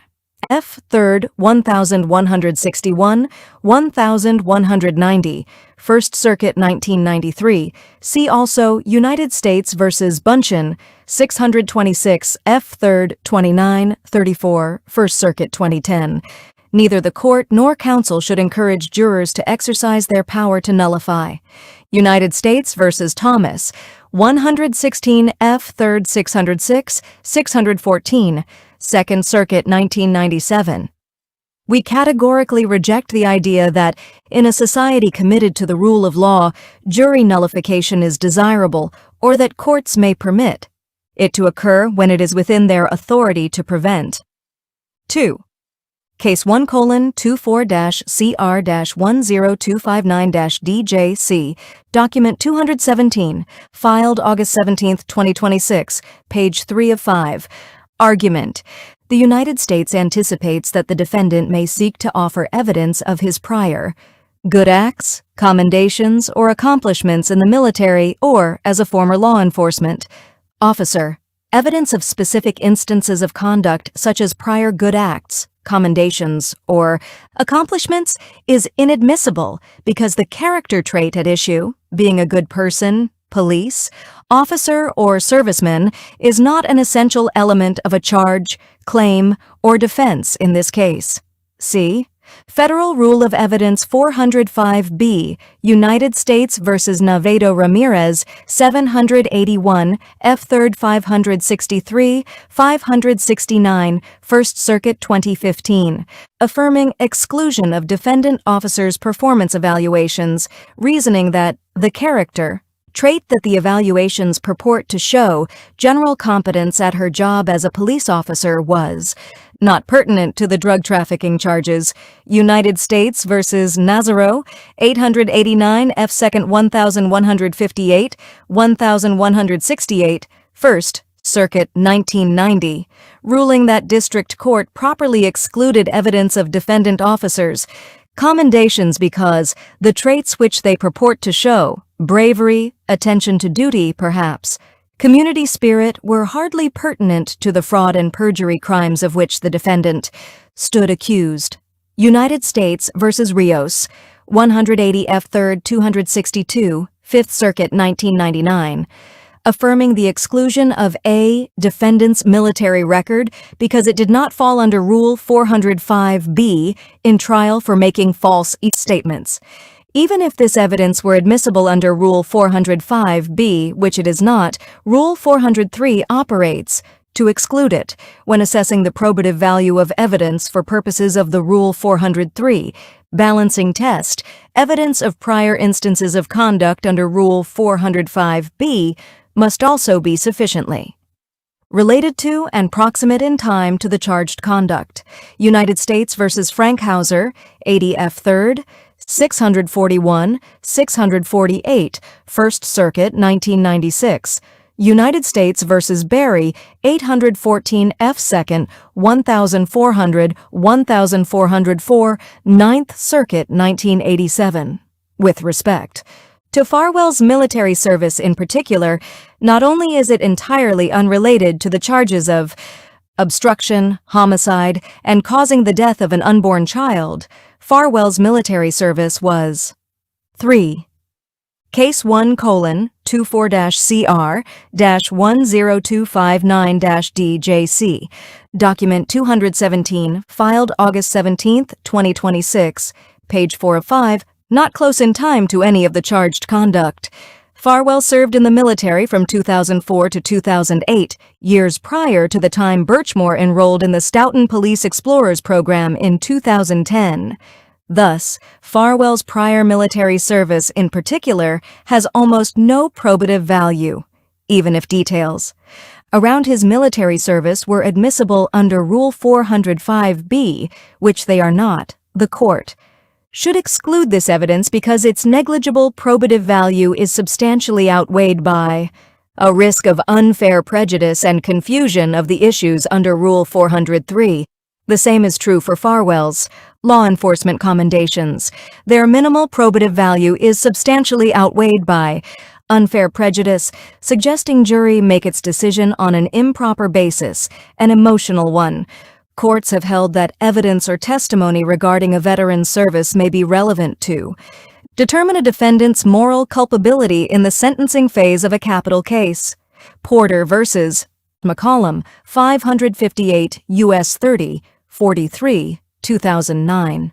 No court has held that such testimony is relevant to determining guilt or innocence. The only question that will be before this jury, the defendant is entitled to put on opinion or reputation evidence of his good character under the theory that such evidence is inconsistent with having committed the charged offenses. Federal Rule of Evidence 404A2, A, 405A, However, he should not be permitted to ask the jury to overlook the charged crimes on the basis that it is counterbalanced by all the good he has done in his career, as such an argument would. Invite the jury to nullify. See United States v. Boone, number 4:13-CR-00139, docket number 150, SD, Iowa 2015. Ruling that the defendant officer shall make no argument hinting or implying jury. Nullification, including the implication that his good character traits excuse or should excuse any individual instances of alleged misconduct. United States v. Melton, number 3:08-CR-107-D, PJLRA, 2008 WL 4829893, at *2, SD, Miss November 4th, 2008, excluding evidence of a defendant officer's reputation for fighting crime on the ground that it was aimed at inducing jury nullification. 4.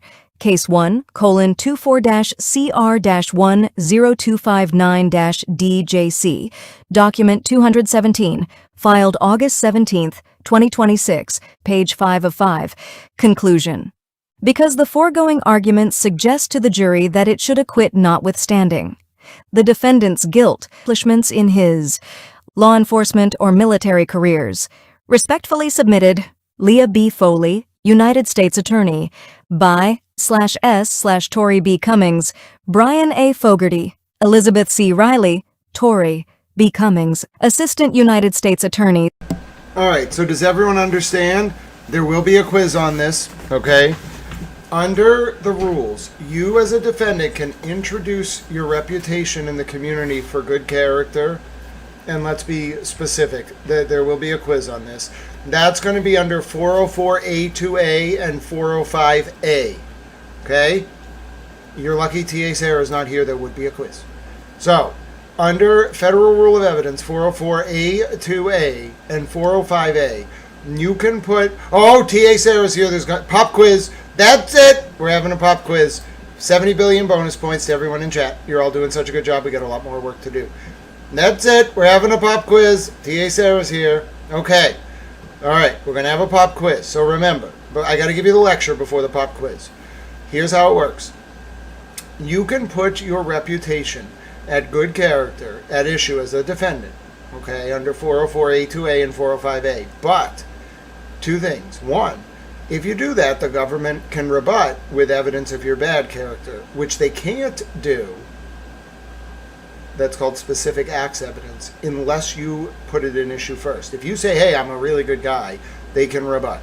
Second, more importantly, if you invoke the good character rule, you cannot do it with military service, police officer service, or some other first responder service. Why?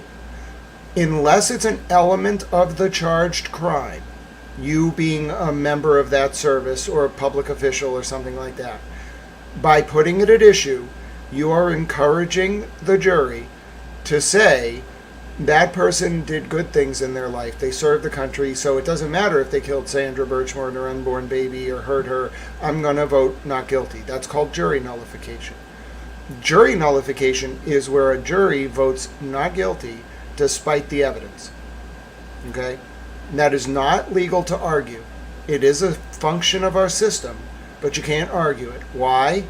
Because under Rule 403, the prejudicial nature to the government's case of you encouraging the jury to nullify by saying you served in the military outweighs the probative value of the good character evidence. Remember, something can be relevant evidence that is not admissible. What does that mean? Something can be allowed under Rule 404A2A and 405A as good character evidence, but still not be admissible because its prejudicial value, its prejudicial impact outweighs its probative value. Probative value is, does this fact have a tendency to impact, does this information have a tendency to impact the fact finder's analysis of a material fact? Okay? So even if you get good character evidence in, by rule, you can say as Farwell, I'm the defendant, I had good character reputation in the community. You cannot introduce the fact that you were in the military or the police or another first responder unless it's a material element of the charge. Okay? That's what the pop quiz is going to be on. All right? So I'm going to take that off the screen now. Now you have to do this without it on the screen. I'm putting the quiz as a poll. When is good character evidence of a defendant not permitted? When it involves goats, when it is more probative than prejudicial, when more probative than prejudice, when it helps the defendant,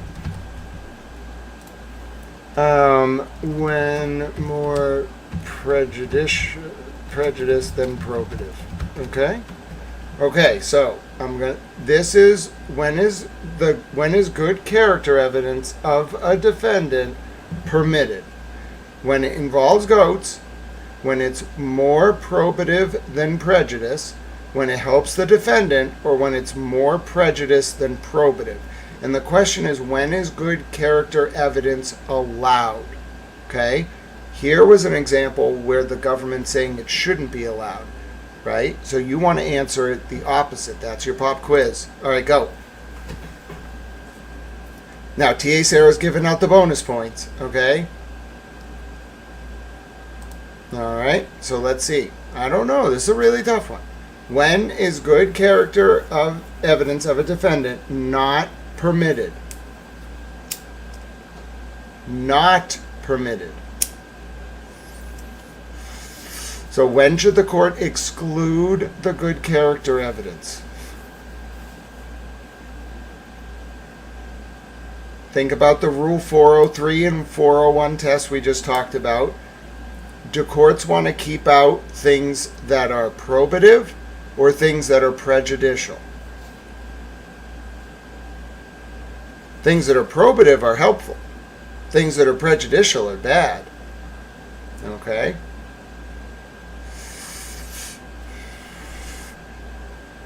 So when are we going to keep out? This is a really tough question. If you got this, you should be proud of yourself. Most of the class got this wrong. So if you got this right, you should be very proud of yourself. All right?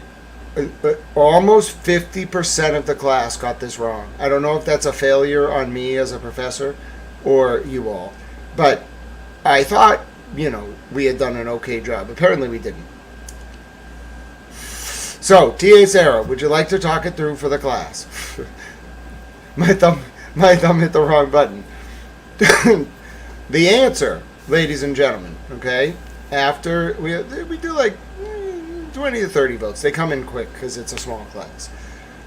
The answer, okay, you got a few more seconds. All right, we have 20 votes, so I'm going to call it.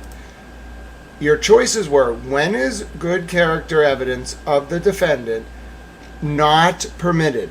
43% of you said when it's more probative than prejudice. That's not right. 14% of you said when it helps the defendant. That is kind of right, but that's not what would keep the good character evidence out. If it helps the defendant, it's probably coming in. When it involves goats, goats are not involved in the good character evidence rule. Kudos to those of you who are just insistent that every part of law somehow has to do with goats.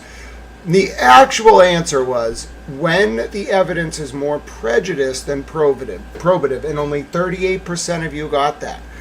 So if you got, and that's a tough one, if you got that right, that means you recognize that a defendant has a right to bring in good character evidence, But as we learned from this case, you're applying what you learned.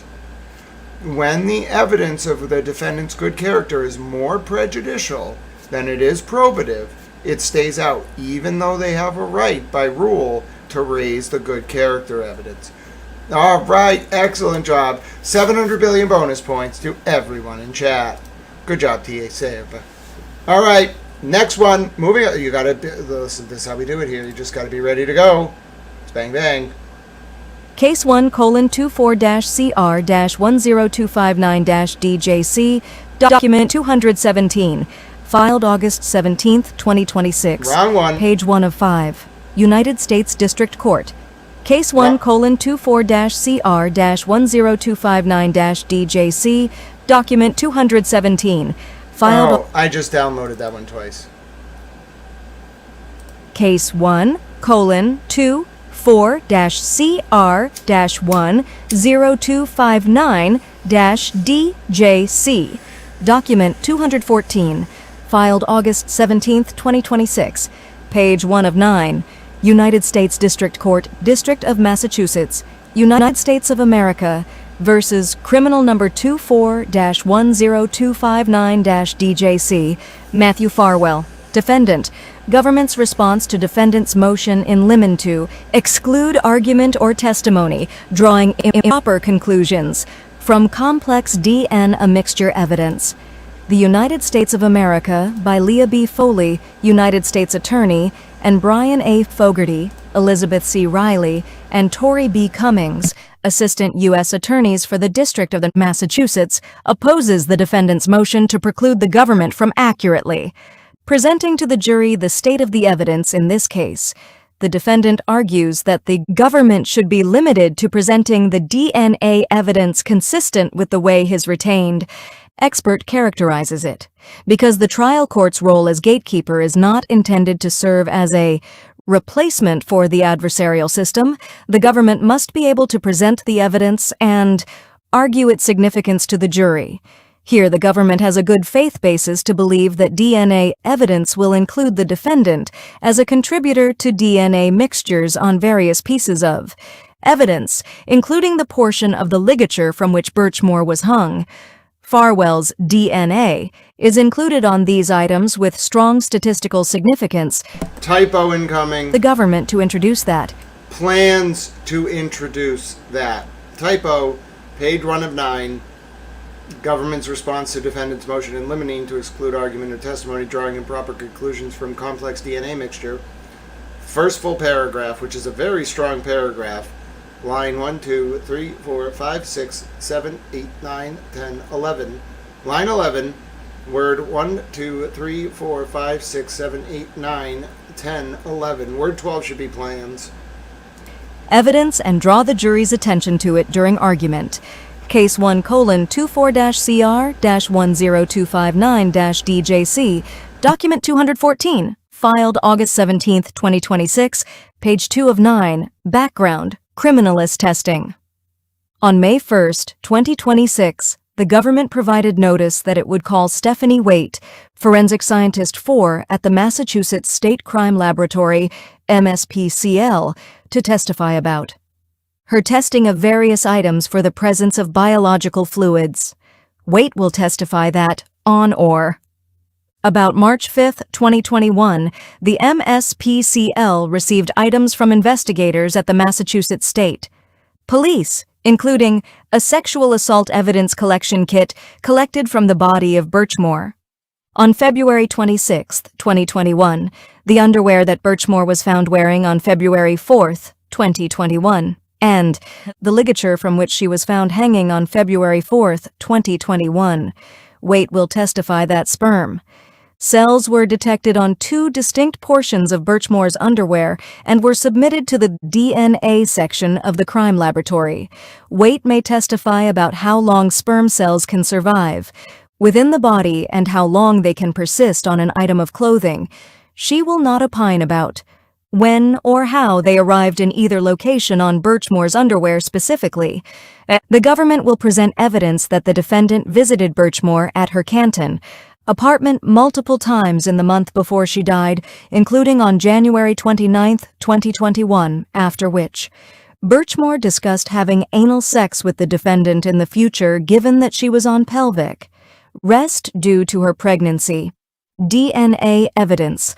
Elizabeth Duval, Forensic Scientist 3 at the MSPCL, will testify about the difference between a single source DNA profile and a mixture DNA profile. A single source profile is from one person. A mixture profile contains DNA from more than one person. She will also testify about the difference between STR and YSTR testing, how each is conducted, and what conclusions can be drawn from each type of test. She will testify that STR testing without 2. Case 1:24-CR-10259-DJ-C. Document 214. Filed August 17, 2026, page 3 of 9. Question: can identify an individual DNA profile when a large amount of female DNA is present on an item compared to the amount of male DNA. YSTR testing can be conducted to target the male DNA. With YSTR testing, the results negate the female DNA, so the resulting profile will only identify and apply to the male DNA in the sample, while YSTR testing can help by eliminating female DNA and allowing a focus on the male DNA, and it can at times identify additional male profiles. Results of YSTR testing can be less statistically significant, unlike STR testing, which identifies a profile unique to each individual, even fraternal twins, all males from the same patrilineal line will have the same YSTR DNA. Duval will testify about her work on this case. She will Hold on, what?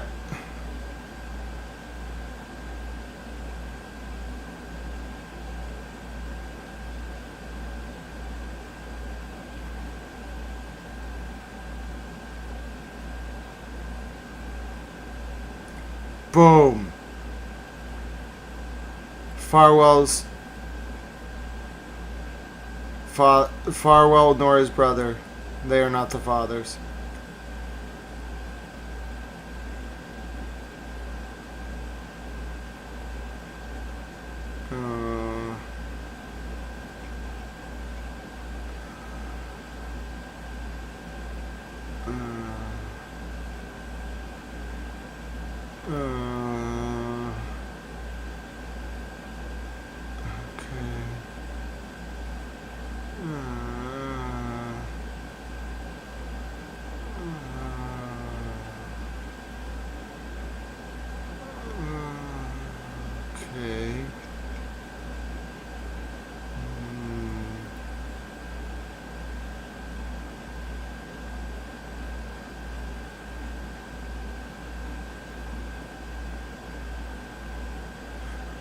Whoa.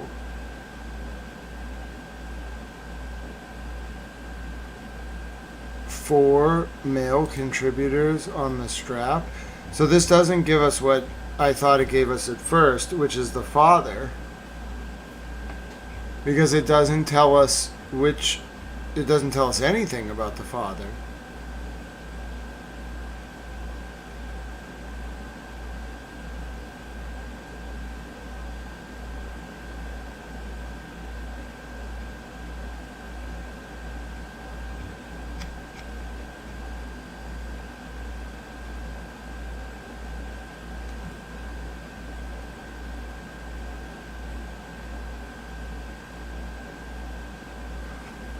So where did witness 1 come into this?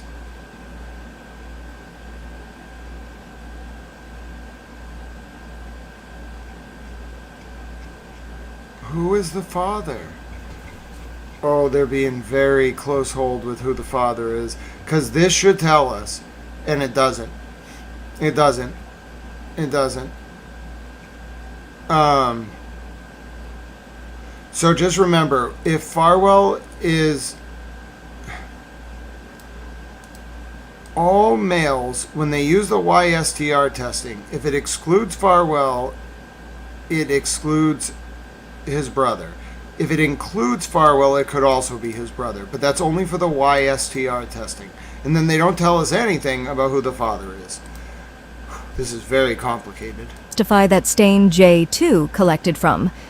The interior back crotch of Birchmore's underwear was tested for DNA. Duval will explain that a differential extraction was performed on stain J2 to attempt to create the sperm and non-sperm. Fractions. STR testing was performed on the non-sperm fraction of the sample, and the DNA profile was interpreted as a mixture of two contributors, including male DNA, with Sandra Birchmore being assumed as one of the contributors. 1. The DNA profile from this item is at least 220, quintillion times more likely to have originated from Sandra Birchmore and Matthew Farwell than to have originated from Sandra Birchmore and an unknown, unrelated individual. Duval will explain that YSTR testing was also performed on the non-sperm fraction of stain J2 based on the ratio of female to male DNA and the number potential male contributors from. 1. Duval will testify about what it means to assume someone is a contributor, under what circumstances this is appropriate, and what follow-up steps are conducted after an assumption.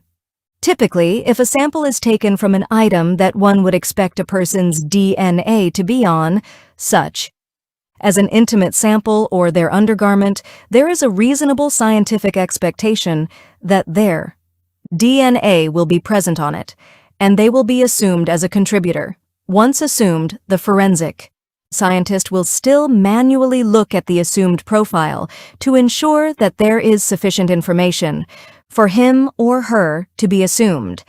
If the data does not support inclusion, then the person will not be assumed. 3. Case 1, colon 24-CR-10259-DJC, document 214, filed August 17, 2026, page 4 of 9, the STR profile. She will opine that the profile was consistent with two male contributors, with one major contributor and one minor contributor. Duval will explain the concept of a major contributor, contrasting it with a minor contributor. The major DNA profile is at least 1,246 times more likely to have originated from Matthew Farwell or a patrilineal relative than from a randomly selected person. Duval will explain that the sperm fraction of stain J2 underwent STR testing. STR testing of this item generated a DNA profile that is a mixture of 4 contributors, including male DNA, and that Birchmore was assumed to be a contributor. She will explain how female DNA can be present in a sperm sample. 2. She will explain that a comparison was made and statistics were generated in which likelihood ratios were determined. The DNA profile from this item is at least 16 quadrillion times more likely if it originated from Sandra Birchmore, Matthew Farwell, and 2 unknown persons than if it originated from Sandra Birchmore and 3 unknown, unrelated persons. Duval will testify regarding the testing of the sample of stain E on the exterior back right side of Birchmore's underpants. Because sperm cells were detected, this sample went through differential extraction, and the lab attempted to create a sperm fraction and non-sperm fraction.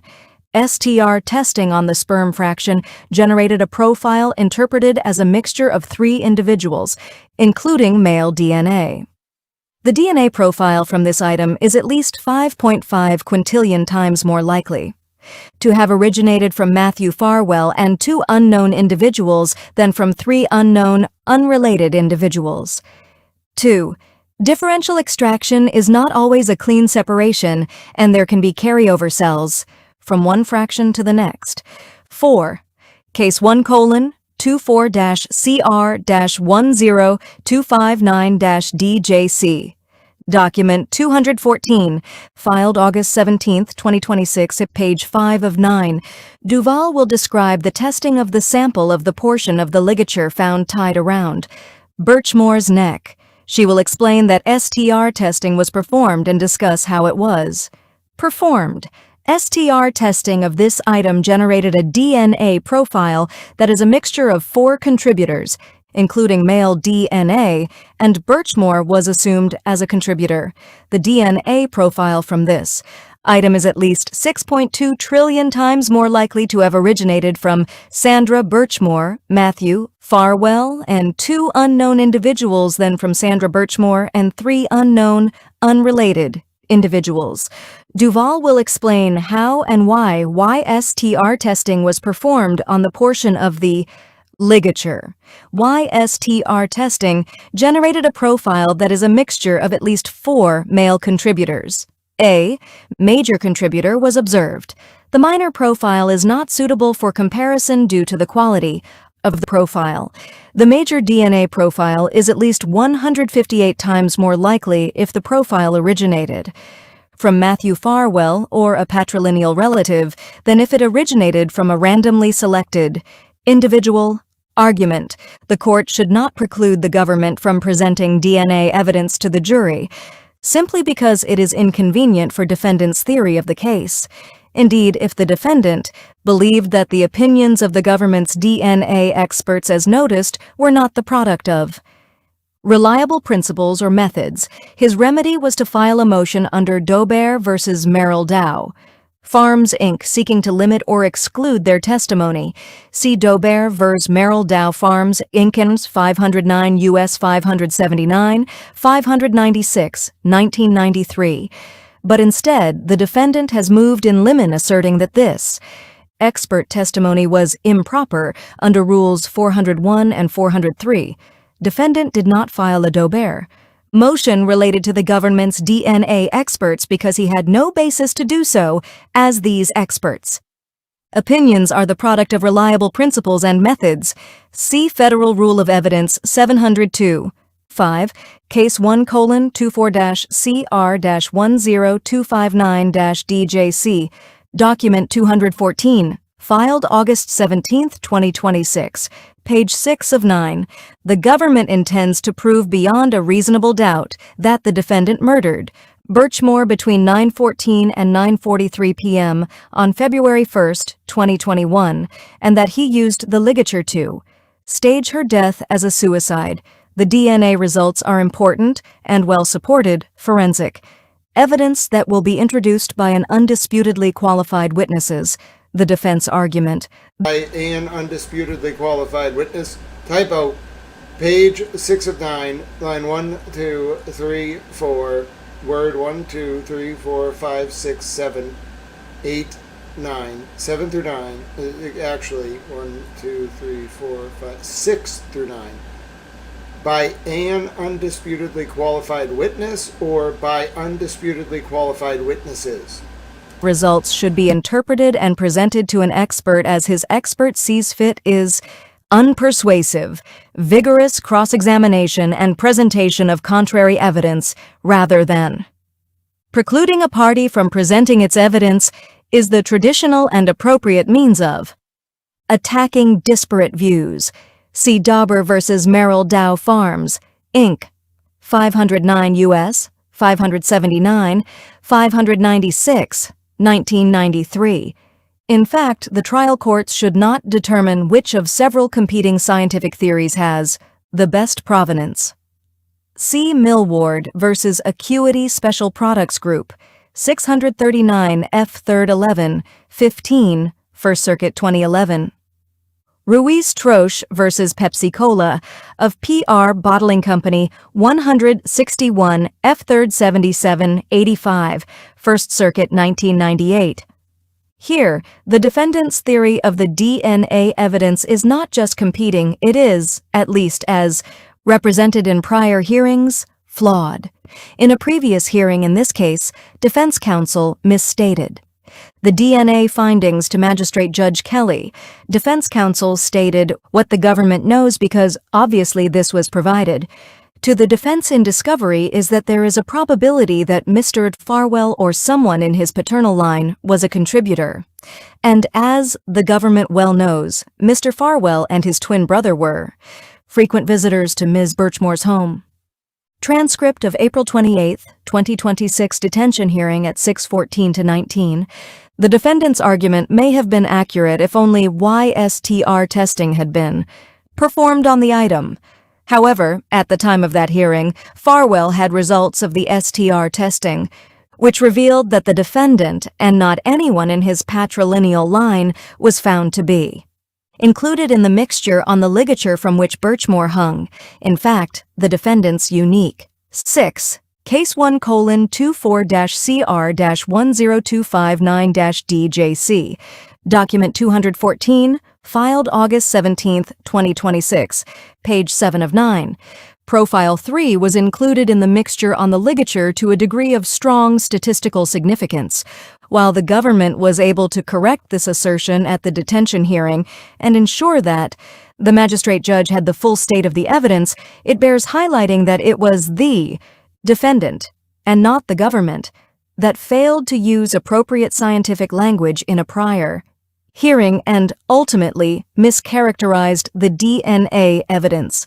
Farwell may argue that he failed to notify the magistrate judge of significantly inculpatory evidence because he plans to have a defense expert attempt to rebut it. In fact, the defendant noticed an expert who intends to attempt to confuse or distract the jury with the concept of adventitious inclusion of DNA, a concept that is not a possibility in the present case.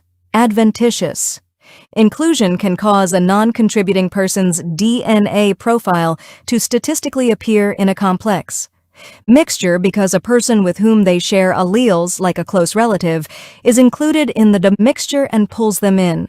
Specifically, the defendant's expert report notes, generally, that adventitious inclusion of relatives in a DNA mixture is not new, and that relatives of a true contributor can be adventitiously included in the same DNA mixture, even though they are true non-contributors. However, this could not have happened in this case.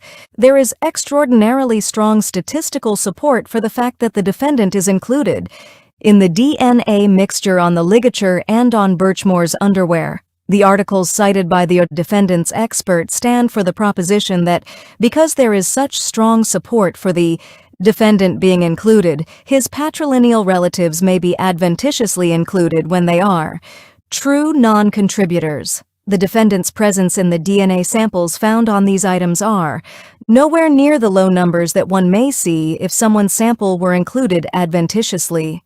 3. The defendant highlights that he is a twin but declines to mention that he is a fraternal twin and thus has a unique DNA profile. 7. Case 1:CR-10259-DJC. Document 214, filed August 17, 2026, page 8 of 9. In other words, playing out Farwell's adventitious inclusion hypothetical based on the observed. Strong support for inclusion of Matthew Farwell's unique DNA profile, adventitious inclusion, could work to draw in Billy Farwell. It would not explain why Farwell was included in such a significant quantity and to such strong statistical significance in the first instance. This adventitious inclusion argument, while creative given the facts of this case, is not supported by the evidence or the science, and the government should not be required to limit its presentation of the evidence to conform with what will be a thoroughly debunked defense theory at trial. While the defense theory regarding the STR results is unpersuasive and arguably misleading, the government is not moving to preclude the defendant from making such an argument. That is because long-standing precedent holds that courts should have an expectation that the parties will present expert witnesses espousing different views and, in turn, their testimony will be tested by the adversarial process and evaluated by the jury. See Daubert versus Morel Dow. Farms Inkerns 509 U.S. 579, 595, 1993, holding that the respondent was overly pessimistic about the capabilities of the jury and of the adversary system generally. Similarly, it has been held that Vigorous cross-examination, presentation of contrary evidence are the traditional and appropriate means of attacking such shaky but admissible evidence. See Daubert at 596. In addition to being unpersuasive and misleading, the defense theory regarding the state of the DNA evidence is also not binding on the government. The government is not required to perpetuate the misstatements made to the court during a detention hearing simply because a defense expert has a different opinion. STR testing, which reveals unique DNA profiles, was performed on the portion of the ligature that was used to hang Birchmore. That testing revealed strong statistical support for the defendant's inclusion as a contributor to that mixture. The government is permitted to say so. 8. Case 1:CR-10259-DJC, document 214. Argued well. Very well argued. We are moving right on to the next one. They are going to win that one very, very, very easily, in my opinion. Okay, so that one was, how long was that one? 21 minutes and 32 seconds. So was that this one? Hold on 1 second. Is that this one? Case 1:2. Nope, it was probably this one. We're going one at a time. Case 1:24. Nope, was it this one? It was like 21 minutes and 52 seconds. Case 1: Yep. All right, so now we're moving to the next one. Case 1:24-CR-10259-DJC, document 213, filed August 17, 2026, page 1 of 11, United States District Court, District of Massachusetts, United States of America, versus Criminal Number 2, 4-10259-DJC, Matthew Farwell, the defendant. United States opposition to defendant's request to exclude or limit expert testimony concerning grooming. The United States submits this opposition to the defendant's request to exclude or limit the testimony of expert Dr. Lisa Rocchio, CECF number 188, a clinical and forensic psychologist who specializes in the assessment and treatment of interpersonal violence and traumatic stress. Dr. Rocchio's anticipated testimony is relevant to Farwell's alleged coercion and enticement of Sandra Birchmore when she was a child, which directly relates to an element of the obstruction charge. Her testimony will also assist the jury understanding the relational dynamic between Farwell and Birchmore over time, and ultimately how Farwell was able to gain access to Birchmore to kill her with a duffel bag strap.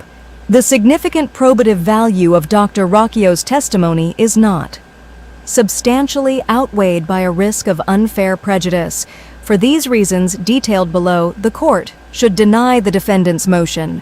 Background: the superseding indictment alleges, inter alia, that on or about February 1, 2021, Farwell killed Sandra Birchmore with malice aforethought and with the intent to prevent her communication to law enforcement of information relating to the commission or possible commission of the federal offenses of deprivation of rights under color of law, in violation of Case 1:24-CR-10259-DJC, document 213, filed August 17, 2026, page 2 of 11, 18 U.S.C. Section 242, coercion and enticement in violation of 18 U.S.C. Section 2422b, and wire fraud in violation of 18 U.S.C. Section 1343, all in violation of 18 U.S.C. Section 1512a(1)(c).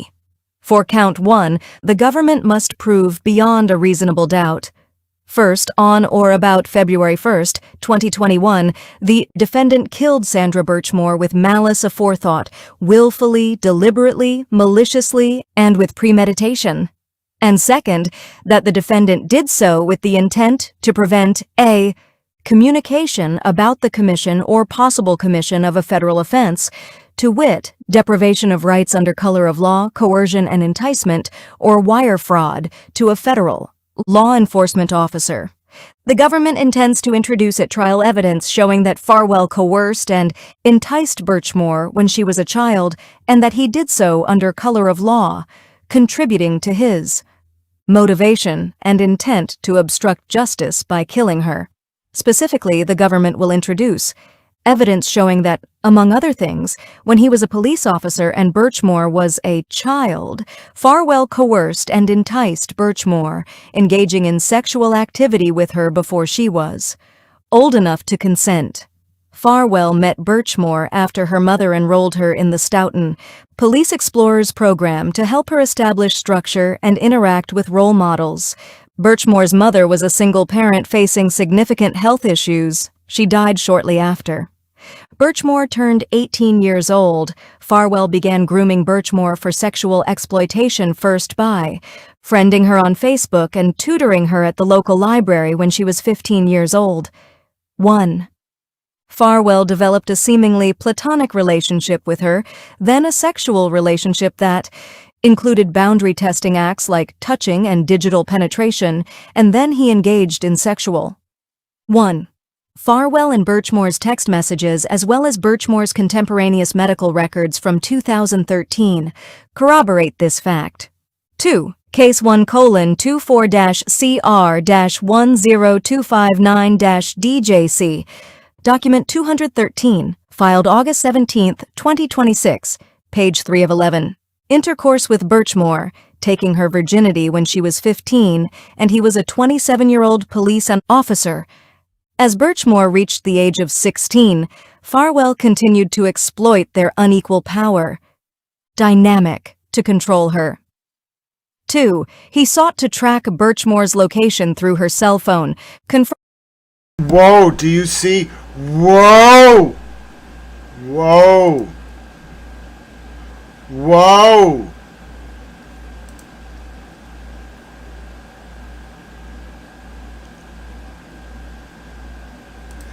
The DOJ specifically cited to the new Massachusetts law.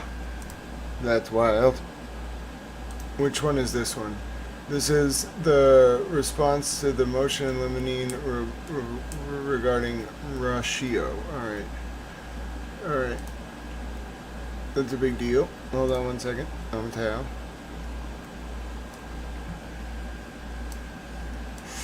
It's just highlighting that the DOJ noticed.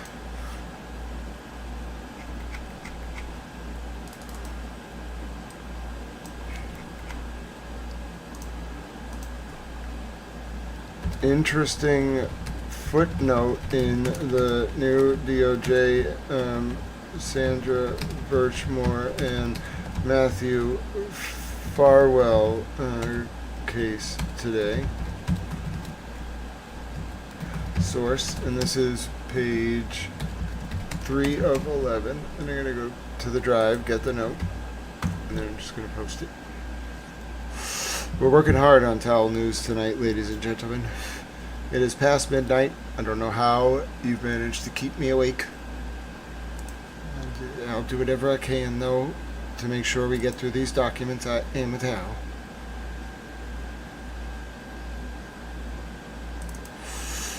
Okay.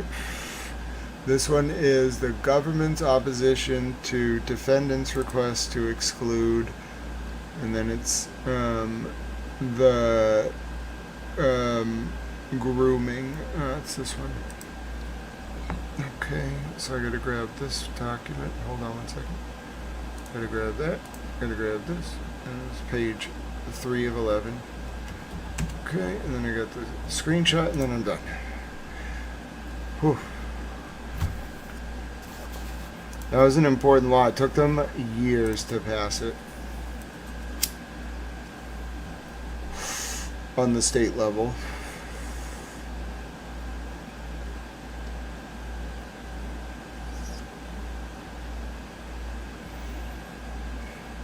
We'll be right back to this document in 1 second.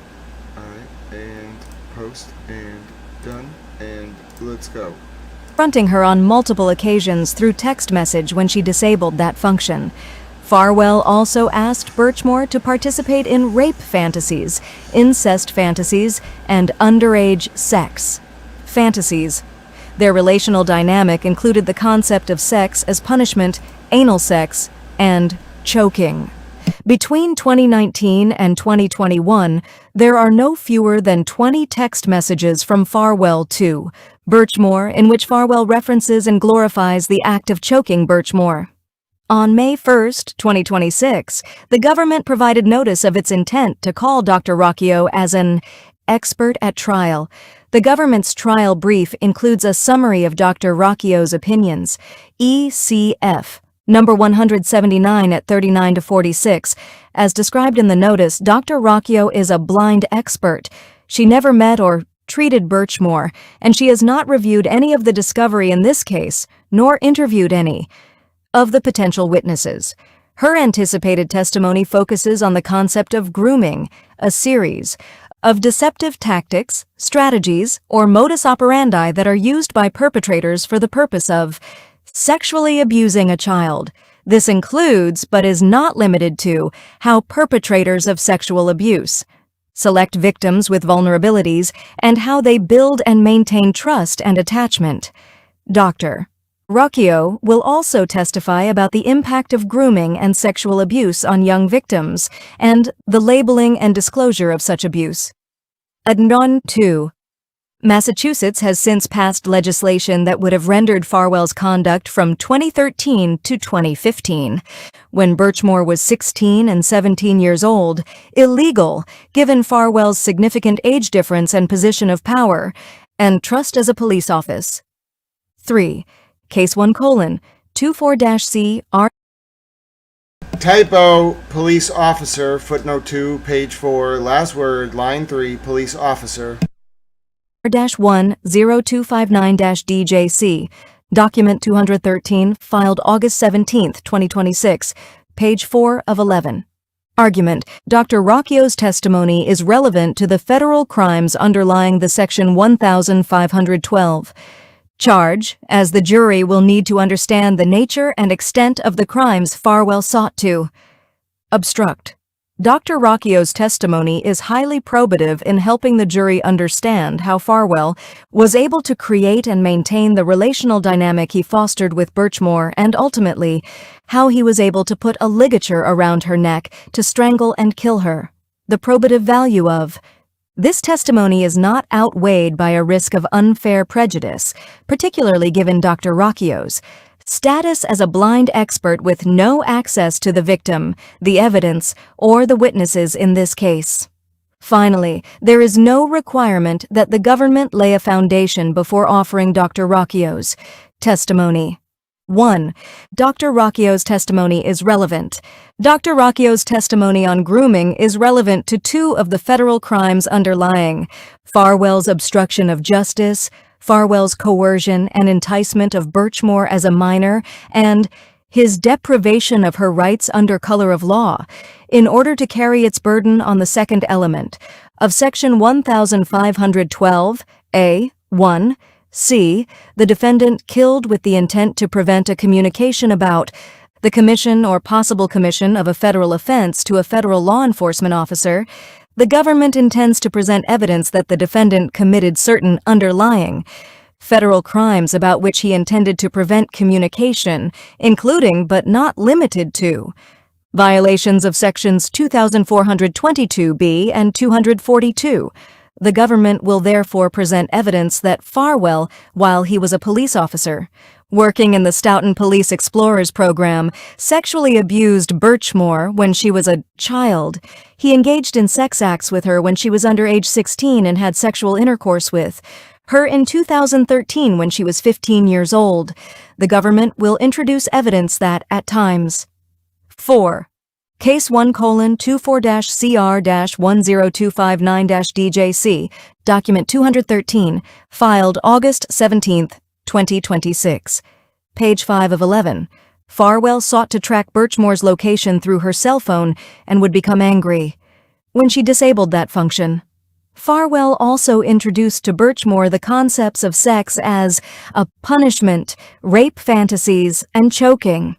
Despite Farwell's conduct, Birchmore's text messages express at times in 2019 and 2020 a willingness to engage in some of this conduct with him. And throughout the 8 years Farwell was engaging in these behaviors with Birchmore, she remained strongly attached to him, regularly telling him she loved him, and often calling him her best friend. Dr. Rocchio will assist the jury in understanding how the defendant, using his position of a trust as a police officer, was able to coerce and entice, in other words, groom, Birchmore for sex when she was a child, and how he kept his control over her to maintain their relational dynamic as she grew up. The concept of grooming is not within the general knowledge of a typical juror. Dr. Rocchio's testimony will help the jury understand how it was that Birchmore could have been exploited as a child and why this went unreported for years. Dr. Rocchio's testimony will also help the jury understand why Birchmore may have appeared to be a willing participant in Farwell's sexual degradation. Farwell has noted in multiple filings that Birchmore engaged in a consensual sexual relationship with the defendant. Dr. Rocchio's testimony will help the jury understand why, after being the victim of criminal sexual contact as a child, Birchmore would consent to having sex with the defendant when she was an adult.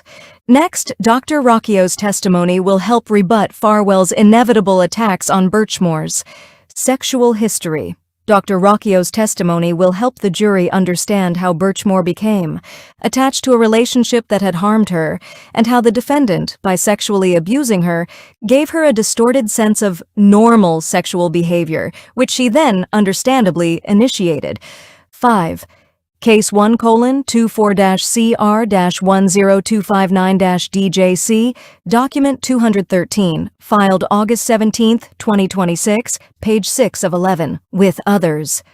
Without such testimony, the jury may be left with the impression that, despite the fact that the defendant conditioned Birchmore to believe that sex should involve abuse, rape, degradation, choking, and punishment, that she was promiscuous for having discussed these concepts with her subsequent partners. This testimony will help the jury understand that Birchmore's relationships had nothing to do with promiscuity and everything to do with her years of victimization. Dr. Rocchio's testimony will also help the jury to understand how Farwell gained access to Birchmore to kill her. Dr. Rocchio's testimony will provide context for Farwell's history of choking Birchmore, which normalized the behavior and left her unsuspecting on February 1, 2021. Based on Farwell's pretrial filings, it is clear that the alleged lack of defensive wounds on Birchmore's neck is a centerpiece of his trial defense. Dr. Rocchio's testimony will help the jury understand how Birchmore came to consent to having the defendant choke her during sex and why. She trusted him during intercourse. Her trust had been cultivated by the defendant for years. Dr. Rocchio's testimony is relevant because it will assist the jury. See, for example, United States versus Mejia, 545 F. 3rd 179, 194, 2nd Circuit 2008. Explaining expert testimony is relevant where it concerns matters that the average juror is not capable of understanding on his or her own. Courts have specifically and repeatedly authorized expert testimony on the subject of grooming.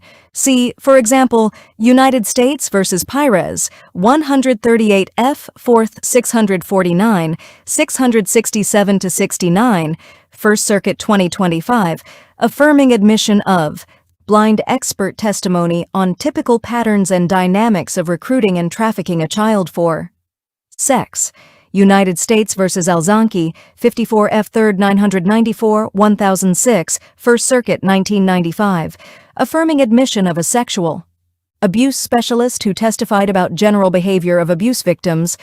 United States versus Tellez, 6 F. 4th 1086, 1097-1098, 9th Circuit 2021, holding that admission of expert testimony on grooming did not violate Federal Rules of Evidence 702 or 403 nor violate due process.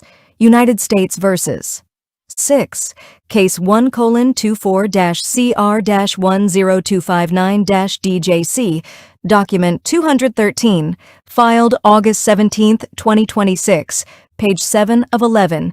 Isabella 918, F. 3rd 816 833, Note 15, 10th Circuit 2019. Grooming can be established by use of an expert witness who testifies about psychological tactics that are common in cases of child sex abuse. United States versus Hitt, 473, F. 3rd 146, 158, 5th Circuit 2006, affirming expert testimony on the grooming process. United States versus Romero, 189, F. 3rd 576, 585, 7th Circuit 1999, finding expert testimony was helpful to the jury in understanding how child molesters operate, something with which most jurors would have little experience. Rocchio's testimony will also provide the jurors with an insight into Farwell's motive. The defendant successfully controlled Birchmore for years. It was only once the power dynamics shifted and he started to lose that control did he need to kill her. The defendant did not kill Birchmore because he had extramarital sex with her. He killed her because he raped her, and after years of grooming her not to disclose, she had reached an age of adulthood and displayed a newfound independence and confidence after learning that she was pregnant. Finally, notwithstanding Farwell's motion, expert testimony about general principles is appropriately admissible. See Federal Rule of Evidence, 702 Advisory Committee Note. It might also be important in some cases for an expert to educate the fact finder about general principles without ever attempting to apply these principles to the specific facts of the case. 3. In his motion, the defendant also seeks to bar Dr. Rocchio from answering hypothetical questions, citing one First Circuit case that simply noted, in a recitation of procedural background, that a trial court held that hypothetical questions to an expert were inappropriate based on the specific facts and circumstances of that case, a decision that went unchallenged on appeal, ECF number 188 at 2, Note 1. However, a long tradition in American courts permits an expert to testify in the form of a hypothetical question, where the expert assumes the truth of factual predicates and then offers testimony based on those assumptions. Williams v. Illinois, 567 U.S. 50, 2012. Abrogated on other grounds by Smith v. Arizona, 602 U.S. 779, 2024. Of course, any hypothetical questions must be based on opinions previously disclosed to the other party. 3. 7. Case 1:CR-10259-DJC, document 213, filed August 17, 2026, page 8 of 11. Dr. Rocchio will provide reliable opinions about principles of coercion and attachment in abusive relationships that will help the jury understand the psychological factors underlying the relational dynamic between Farwell and Birchmore. 2. The probative value of Dr. Rocchio's testimony is not substantially outweighed by the risk of unfair prejudice. Given the nature of the subject matter that Dr. Rocchio will explain to the jury and how it will help the jury understand the evidence, Dr. Rocchio's testimony is highly probative. Any alleged risk of unfair prejudice does not outweigh the probative value of Dr. Rocchio's testimony, let alone substantially outweigh it. The court should decline the defendant's request to exclude Dr. Rocchio's testimony under Rule 403. Farwell argues that the court should exclude Dr. Rocchio's testimony because the defendant is not charged with committing violations of 18 U.S.C. sections 2422b or 242. The defendant ignores the fact that evidence of underlying crimes the defendant sought to obstruct is an element of section 1512a(1)(c).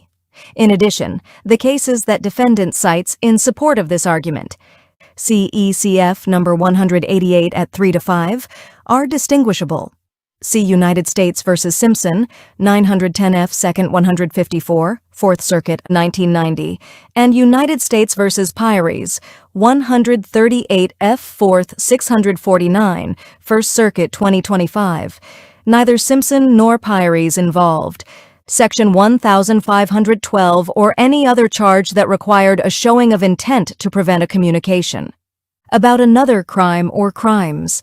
Instead, Simpson involved a straightforward charge of attempting to board an airplane with an unlawful firearm. At trial, the government called an FBI expert to testify that the defendant met a drug courier profile because, among other things, he was a Jamaican citizen, he was carrying a large amount of cash, and marijuana residue was found in his jacket. Simpson, 910 F. 2nd at 158. The Fourth Circuit held that the court abused its discretion in admitting this expert testimony under Rule 403 because there was no other evidence linking the defendant to the drug trade ID at 157, and because the relevant issues in dispute at the 8 Case 1:24-CR-10259-DJC, Document 213, filed August 17, 2026, page 9 of 11, defendant's trial where his knowing possession of a gun and his intent to board the plane. Ediars at 158. In Pyres, the First Circuit simply cited and quoted the Simpson holdings to distinguish them from Pyres' arguments on appeal. Pyres, 138 F. 4th at 670. Simpson's holding, echoed by the First Circuit, is that expert testimony about an uncharged crime that is unrelated to the charged crime, and for which there is no other factual evidence should generally be excluded under Rule 403, Simpson, 910 F. 2nd 154, but in this case, the relevant issues that will be in dispute include not only whether Farwell committed the charged crimes, but whether he committed or possibly committed the three crimes underlying his alleged obstruction, which goes to the second element of proving a violation of Section 1512A, 1c. And as described in the government's trial brief, ECF number 179, there is ample evidence of Farwell's coercion and enticement of Birchmore and deprivation of rights under color of law.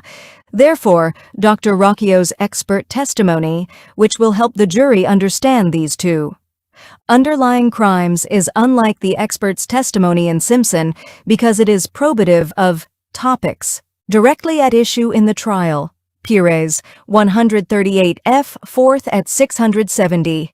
Even so, Dr. Rocchio's testimony will not be the centerpiece of the government's case. CECF number 188 at 5, quoting Pires, given that she is one of approximately 50 government witnesses, including 11 other experts. CECF number 179. Just because some of Dr. Rocchio's proposed testimony is appropriately prejudicial does not mean that it should be excluded under Rule 403. See Supra at 6 to 7, citing cases allowing expert testimony on grooming, many involving Rule 403 analyses. Dr. Rocchio's opinions will assist the trier of fact in understanding the other evidence at trial.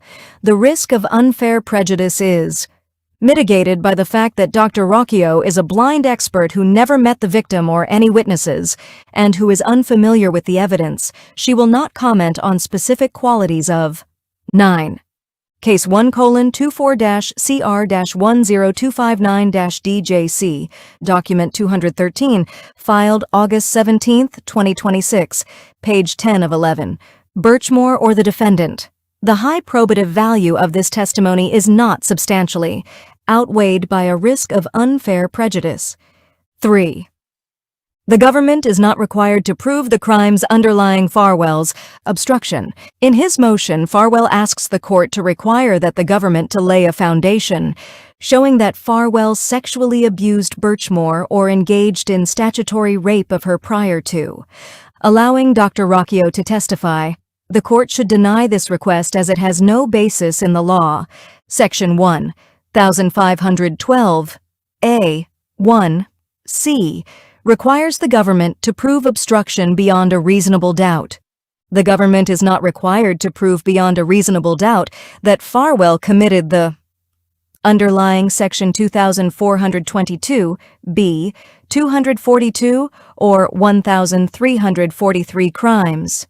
Instead, the government must establish the second element of the Section 1512, A, 1, C charge, that the defendant killed with the intent to prevent a communication about the commission or possible commission of a federal offense to a federal law enforcement officer. In order to satisfy this element, the government will present evidence about the defendant's commission or possible commission of 3 federal offenses, and Dr. Rocchio's testimony is directly relevant to assisting the jury in understanding the evidence around that element. That said, Dr. Rocchio will not be the government's first witness in the jury. Will receive evidence of Farwell's grooming prior to Dr. Rocchio taking the stand. 10. It's Case 1:CR-10259-DJC, Document 213, filed August 17, 2026, page 11 of 11. Conclusion: for the reasons set forth herein, the court should deny the defendant's motion seeking to exclude Dr. Rocchio's testimony and decline to require the government to lay a foundation prior to her testifying, as neither request is supported by the law. Dr. Rocchio's testimony is relevant and highly probative in helping the jury understand the second element of the obstruction charge. Its probative value is not substantially outweighed by a risk of unfair prejudice, and therefore it should be admitted. Respectfully submitted, Leah B. Foley, United States Attorney, by /S/Tory B. Cummings, Brian A. Fogarty, Elizabeth C. Riley, Tory B. Cummings, Assistant United States Attorneys, Certificate of Service. All right. Let me see how long the next one is. I think I might need to go to bed. Case 1. 23 minutes. Didn't we just do a 23-minute one? Case 1:2. Is that the last one? Or was this the one we just did? Case 1:. No, we only have one more to go, but it's short. I think I'm ready for bed. I'm exhausted. I didn't realize we'd been going for 7 hours. 7 hours? What did we do? What did we possibly talk about for 7 hours? This is what happens when I stay up too late, you know? I can't believe we reviewed 7 hours worth of documents. Oh my. Alright, my name is Grant Smith Ellis. That was a lot. God bless you. If you made it this long, Kevin from South Boston, you're hilarious. Pat Ray, God bless you. I saw you in there. Rocco's Life, good to see you. T.A. Sarah, Tiffany Bob, you did an excellent job. By the way, I can fix the pauses. I have to manually go into the text and then delete the spaces between the words and line breaks, and it does sound better. I worked on that today. But yeah, trial and error. I didn't do a single donation read over 7 hours. I did read the super chats. Shout out to Miss Missy, by the way. You are wonderful. Miss Holmes, thank you. T.A. Sarah was like, too many quizzes. You're all wonderful. If you want to support this stream, by the way, it's a public information service. I try to educate, inform, and entertain you. 20% entertainment, 40% education, 40% information, such as to engender kosher public discourse and ward off the usurpation of our forms of government worldwide. You can find the food fund if you want to get me a coffee, get me a sandwich, a cheeseburger. I had a good cheeseburger earlier. It was good. The Cash App's # Grant Smith Ellis. The Venmo's at Grant-E1. The PayPal is paypal.me/Grant Ellis. We have a Discord as well. Come hang out in the Discord anytime. Francine was already on it. I don't have my friend Pete. I am traveling. Well, so he did come along. Actually, Francine, hold on. I'm doing a little traveling, but let me just go around the corner. Let me see what I can do. All right. I took him out of his traveling bag. Francine, because you are still here, I went over to his travel bag. Here is your friend Pete. This is Pete. He is a Pete bunny. He's adorable. We all love him. Oh, God bless you to the person who may have sent a donation. I'm sorry, I'm so tired. I'll check it in a little bit. I'll try to click the heart. I always try to leave a comment or a heart at some point during the week, normally Saturdays, but I try to go through and click the heart button. This is Francine's friend, and Tiffany Bob's friend, and T.A. Sarah's friend. His name is Beep. He is the towel mascot. Now, you might be saying, Towel, do you have other ways that I can support you? Like, for example, do you have a towel store? Yeah. So if you go, did you know you can go to Towel News Network, ikidyounot.com. Try it right now. You will not believe this. If you go to towelnewsnetwork.com, yes, I'm not kidding you. I made it do this. It will take you to the towel shop. Now, you might be saying, is it true that Peep, or we call him Bunny, the channel mascot, is on the merch? Yes, I made my own little version of Bunny. He's our bunny towel. And I heard that Chat Mom Lynn got the Run shirt. I can't wait to see that one when it comes in. I've already seen some great examples of the That's It, I'm Mad sweatshirts and t-shirts, the Tiffany Bob and Sutraya and Chat Mom Lynn and Bunny and Kofi. I heard Chat Mom Lynn also may have got the blanket, okay?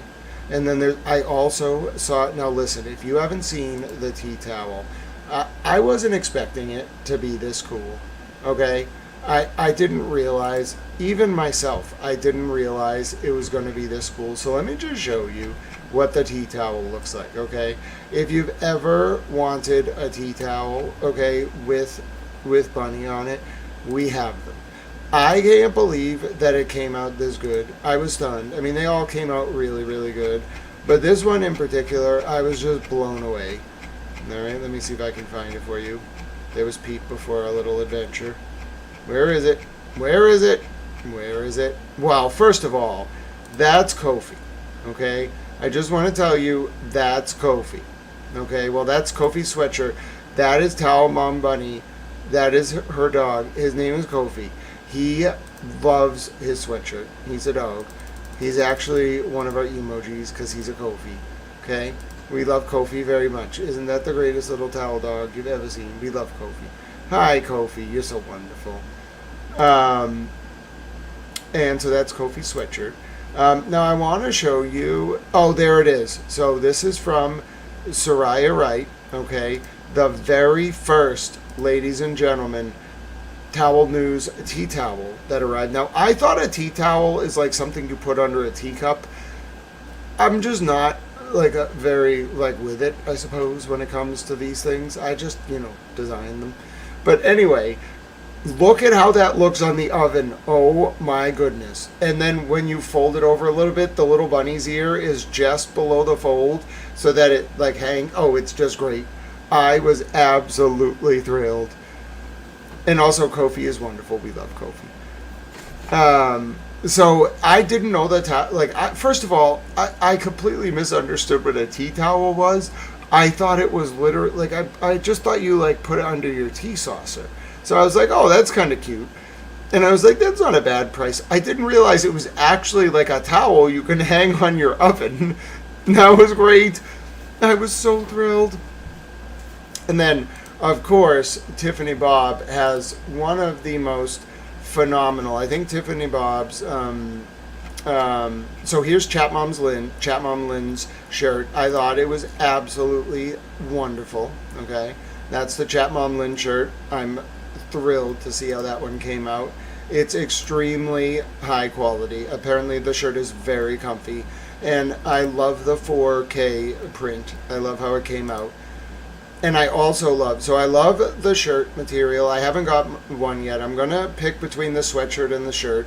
Tiffany Bob's pink sweatshirt, I have to say, a lot of people loved it. Almost 11,000 people saw Tiffany Bob's pink sweatshirt. Yes, it is wonderful. Yes, a tea towel for us is what we use to dry dishes. Oh, I did not know that. That's very cool.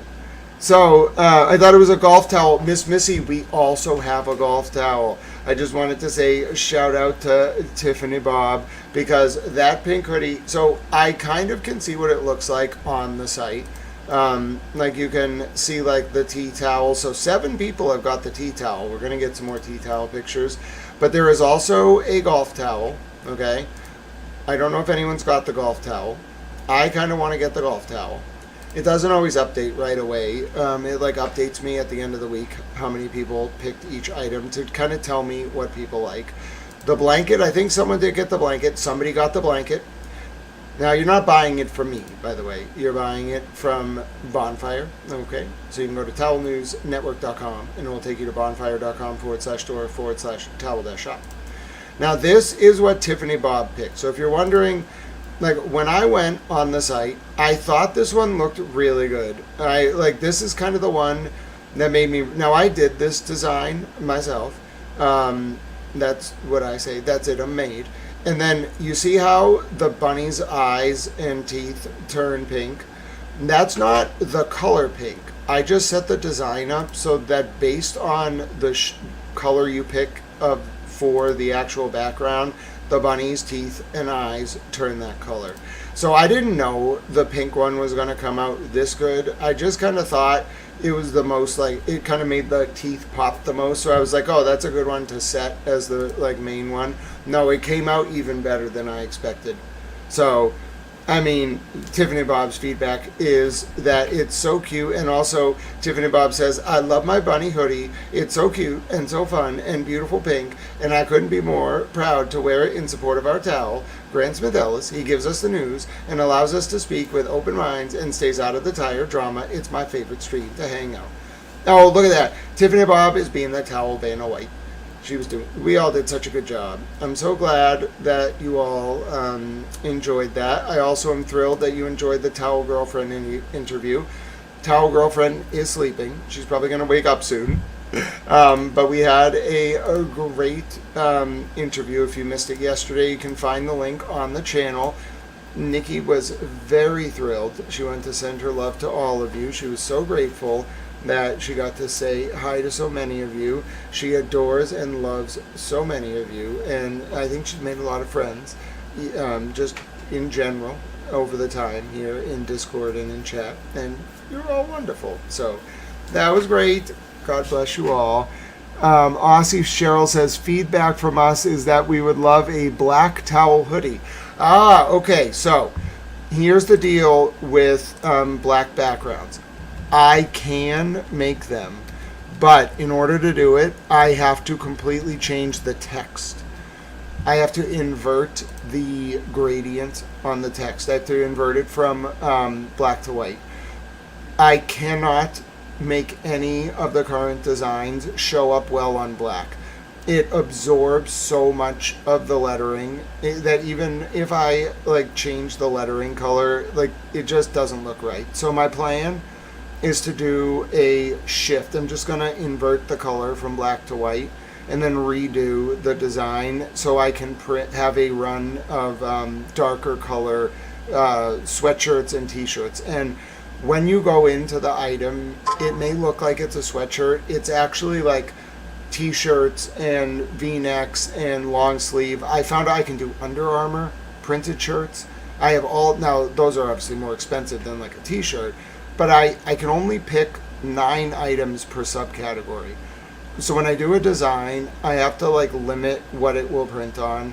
I may do more of the dark colors if I can find a way to make it work. But right now we're kind of limited because of the lettering.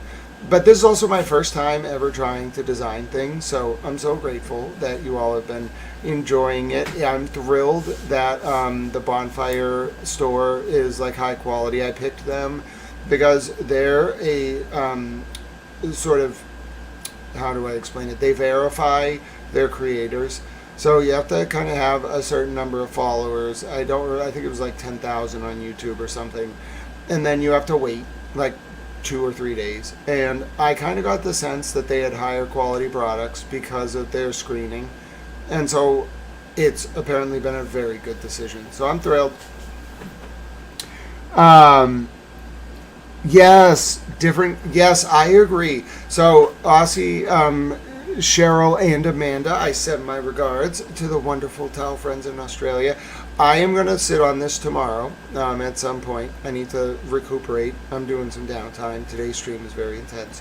But yes, I'm going to sleep, and then I'm going to do some design work tomorrow. just for you. When somebody asks, that normally is enough, especially if I know it'll bring people joy. Now, obviously, like, you're buying it from Bonfire. I just set it at the default price, and they give me like something on the, I don't even know how it works. But the point is, it's fun to do art, but it's more about joy. That's what really convinced me to do it. I don't look at it as like a commercial thing. It's mostly just merch. But if it brings people joy, like, that to me is invaluable. So that's where it came from. So if I can bring you a smile by making the logo with white lettering, that's the kind of thing that will get me to do it. So yeah, I like bringing joy to people. So yeah, I think what made me do it was, well, I got some merch from Attorney Melanie Little and from TurtleBoy, both of which I liked. But then for like months, I think it was Tiffany Bob and Bunny Towel Mom and Chat Mom Lynn. Like, they were giving me ideas, and somebody, I want to say it was Bunny Towel Mom, someone was like, like, I would like something with like Peep or like Bunny Towel on it. And I was like, I can do that. And so I did like 4 like practice designs, and I think Tiffany Bob and Bunny like immediately narrowed in on the one I went with at the end of the day. So yeah, that was great. Now, I switched back to the picture of Towel Girlfriend and the interview. Check it out. As I said, you can go to towelnewsnetwork.com, okay, and that will take you right to the towel store. I think someone might have bought something while we were about getting ready to close up. God bless you if that's what you did. You're all wonderful in every way. Now, you know what I like to do, ladies and gentlemen? At the end of stream, I like to do Tippecanoe and Tyler too to test my mental acuity before we get out of here. I'm so glad I bring you joy, Francine. That makes my day. Francine got to hang out with her friend Peep. She's thrilled. Peep's happy. He's in his traveling bag right now. He's on an undercover Peep mission. You know, he can't talk too much about it. I had to go get him out of a travel bag. He's cool though. He's a Peep. Anyway, you're all wonderful. God bless you. Let's do Tippecanoe, Tyler too. Then let me get out of here and lay my head down and try to rest. All right. Today was a long day, but I'm feeling positive, even though there was some very intense moments in those documents. You all kept my spirits up.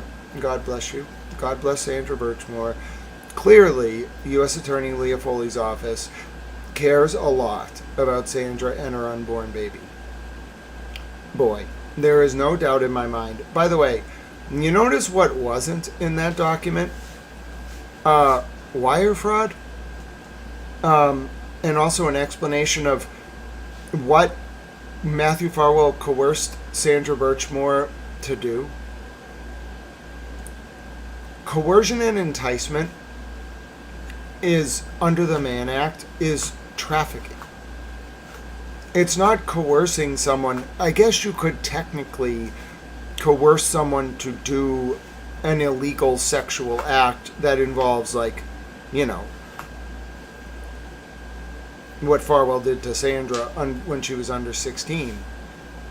But that's not really that's a different crime. The Mann Act is for when you use like a cell phone or like a payment app to entice someone, mostly to go across state lines, although I guess you could do it within a state, to engage in the section he's charged under is 2422B, child sex trafficking, basically. And there is a component of, you know, but now that I'm actually thinking about that motion, I have wire fraud was not mentioned at all. You know what wire fraud is, right? Wire fraud is manipulating, it's like sending money for criminal purposes while stating it's for something else. Does that make sense? Miss Holmes says, Grant, where can we get a bunny towel? Okay, so I have news. I told you all this a while ago. She hasn't actually made any progress. I set Towel Girlfriend up with a website. Okay. If you're asking me, is it towelgirlfriend.com? Yes. It's not functional yet, but I bought her towelgirlfriend.com. My plan, she's got to figure this out. My plan is for her to find somebody that will make plushies. We won't actually make them. We're going to just license the design. That will make made-to-order plushies for you all. Now, from what I understand, to do plushies, it's not the same as merch. To do plushies, first of all, the company that does them, it's very, very different. And you have to I've seen some that will let you design them, but if you want a custom plushie, you have to actually, like, be able to sell, like, 50 or something. I don't know. I got to talk to these companies. So, making a bunny plushie, it's on the table. A lot of people have asked for it, but Towel Girlfriend's ability to make that happen might be limited based on the companies that sell plushies and which one will make us a bunny plushie. They have to custom make it. We could get these smaller ones. We looked into this. I really wanted Francine to get one. I was just going to send her one, but it turns out that doing it that way, it doesn't make a lot of sense for a lot of reasons. So it makes more sense to actually find a company that will license Bunny, the channel mascot, the Towel News mascot, and then you'll be able to get a plushie. But that's going to take time. I have to actually talk to a company who makes plushies, and I have to pitch them on the idea. I have to be listen, I have a mascot for my channel. He's basically, they call him Bunny Towel. He's been around for years, and he's a stuffed bunny. They want to buy, the bunny. So I would like you to make me a plushie, and I might make it in the style of when he's made, or maybe just a plushie. And it's got to be, it's got to be suitable for my standards. It can't be a, lame imitation of our mascot. It must be the Towel News mascot in all his glory, based on what I think he would be like. And I need to create, if it's going to be done, it has to be done in such a way where if Francine opens a box with this thing in it, she immediately is that's my peep. And if it doesn't reach that standard, I don't care. I'm not letting it happen. I just will not have this not up to the level. If it's going to happen, I'm putting a lot of time and effort into it. Anyway, so I have been thinking about that, mostly for Francine, but you all can benefit from it. Just saying. Give us the bunny. I love it. So yeah, but that's going to take a longer amount of time. That is not something that you can really do the way that the merch is done. That's a very long-term project. And you have to spec it. And you have to design it.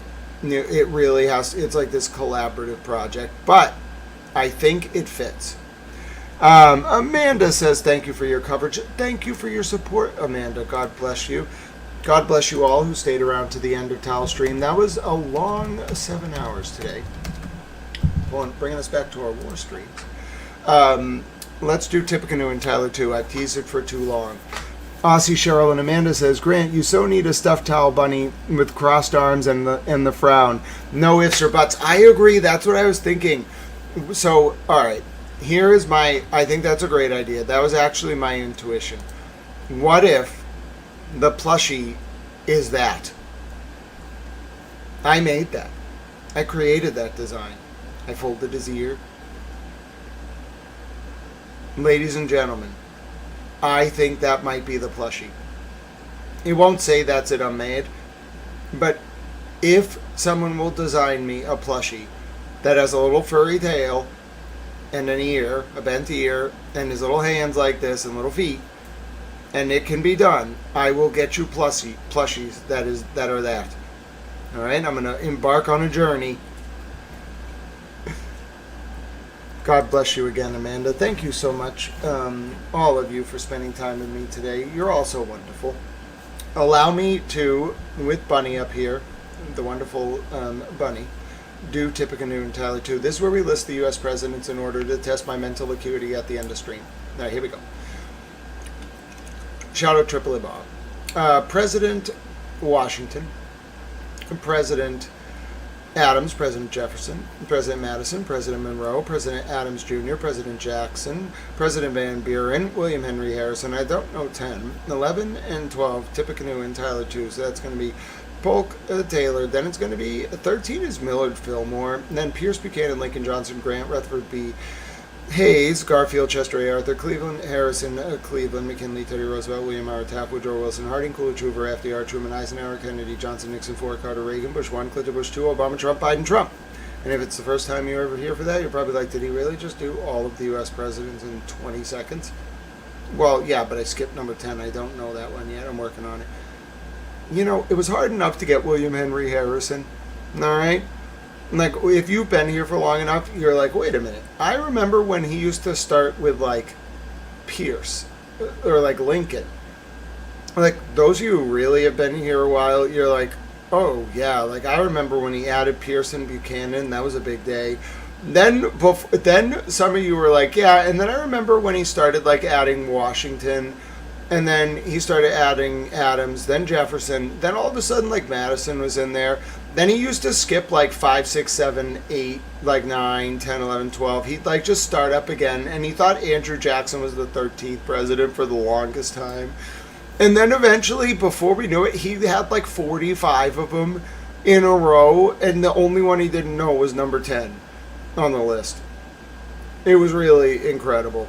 And that, like, some people are going to tell their children. They're going to be like, I watched this guy who was just hell-bent on listing every U.S. president in order, so we said it every day for months.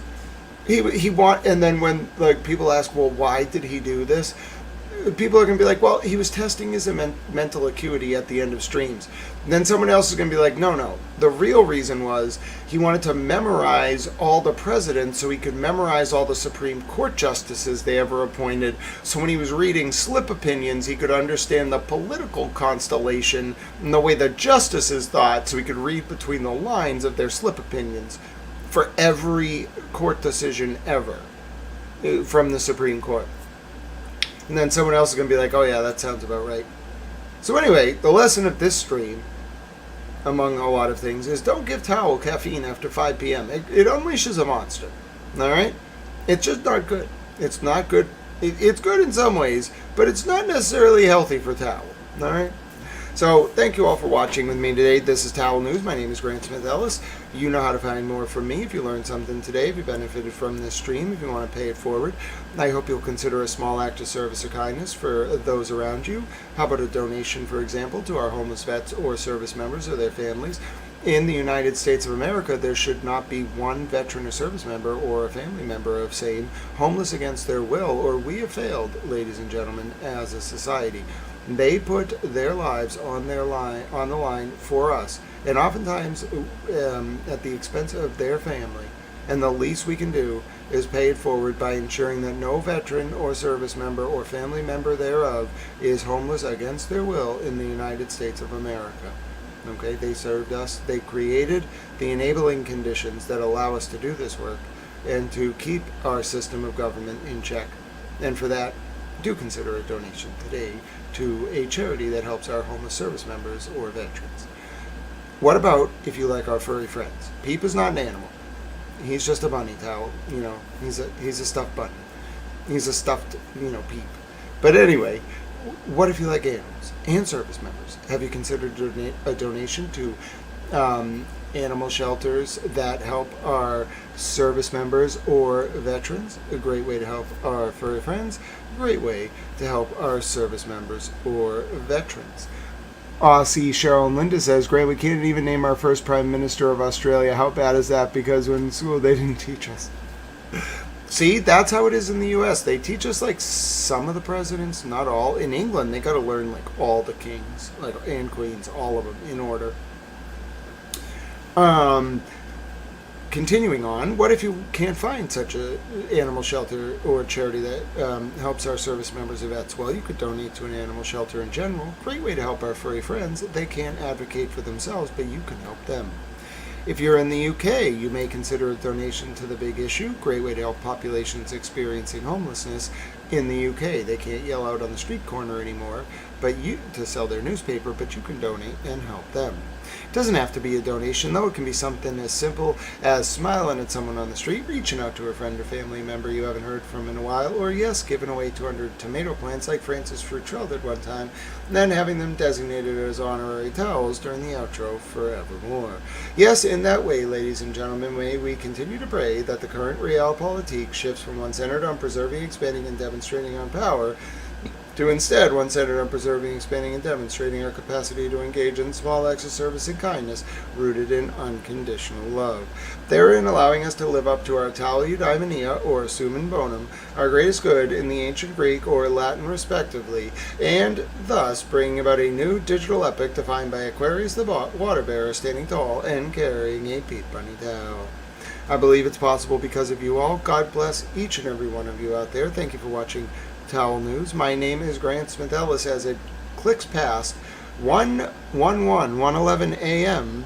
here in a very balmy 71 degrees Fahrenheit, Boston, Massachusetts, under a mostly cloudy sky. It's 7:12 a.m. as the sun rises on South Africa. It's 8:12 a.m. in Tel Aviv, Israel, and it's 8:42 a.m. as another day begins in Tehran, Iran. It is indeed Tuesday, April 18th, 2026, for a stream that began long ago on the East Coast on Monday, April 17th. Until now, my name is Grant Smith Ellis. God bless you. Thank you for being with me. Thank you for supporting Towel News. Find more from me, youtube.com/@GrantSmithEllis, or wherever your fine towel programming is found.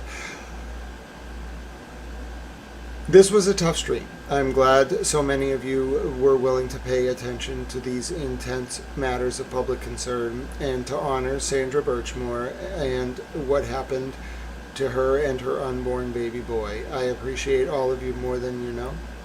From a very tired Grant Smith Ellis, wishing you all well, wishing you all a good morning, good afternoon, or good night, whatever the case may be. Until we see each other again, this thus concludes your broadcast day on Towel News. Good night. God bless you.